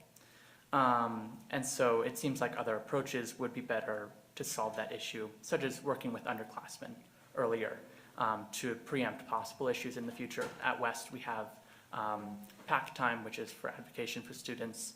At other schools, I assume there are similar programs, or there could be similar programs to address that. And then in terms of honors diplomas, I think the general agreement seems to be that that would be a positive addition. I think having the traditional college prefixes to those, like summa cum laude type of things, would help determine what it means to both employers and colleges, because it's just adopting something that already exists.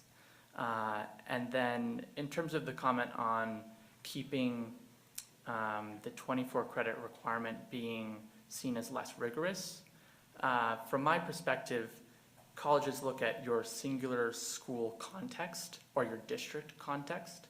And so if the district-based diploma is 24 credits, that will not count against you, but a honors diploma might add something.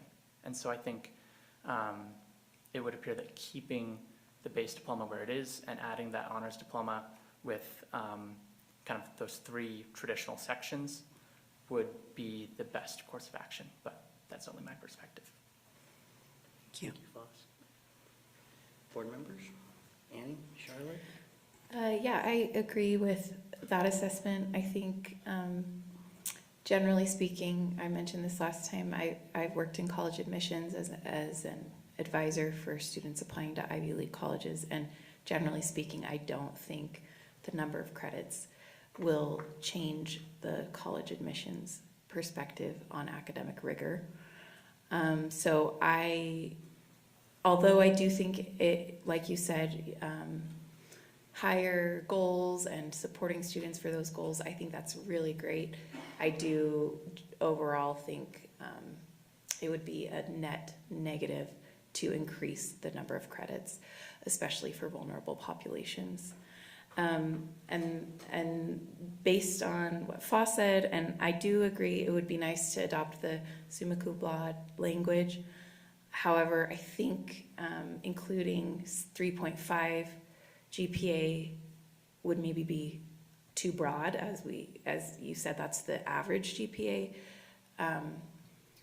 because generally there's a lot of grade inflation, and if you're not weighting the grades, anyway, I do think maybe something 3.75 or above would be great, but I'm assuming you'll have more of a proposal for when we vote next time, or no?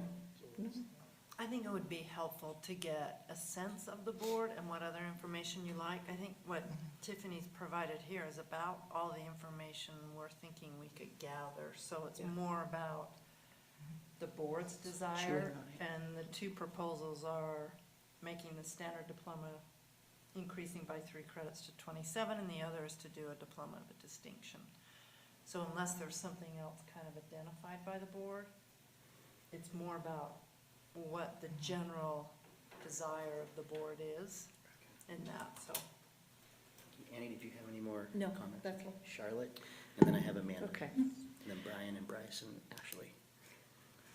So I think I disagree a little bit on that. I think that students can rise to the occasion, and it's proven in Kearns. And I also think that, maybe right now, if students are used to 24 and they're thinking, oh, it's going to go up, it's just, oh, it's too overwhelming.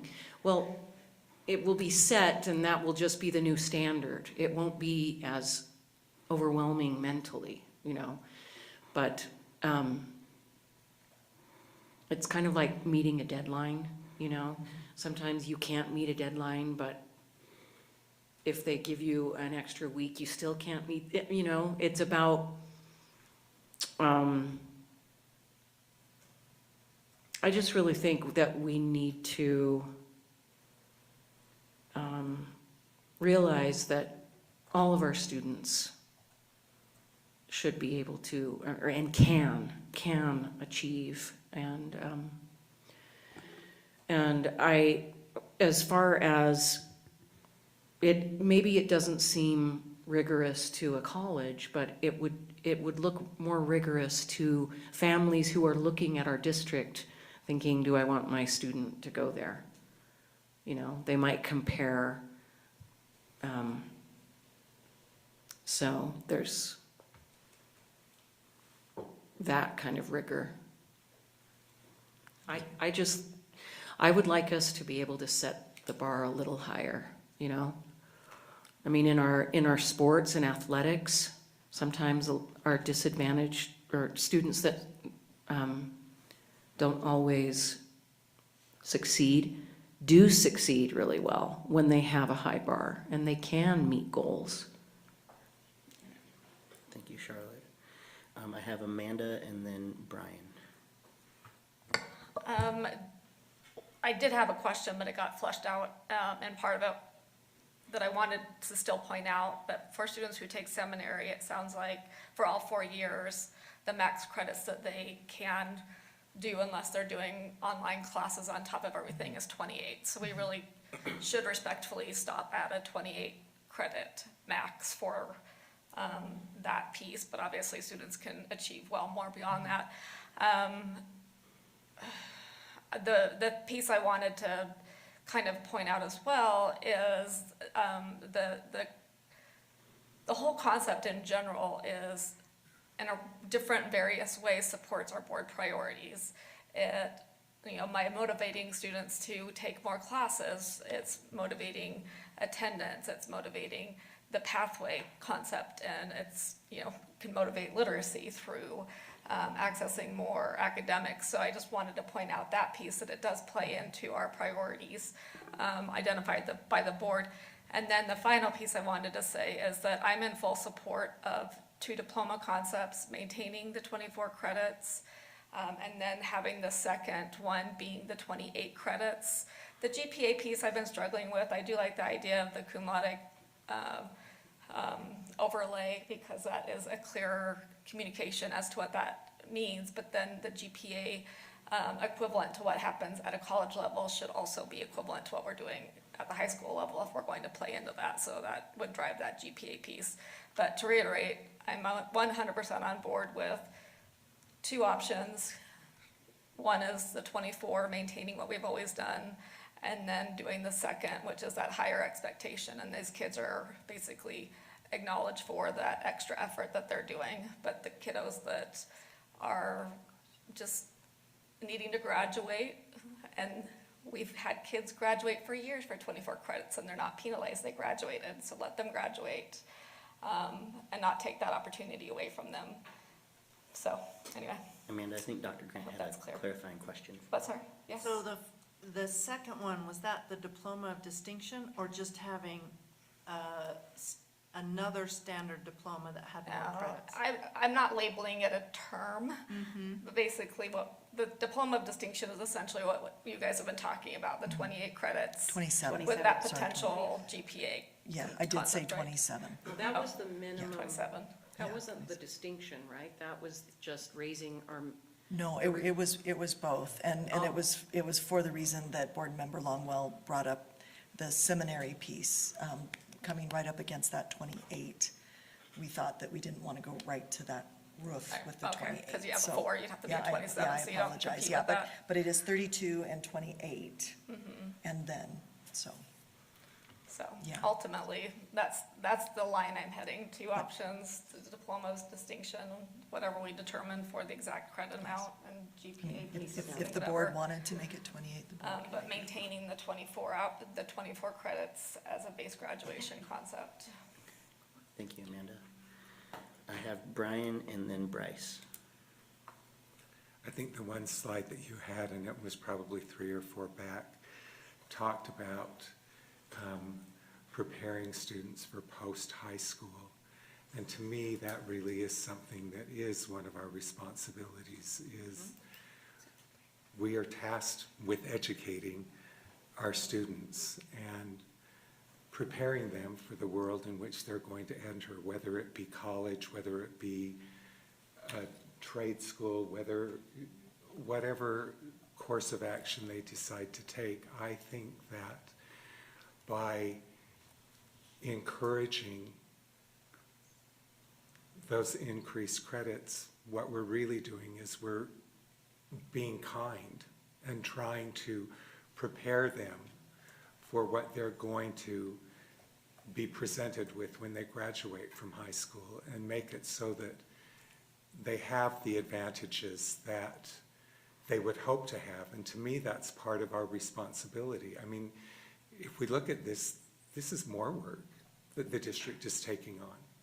That they're saying, what we want to do is we want to give you more so that you are prepared. I just think that that's a valuable perspective to focus on.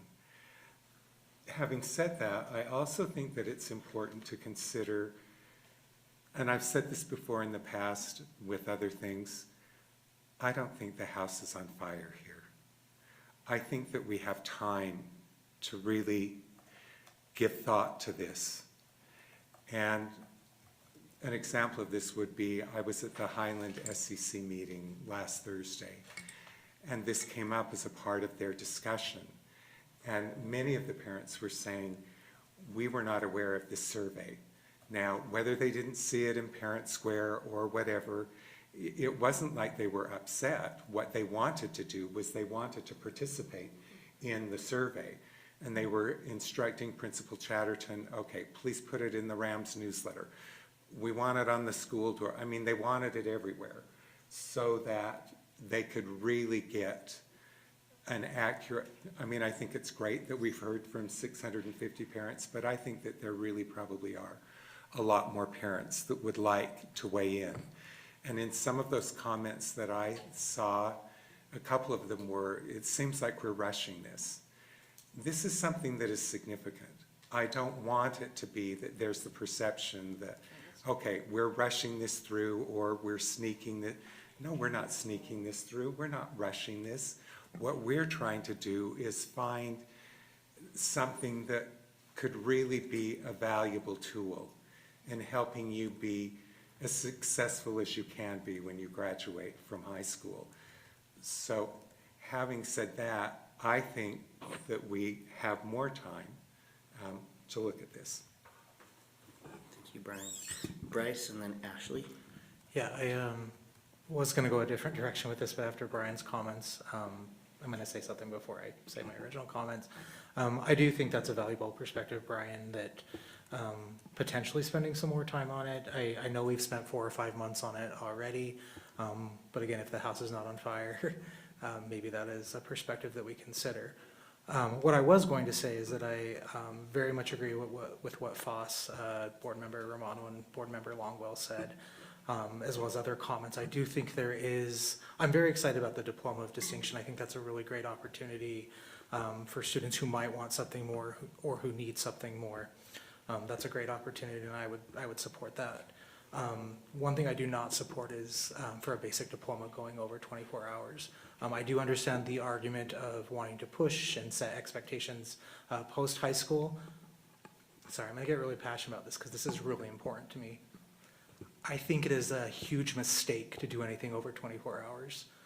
There are people in my community who they don't reach out to me a whole lot, and there are people in my community who are scared of this over 24-hour credit requirement. I think we have to look at different students, different communities, the different needs and the different experiences of our communities, and I think this would be doing harm to do anything over 24 hours, or 24 credit hours at anytime soon.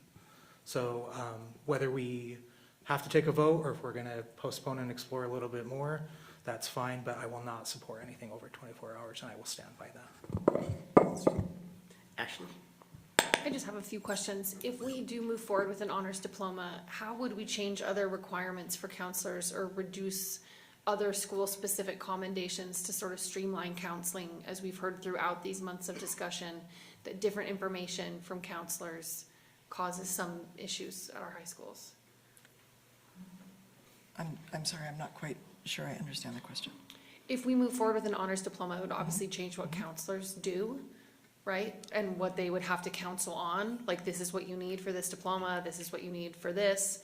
And we've heard in this discussion items and other discussion items of late that sometimes the counseling staffs between our different comprehensive high schools do not necessarily share equivalent information. So would we make changes to our counseling practices to make an honors diploma optimally successful?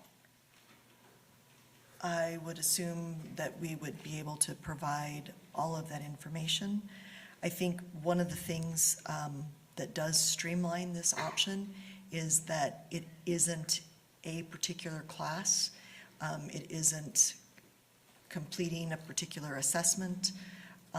So really, it's just making sure that students know if you hit this many credits, you know, as the board decides, 27, 28, you hit this GPA, then that would drive that recognition, you know, being placed on your transcript and anything else that we come with. So it isn't, I don't feel like it is a huge lift on the counseling side because there aren't options that they would have to make sure students took 2 language classes, or, you know, are you sure you took 3 IBs and did you pass the assessment? And, you know, with the AP diploma, you have to take the 4 classes and then the 2 classes and you have to get the right, you know, I mean, there are a lot of moving parts to that one at East and with our IB diplomas at West and Highland. So I think that it is fairly straightforward and easy to communicate at whatever level, you know, if the board approves this, it really would be a this and a this equals this, that. A and B equals C. That's helpful. Students in the focus group noted that classes need reform in what credits are awarded. That's their language. So where will this conversation fall, as I've asked a couple of times, with weighted grade changes in terms of impacted cohorts? Because we know this change wouldn't go into effect until the next cohort if we decided at the next meeting. When are changes to grade weighting expected to happen? Because I think it's important that we roll out changes like this in tandem so that we do explain things really clearly. Absolutely. So first, again, I'll go back to however grades are weighted, it wouldn't affect this. This would be on a non-weighted grade. So that, I just want to keep those 2 things very, very different. The second thing that I'll say is that we are ready, I think, to roll out weighted grades as soon as we're working through some technical pieces with making sure that we can make that consistent across the district. But those have been communicated specifically with West first. So I think that conversation is within weeks of reaching conclusion. But while that is one conversation over here on the table, I don't think it would affect this because it would be on the unweighted GPA. Right, and I think explaining that difference to parents when we're doing both changes obviously speaks to Brian's point of take the time to explain it so that people do not have the ongoing confusion. There was another student question I'm hoping we can answer. I don't know the answer to it. Do colleges have a track record of favoring a diploma of distinction? I would look at board member Romano first. I don't think that admissions data is published, but I would say from internal admissions meetings, yes. So.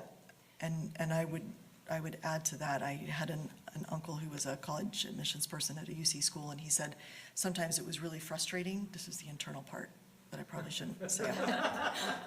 That sometimes it was really frustrating because you would have a stack this high of 4.5, 18 extracurriculars, 17 things, and literally you would feel like what you had to do was throw them up in the air, and anybody who landed on the desk is who got in that year. And I thought, well, that's a little bit cynical, but, you know, I said, you've got all of these perfect applications, what can you do? And so I think that's one of the things. My uncle has passed, so he won't be mad at me for telling that story. And this was a very long time ago. And or he might, if I said know. UC, I really meant Texas. Yeah. But, you know, I mean, I think that came through with some of the comments, like, Yeah, it gets down to very tiny things, I think. And the surveys that we looked at was obviously, it was raw numbers and raw comments. So I'm curious how research and assessment staff feel about the significance of the sample. I know it was like 1,500, you said, which obviously is not the total of, West High. So how do we feel about the sample that we got? And do the patterns tell us anything about differing views among the 5 different high schools we have? Were they aligned? Were they different? I didn't have time to break them down by the high schools, so I can't speak to that question as of tonight. For the sample size, if we think that we've got, it ends up being roughly about 18%. So for, again, the time that we had, which was roughly a week that we ran through, I think that I would find that fairly significant across the board. As you saw in the data, it did skew heavily to West in terms of responses. That's not uncommon.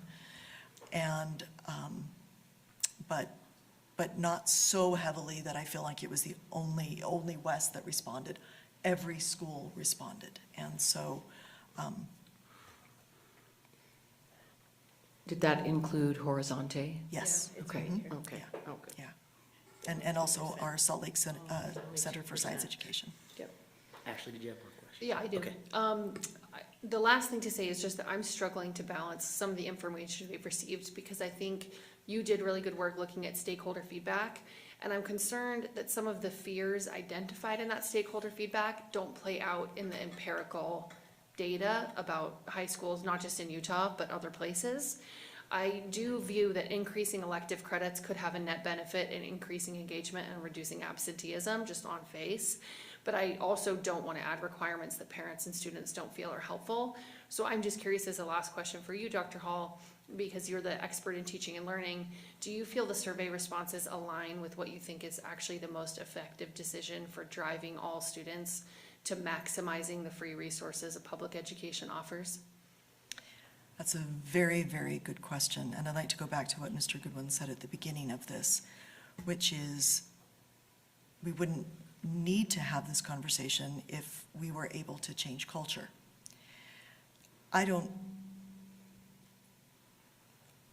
We have looked at a lot of ways of changing culture, and part of that culture is around attendance, part of that culture is around engagement, part of that culture is around building internships and apprenticeships and real-world opportunities for students to learn. We had a comment in there about let's make sure that we have internships programs like they have in Germany so that we come out with skills. I think that speaks to Board Member Williams' comment as well. There are many factors that go into what happens when we, or what we would hope would happen if we were to raise the number of credits for graduation. Ultimately, I think everything that's been said here tonight has value. I think that there are students that have struggled to get to 24. There is a lot of research around the expectations, and when we raise the expectations, we raise the overall performance of all schools. So those, those are two sides of the same continuum. So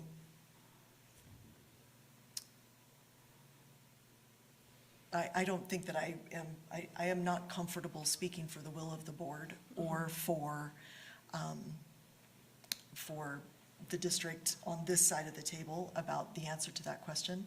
But I would say that my colleagues in every other district on the Wasatch Front have found value in this, and that they have looked at the ways that they would increase the supports and scaffolds and the communication to make sure that students did have what they need in order to be able to graduate and to be successful.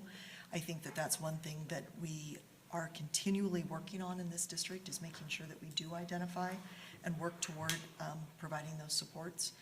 So I think that that would be the answer that I would give, that all of these perspectives are incredibly valuable, and whatever decision the board makes in this way will in some way benefit students. Thank you. I'll go ahead and use my time now, Board and Dr. Hall, and what I'm observing is that I just love that all of us care about kids, right? Absolutely. Regardless of how we feel about the various options that you're presenting or where we might land in the future. And I say this, and Bryce, thank you for your vulnerability, because I'm feeling vulnerable now too about how I want to weigh in on this topic and on this conversation. And I say this knowing like full well, if it was a 27 standard, there's no way I'd probably be at this table, right? I'll be real and honest about that, because I was certainly a vulnerable student who didn't come prepared, either to high school or middle school or elementary and all of those phases of my life. But nonetheless, the culture piece of our conversation tonight is what I find most intriguing. And I tend to, as I've become who I am and where I'm at right now, I've come to lean more towards kind of the value statements that Charlotte and you have presented, that students will rise to the occasion. And I say that not only because of just my pathway to life, but some of my professional experiences. And it's kind of unique that, diploma options and our board organizations are on the same agenda tonight, because one of the organizations I thought about talking about and did some additional research on was the National Center for Urban School Transformation. And I didn't bring it up in the organization's portion of our agenda because there's not really a board focus with that organization, but it's more direct in the classroom and teachers and administrators. But in my time in Granite School District, I did have the opportunity to go to 3 different NCUST conferences. And that is all about promotion and helping and guiding and encouraging students to rise to the higher standard. And the cultural piece to that is, I don't think it's, and to your point, Brian, it's not like we're gonna start this and the class of 2030 is gonna do this. I think that this is a cultural shift in our district and in our community, in our city, and in our state, because I think encouraging kids to meet that standard doesn't just start next year, it starts in next year's kindergarten class and onward, right? And so my question is more to you and Dr. Grant, and to your point, Ashley, about counselors, right? Like there's additional steps and work and strategy and funding that needs to go along with this in some ways. Where are we at with the cultural piece of helping kids rise to that level and encouraging them, knowing that it starts early on, right? Setting that standard and that expectation. I really love the idea of thinking about this as a K-12 conversation.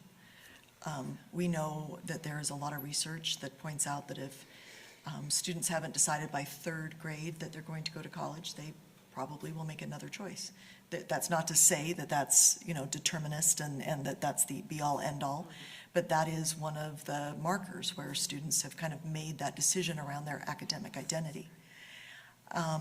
So when we think about this, I think that when I go into some of our elementary schools or middle schools or high schools, and I hear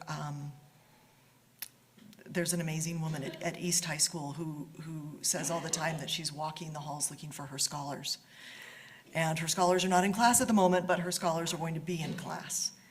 And I hear that language in kindergartens, and I hear that language as students are moving. And it's one of the conversations that we really have around those important years of 4, 5, 6. How do we make sure that that identity is part of who they are, that when they move to middle school, they will challenge themselves with honors classes, that when they go to high school, that they understand that there is nothing that says that they can't take an honors class or an AP class or an IB class. I say all the time to sophomores, if you wake up tomorrow and you've had biology, you can start IB your junior year. That is not something that is off the table for you. Challenge, try those things. And we've also talked as the board, we've had many long nights, and I don't want to turn this into another really, really long night, but we've had long nights of talking about what's happened after COVID. What has been the post-pandemic response to education, and what does that look like? And we also know that we have changing priorities for students. We see a lot of these things happen. And so that idea every day that we all come to work and we come to the board and we are here at 9:10 on an evening, it's because we want to make sure that the students we release out into the world, into the wild after they graduate, are prepared and are ready and can do all of the things. My tagline, if I have one on my grave, is students had choice, right? When they leave, they will have a choice to do whatever they want. I don't care what it is, I just want them to be able to make the choice and not a decision that I've made, make that choice for them. Thank you. Before Annie, I know Dr. Grant, you had wanted to add something, and then we'll move into the second round. Well, of not comments. after that lovely response. I actually just wanted to double down on what Board Member Anderson was saying about encouraging students to take advantage of the free opportunities in K-12 education.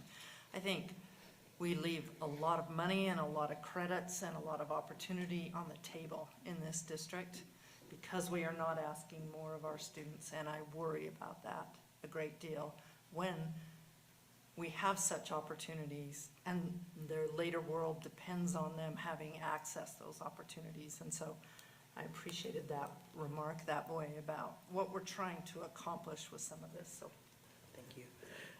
Let's move into the second round. I saw Annie's hand. And Charlotte, are you? I had just a quick question, but. Okay. Yeah. Annie and then Charlotte, Amanda Foss. Okay, so on my grave, you could put the quote, "A rising tide lifts all boats." I totally believe that, and I believe in higher expectations for students. But I also believe that we are not the only tide. We are not the only component in this water, in this lake. Their parents, their socioeconomic status, the federal government, all of the things happening all around them, social media, psychological well-being, there are many, many factors at play. And so I agree with Board Member Williams that given my precinct, which includes East High School, Horizonte, and Innovations, which were very underrepresented in this survey. East was only 18% or something of the respondents. And the communities that they serve, we don't know the demographics of the people who responded or what language of surveys they responded in. I know you had said you were doing Spanish, I don't know what other languages they were in, but given that, those demographics, I don't believe this is capturing the full picture of student need. And I think it would be great to have a rising tide that lifts all students, all boats. Love that idea, love raising expectations, but if we don't have the resources to get the water higher, I mean, time is one resource. Maybe you said the house is not on fire, but maybe one of the resources is time, shifting that culture. So if we decide now, the culture, we have 5 years to shift, right? And I think that's an important resource, an important choice that we would make on multiple levels within the district. However, I don't know we can barely staff the paraprofessionals in the district. I mean, the SPED program needs help. There are already needs that are not being met. So to commit to meeting this higher level need that would be a K through 12 endeavor, I don't feel like is a responsible action for every student in every classroom in this district. Thanks, Annie. Charlotte? I wonder if we know how this might affect or could affect graduation rates in the other schools, in the other districts did they raise their credit hours Yes. recently? How long ago, or do we know? I don't know. Yeah, I wonder if they have data that could give us some idea of how it might affect graduation rates. What could we learn from those other districts? That was all. Any response there? Something to take back? Okay. Amanda and then Foss. So my questions are kind of along the lines of your last statement, Board Member Romano. Question number one, with the increased demand for quality, meaningful courses, so that students aren't being forced, quote unquote, to take filler classes to get the 27 credits, what are we going to do to ensure there's enough quality options between AP, CE, basic classes, et cetera, that it's, increased demand, we need to have quality options if we're gonna engage them and we have the attendance and stuff. So as you guys are looking at this discussion, has there been discussion around what's gonna be done to do that? Because right now, students are running into, my daughter just ran into that this semester, and it's happened before, where she couldn't take a course that she wanted to, so she had to come up with an alternate option, which ended up working out for her, but that kind of can contribute to disillusionment with our students. So, one, has that been flushed out? And if not, as we go down this path, we need to seriously look at that piece. But then additionally to that, also, what about an FTE increase for teachers so that can support more course options? Because if we're actually only looking at our high schools based on our FTEs, then the ability to provide more options for the students, you're limiting those schools from giving more options if their FTE allocations are stagnant because their numbers aren't changing or decreasing. So kind of have this double-edged thing here, a really great concept, but if we're not actually backflushing it with the quality programs or enough teachers and stuff to support a more dynamic program, it's a conversation we need to be having in tandem with this increased credit potential. Sure. And I'll just answer briefly. Board Member, Business Administrator Kearsley has just stepped out, but we do staff as if all of our classes were full for all the periods. So the amount of staff would still be correct. But the first question, or your first comment about scheduling, that's actually one that I called Ms. Pickle at West to talk about, because there were some comments in the student focus questions that I wanted to make sure I understood, and they described that exact piece. And so I said, now is that the class wasn't there, or that it was a schedule conflict? Because very often, if you have a scheduling conflict, then the class is there, and it may even have room in it, but if there's something else that you can only take that time, then you have to make that decision. So I know that is something that my colleagues in school leadership and support are looking at with arena scheduling. Those are some things that we're looking at, ways to address those master schedule concerns to see if those things can be alleviated in some ways. But absolutely, you've hit two of the major things right on the nose that we know are issues to be addressed. Absolutely. Thank you, Amanda. Foss?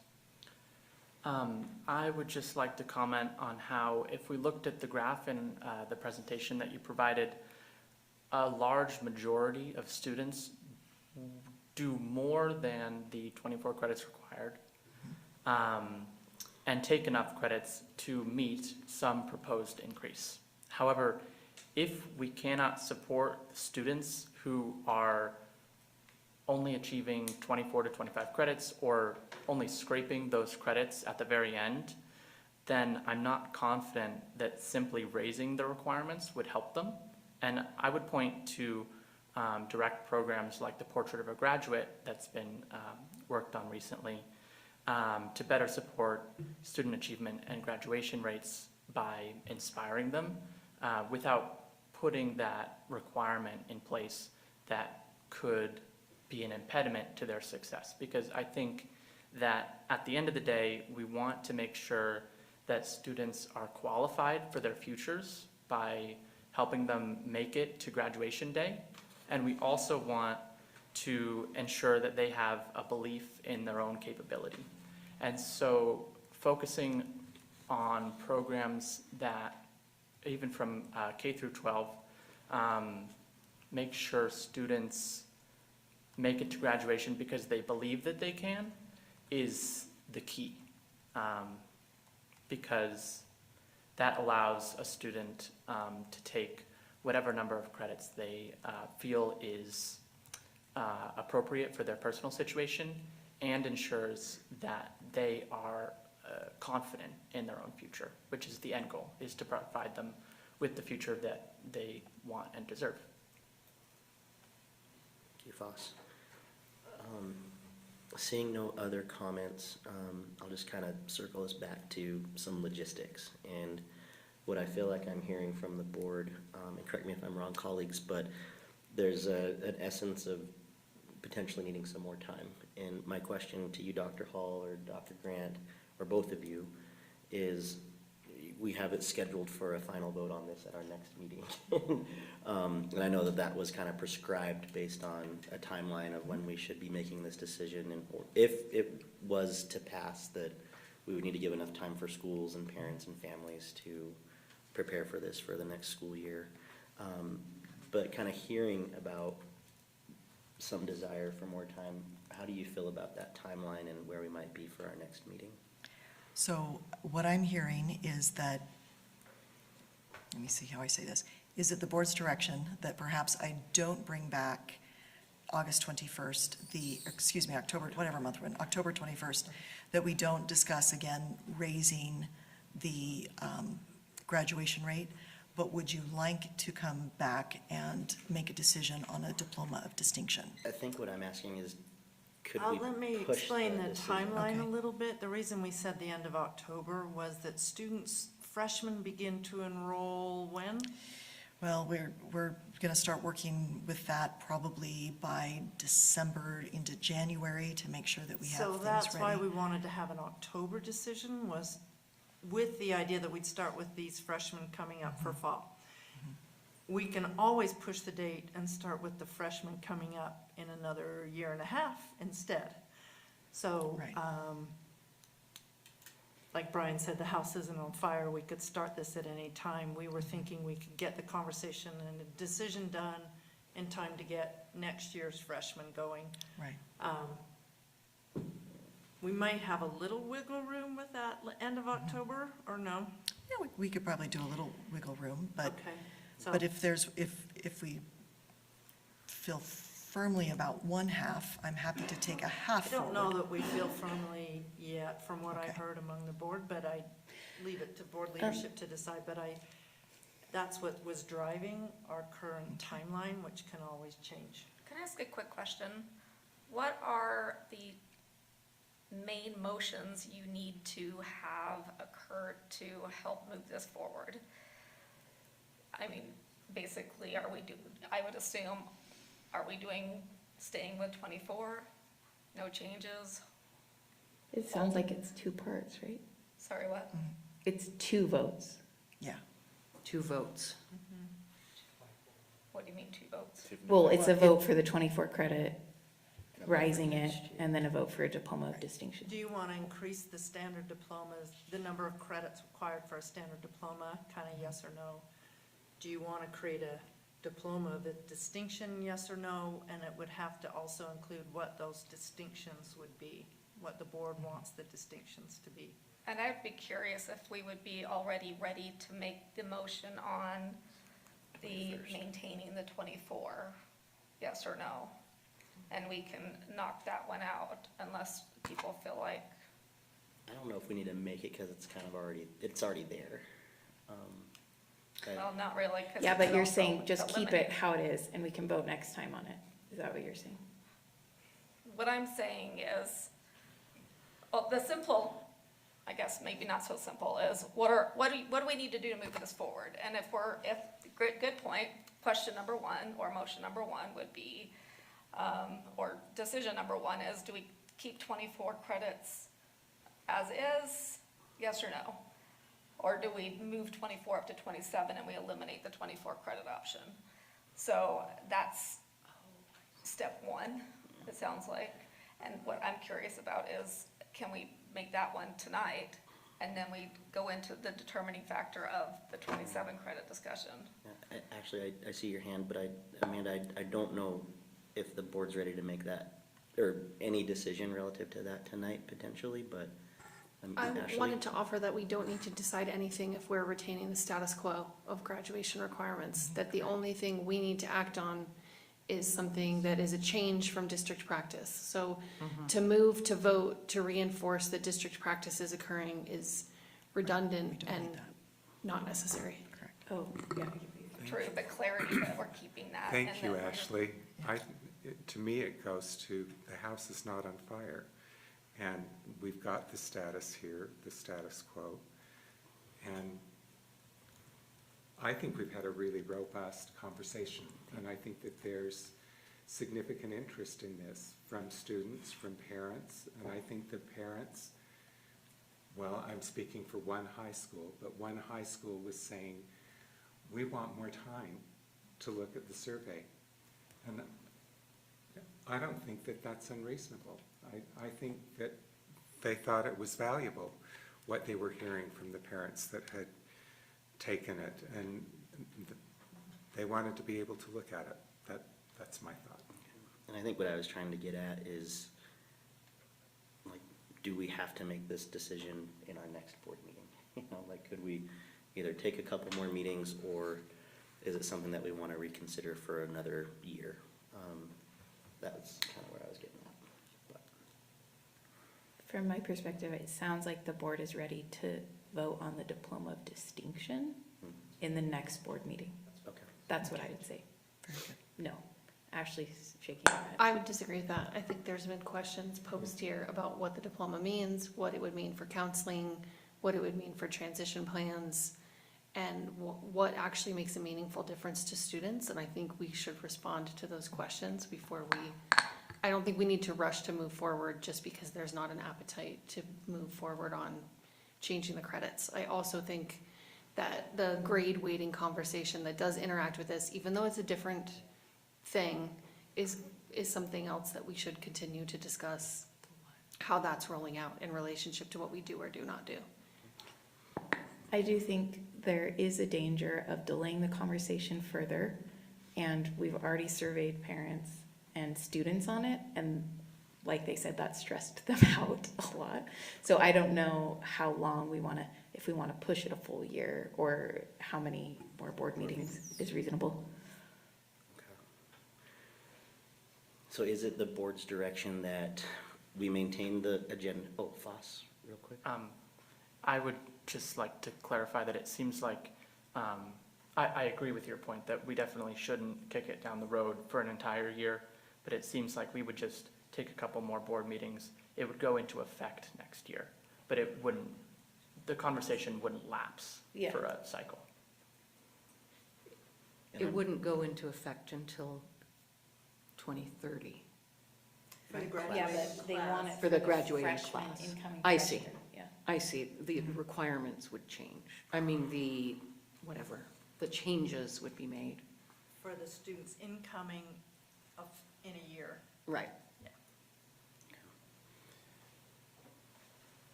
Give me a second to gather my thoughts.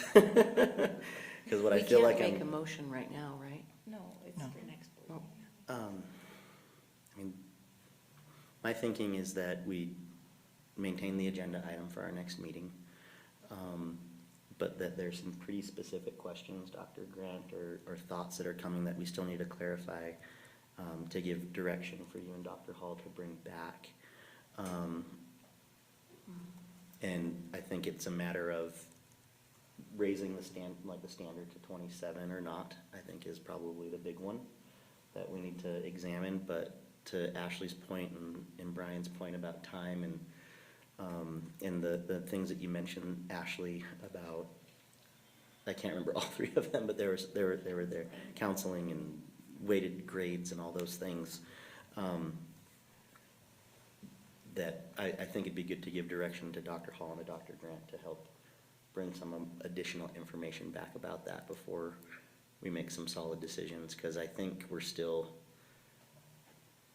not in a bad way, but just thinking about this differently as individual board members, and we need to find, not necessarily consensus, but I think there's just some unanswered questions that we need to Yeah, I've been discuss still. taking notes. Would you like me to just Please. sum those? So if I were to straw poll right now, I believe that I have no appetite, no passable appetite for raising the minimum graduation requirements for next year. That is a conversation that we would like to extend and maybe think about for a later class, 2031, instead of 2030. But that we may want to finish a conversation around the diploma of distinction with some questions around what that might mean in terms of the GPA compared to some of the other ones. There was a question about perhaps using the same distinctions as the cum laude and the summa, and questions about whether or not it would have an effect on counselors and counseling, and whether or not it would have an effect on weighted grades. Does that sound like I think Course options, adequate course options. That sounds, But not for the diploma of distinction. I wasn't quite sure what information would be valuable on that one, Amanda. You're talking about how many sections we have open for different classes, or I'm not sure how to actually determine what classes are engaging or not. True, and that's a good point, but I just know more often than not, students run into situations that they can't take classes that they want to. It's not necessarily a conflict, and that's not in the slot, it's just that the classrooms are full, so they're just having to take some random class that they really don't want to. Or their second favorite. Or they just don't go to school, and we're trying to eliminate that problem, right? Yeah. So. Wouldn't that be more of a problem if we required 27 credits than if it was an optional diploma of distinction? Sorry, what? Wouldn't that be more of a problem if we were requiring 27 credits than if it's an optional diploma of distinction, when she said there are classes that aren't full? Well, if we're hopefully motivating more students to take more courses, then there's a supply and demand issue, potentially. So are we So the offering scheduling enough of the courses courses, to yeah. allow kids to take a robust thing, like increasing our CE options, because we obviously know our concurrent enrollment options. There's room for expansion, AP, and then basic stuff. But it is a problem. thank you, Amanda. Does the board feel like Dr. Hall's summary of notes from our conversation should be the focus of our conversation on the 21st? And give that direction to the superintendent? I had one more. I don't know if you said this, and I missed it in the list, but we got a little bit of input, from our peer about college, how colleges view a diploma of distinction, which is what several students asked about. I don't know if there's any actual research on that. That's not something I have any information about on, is this a valuable thing to do?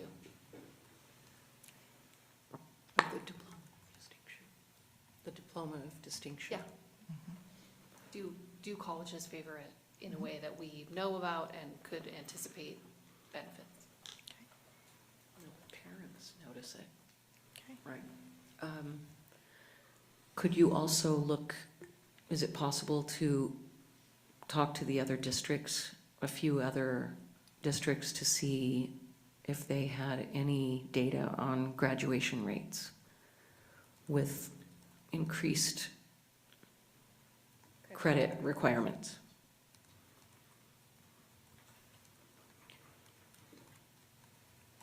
Board, are we good with those directions? Dr. Grant, is it Yep. clear? Okay.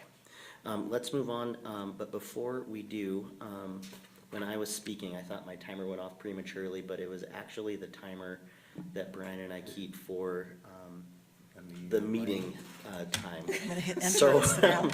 we have extended kind of the 4 to 5 hour time limit that we have as a norm, as a board. And so there's a couple of options, and I don't want to move too hastily to just, end the meeting. That's not necessarily my thing to do as board president, but to help facilitate if we want to continue to move forward with the rest of the agenda or table some of these items, knowing that we have 3 items on our action agenda that we still have to get to. So I wanted to just throw that out there, that we've reached our limit and we need to kind of decide how we want to move forward for the rest of the night. Bryce? Yeah, I'll just say the next item was an item that I requested. I would be comfortable moving it to next week if our agenda is not too packed for next meeting, yes. Thank you. I'm not coming next week. Okay. And then I guess a question for Ms. Kindle with the 2 policies. I'm sorry, I can't remember after reviewing those if we have a time certain that we need to make a decision on those 2 policies on our discussion agenda tonight. That shouldn't take too long. Absolutely not on B1. P14, we should get at it. Yeah. Okay. But B1 can wait, but B1 also had minor changes. Yeah, I think they'll be quick. Okay, so is the board comfortable, excuse me, tabling family school collaboration, B1 Board of Education legal status items to the next meeting, and we'll move to P14 and. Point of order. Yes. If you table it, you don't table it to a predetermined time. If you want to have someone move to reschedule it to the next meeting, you can do that. But tabling, it would need to be lifted from the table, Thank you. which would have to be done separately. Okay, so to reframe my question, thank you, Ashley, is the board comfortable rescheduling family school collaboration B1 to our next meeting? Or we could do B1, she said even tonight. I think B1 will be quick. Okay. So let's just table family school. Move, reschedule. Yeah. Reschedule Ashley, family what school. were you at? Reschedule or do it tonight? Reschedule family school collaborative. But move forward with B1? I would prefer to reschedule B1 as I had some feedback on that. Oh, okay. Okay, all right. Okay. In parliamentarian, I think we need a formal vote to move those to our next meeting, or is the discussion good enough to do that? You don't need a formal motion unless you were going to table it. Okay, cool. So let's go ahead and reschedule item number 2 and 3 from our discussion agenda. We'll move to P14 and our action agenda to finish up the meeting. That's good. Item number 4, P14, Administrative Procedures, Salary Supplement for Highly Needed Educators Shine Program. I don't know who's Logan, is introducing that this you, to it. or Christina, is that you? It's both. Tag team it. I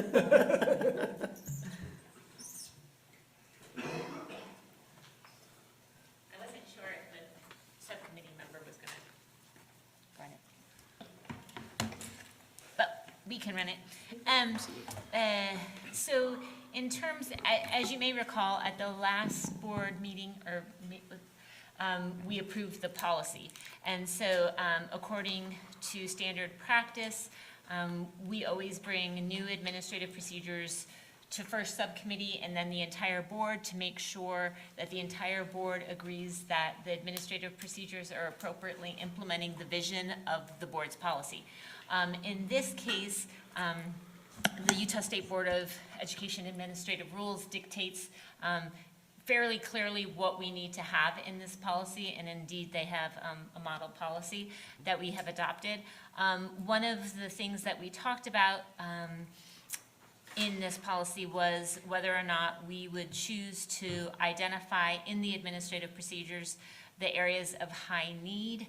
And in talking with the subcommittee about that option, whether we put it in the administrative procedures or whether or not HR sent out notification annually as to what those areas were, as well as posting them on the website in a separate document so that there wasn't ever going to be a time that the administrative procedures were out of date in case someone didn't update them. And I believe the subcommittee indicated that they were fine not having the areas of the high need areas specifically called out in the administrative procedures. But again, these administrative procedures are not very different than the prior supplement process that we have had for providing stipends to teachers in these areas. It's just with the change in the law and the title, it was a requirement that we create this policy and these administrative procedures.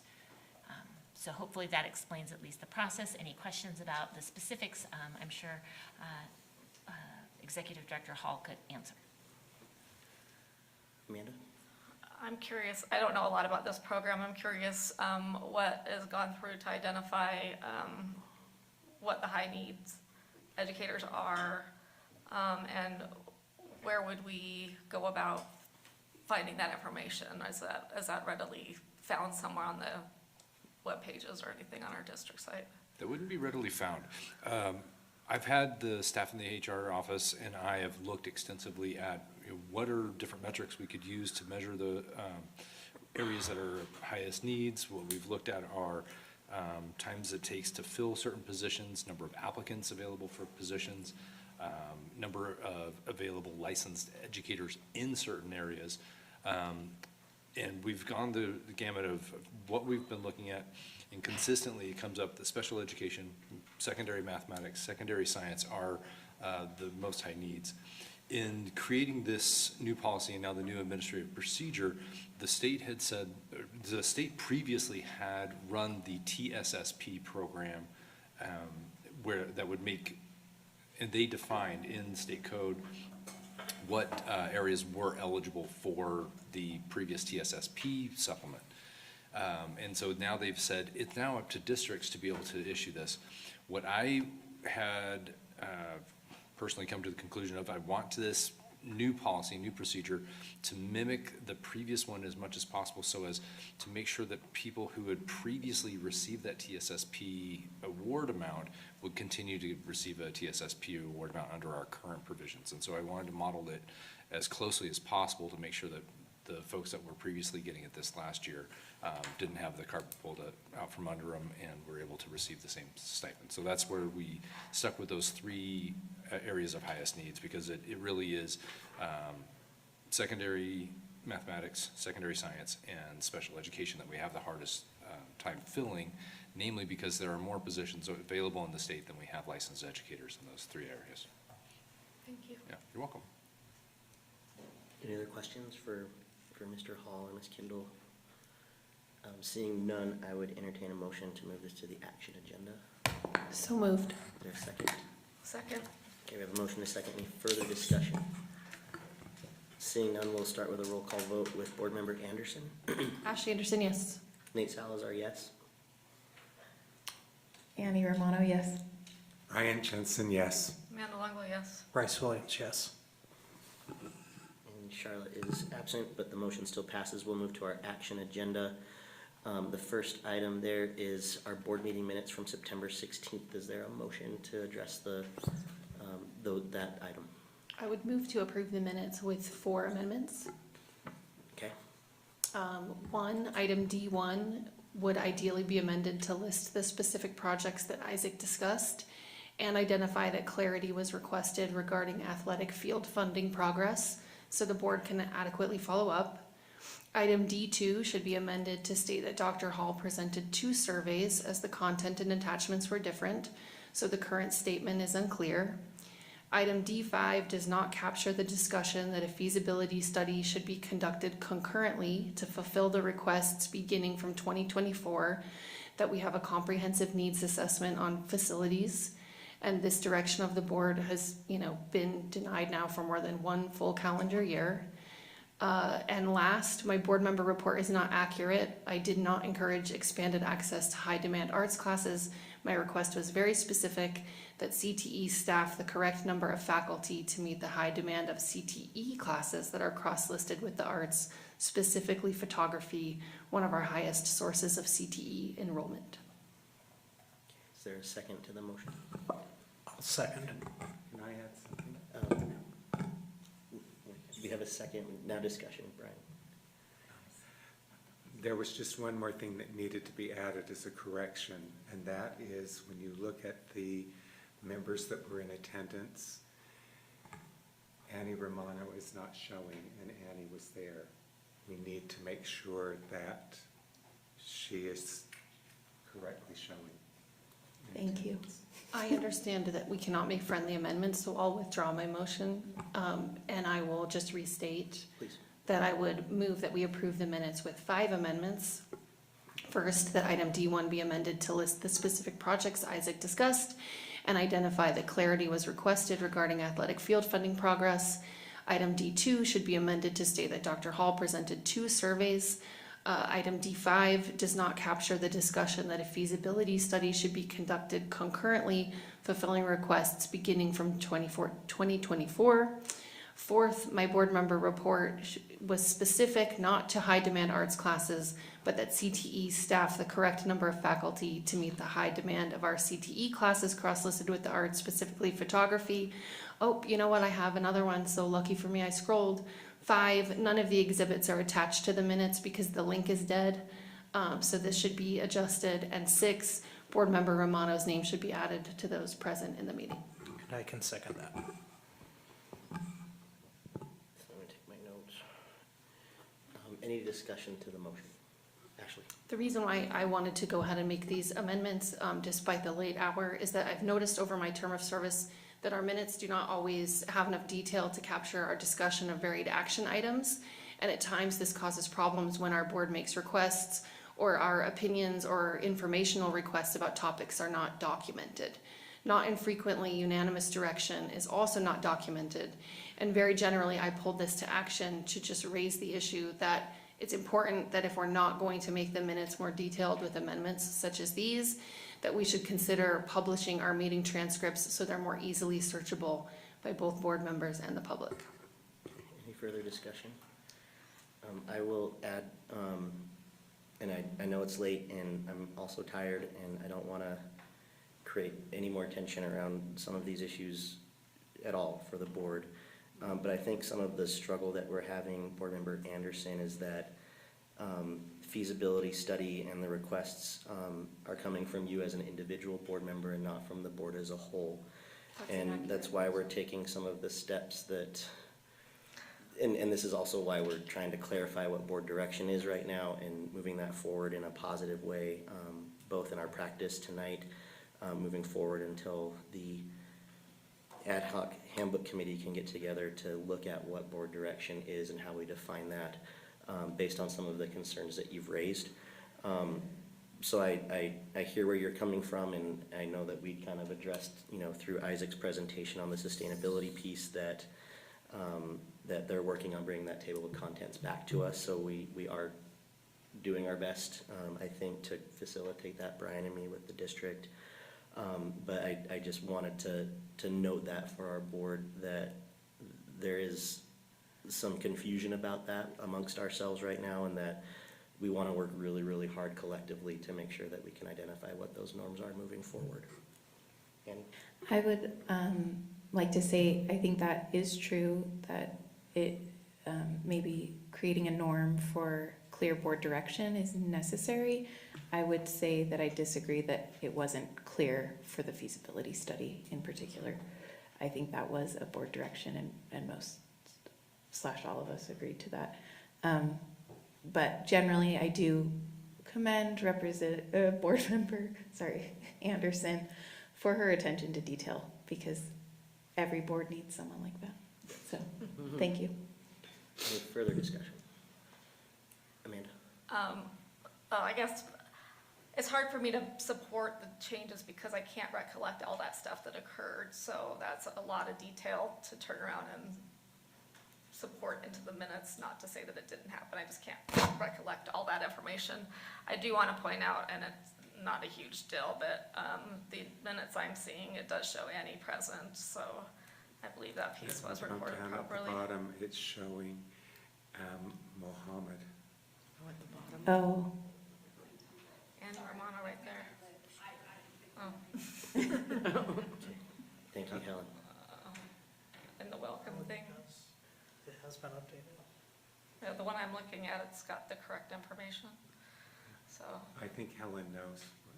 I have too many templates, I'm sorry. Okay. Yeah, but Helen knows what I'm talking if we're about making without adjustments, getting. then Yeah. we'll just, whatever.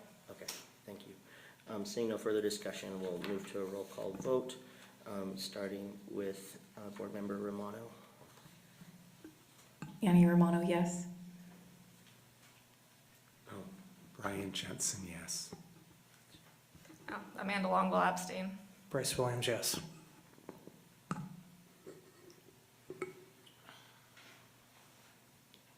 I was out of the room for part of that, so Charlotte Fife Jefferson.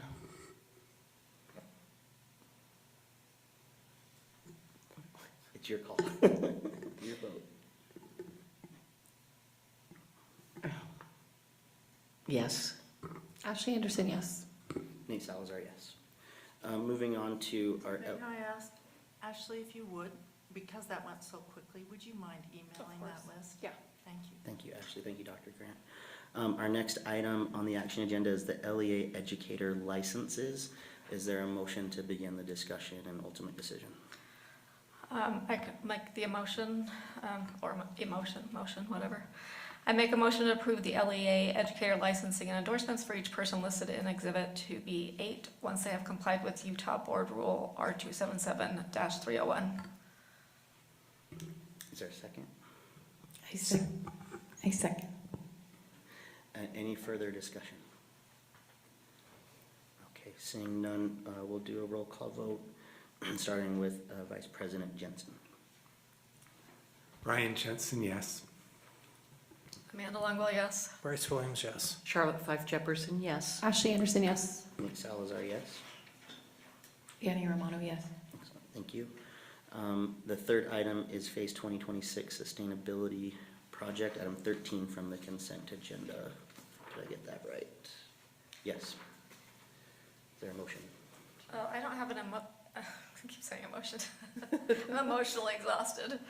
I would have preferred, even though we're going into motion, is like clarification as to what this is, and I should have asked it before. I guess you could have the motion and then we could discuss it and then we could go on, but. I move that we approve item 13 from the consent agenda, the Guaranteed Energy Savings Performance Contract Addendum.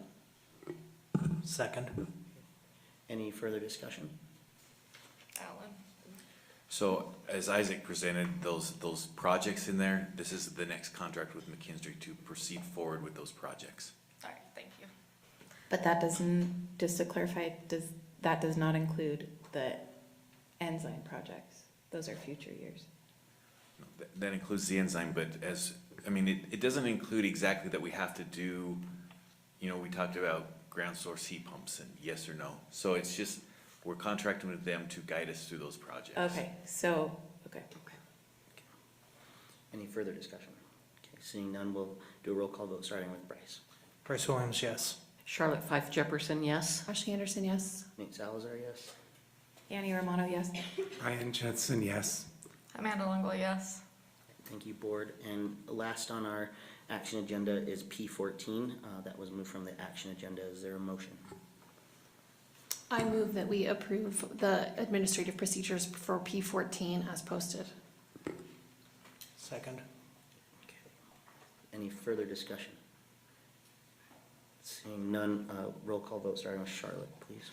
Charlotte Fife Jefferson, yes. Ashley Anderson, yes. Nick Salazar, yes. Annie Romano, yes. Sorry. Brian Jensen, yes. Amanda Longwell, yes. Bryce Williams, yes. All right, that motion passes. Thank you, board. We do have board member reports, or excuse me, superintendent report if needed first. How about if we go to a board member, because I have to turn my computer back Okay. on, I'm sorry.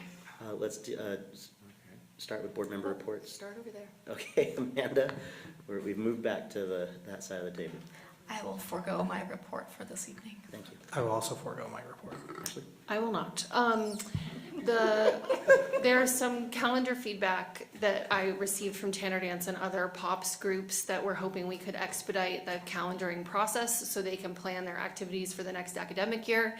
It's my understanding that it sounds like there was a delay while we were awaiting changes stemming from the legislature to the written agreement and shared governance, and that calendar process should be expected to be sped along in subsequent 3-year cycles.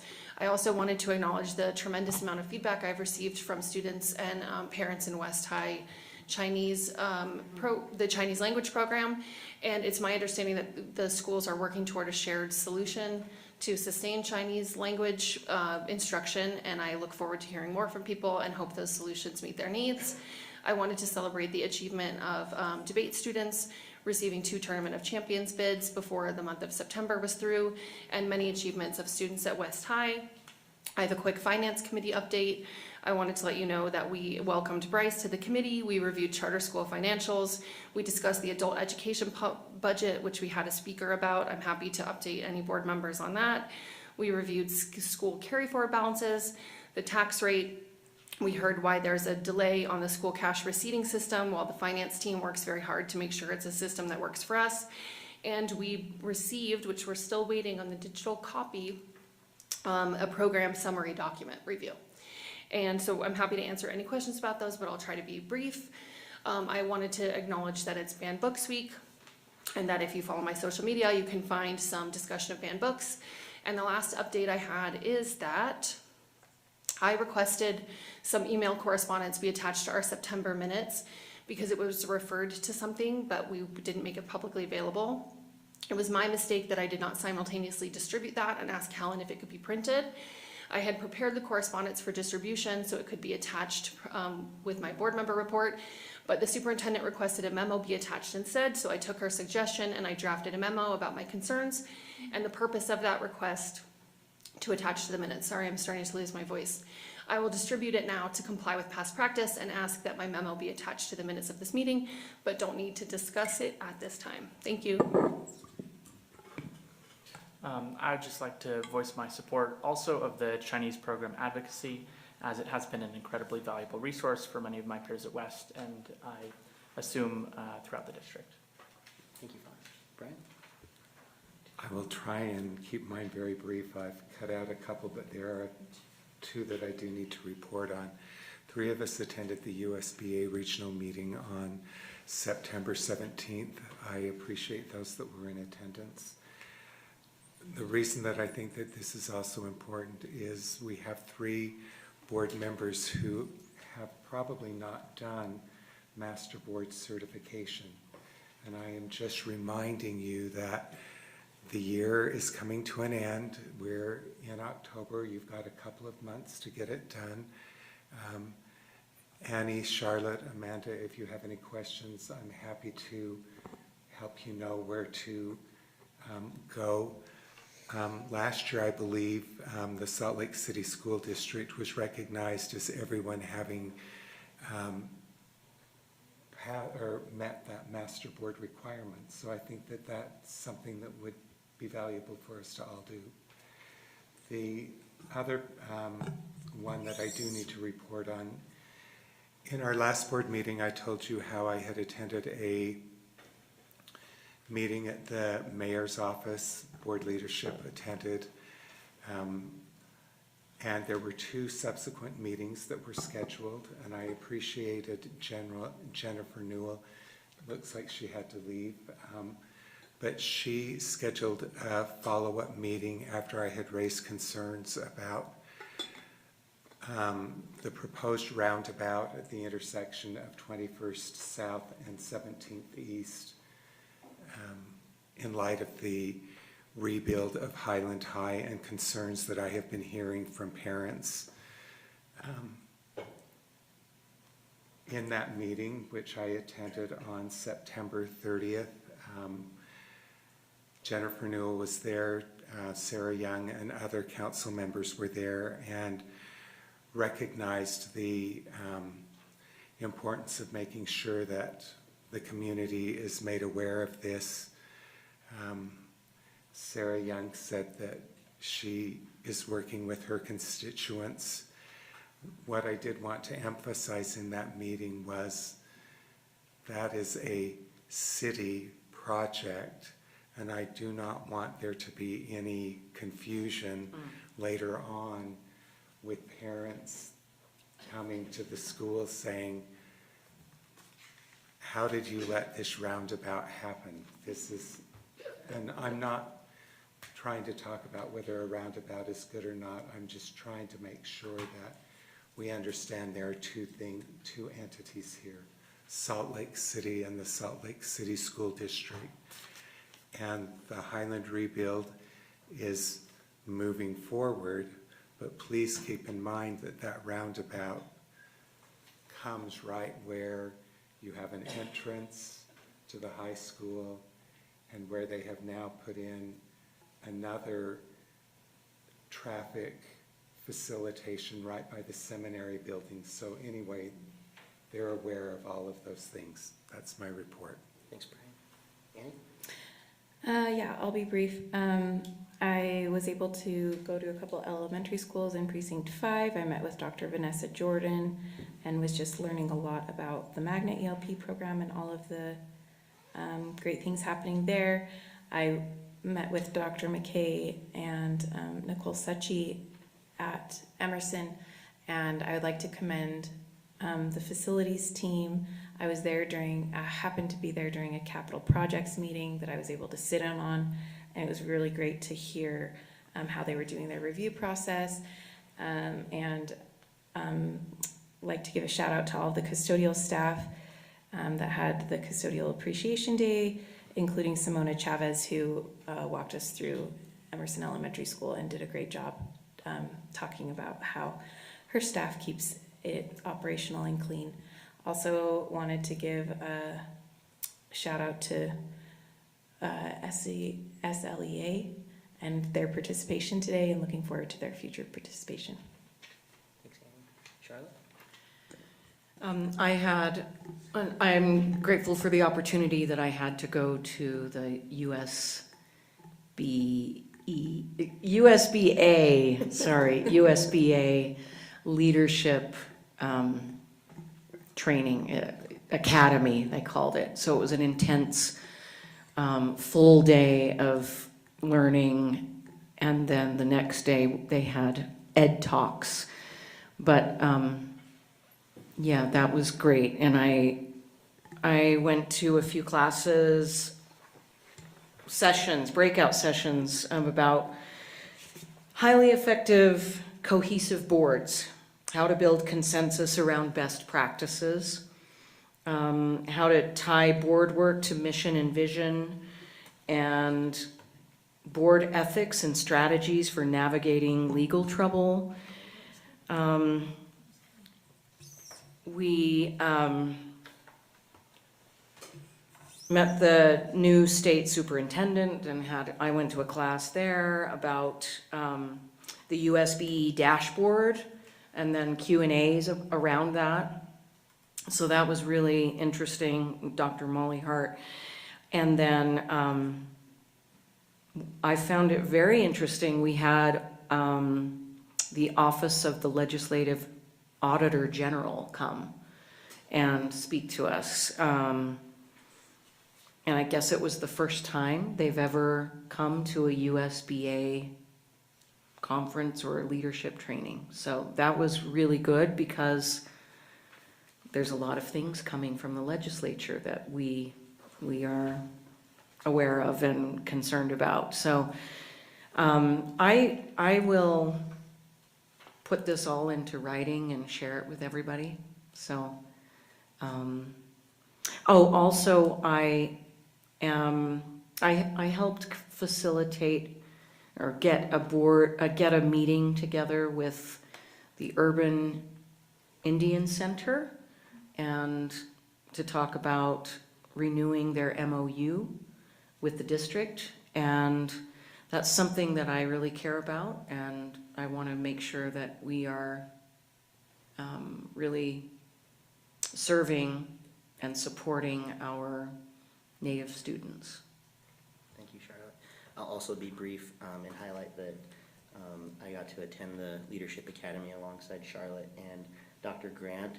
I learned that Charlotte's a heck of a card player, but nonetheless, the focus, we went to a lot of the same sessions. I went to a couple of different ones that Charlotte may not have attended around AI that I found really intriguing. And Charlotte and I had discussed with Dr. Grant that perhaps we agenda a discussion about our learnings and bring that back to the board, similar to what we do with USBA when we attend, or NSBA when we attend that conference. And I'll leave my report there. Dr. Grant, you're up. couple good news pieces to shout out. Adam Eskelson was recognized by the University of Utah College of Fine Arts as a distinguished alumni in arts education. Adam's been a teacher and a school administrator and now directs our fine arts and extended learning programs. He's passionate about the whole child aspect of learning and wants students to not only be academically capable, but socially and emotionally grounded, making schools a place where they will find authentic relationships and real-world learning and purposeful instruction. And congratulations to Adam for his recognition of his work. One more is the West High School Navy JROTC, boys varsity, girls varsity, and co-ed varsity orienteering teams took first place in the orienteering, the state competition. They have won the state competition 4 times over the last several years. I don't know if you guys know what orienteering it is, but I think it's one of the coolest things going, where they have to run races, but they are given clues, and you have to use a compass is the word, to find your way. This is a little ironic, huh? This is why I'm an observer from afar. They use a compass to get to one spot that gives them the directions to go to the other spot, and they have to find it, and it's cross-country, so often in the woods and sort of thing, and it's orienteering with a compass as well as racing. Great. Sounds fun. It's kind of a cool sport, yeah. Anyway. It's awesome. Cool. Special recognition to senior Levine Fouet, who won the girls varsity 6.5K race, to senior Zach Swenson, who won the boys varsity 8K race, and senior Alexander Page, who won the co-ed junior varsity 6.5K race. So nicely done, West High School. And I need to apologize to Ashley Anderson in my email. I meant to say I would write the memo. And so my apologies for that. My suggestion was that I write the memo. Anyway, we can chat about that later. Yes. Thank you. And board, we do have a need for a closed session. Knowing the late hour, we could push that to another time, but I know if we want to, we could go there. I move that the board return to closed executive session to discuss the character, professional competence, or physical or mental health of an individual, and that the board adjourn immediately upon the conclusion of the closed session. I second. Any discussion? Okay, seeing none, we'll do a roll call vote starting with board member Anderson. Ashley Anderson, yes. Nate Salazar, yes. Annie Romano, yes. Brian Jensen, yes. And Longo, yes. Bryce Williams, yes. Charlotte Fife Jefferson, yes. Thank you, everybody, for joining us tonight.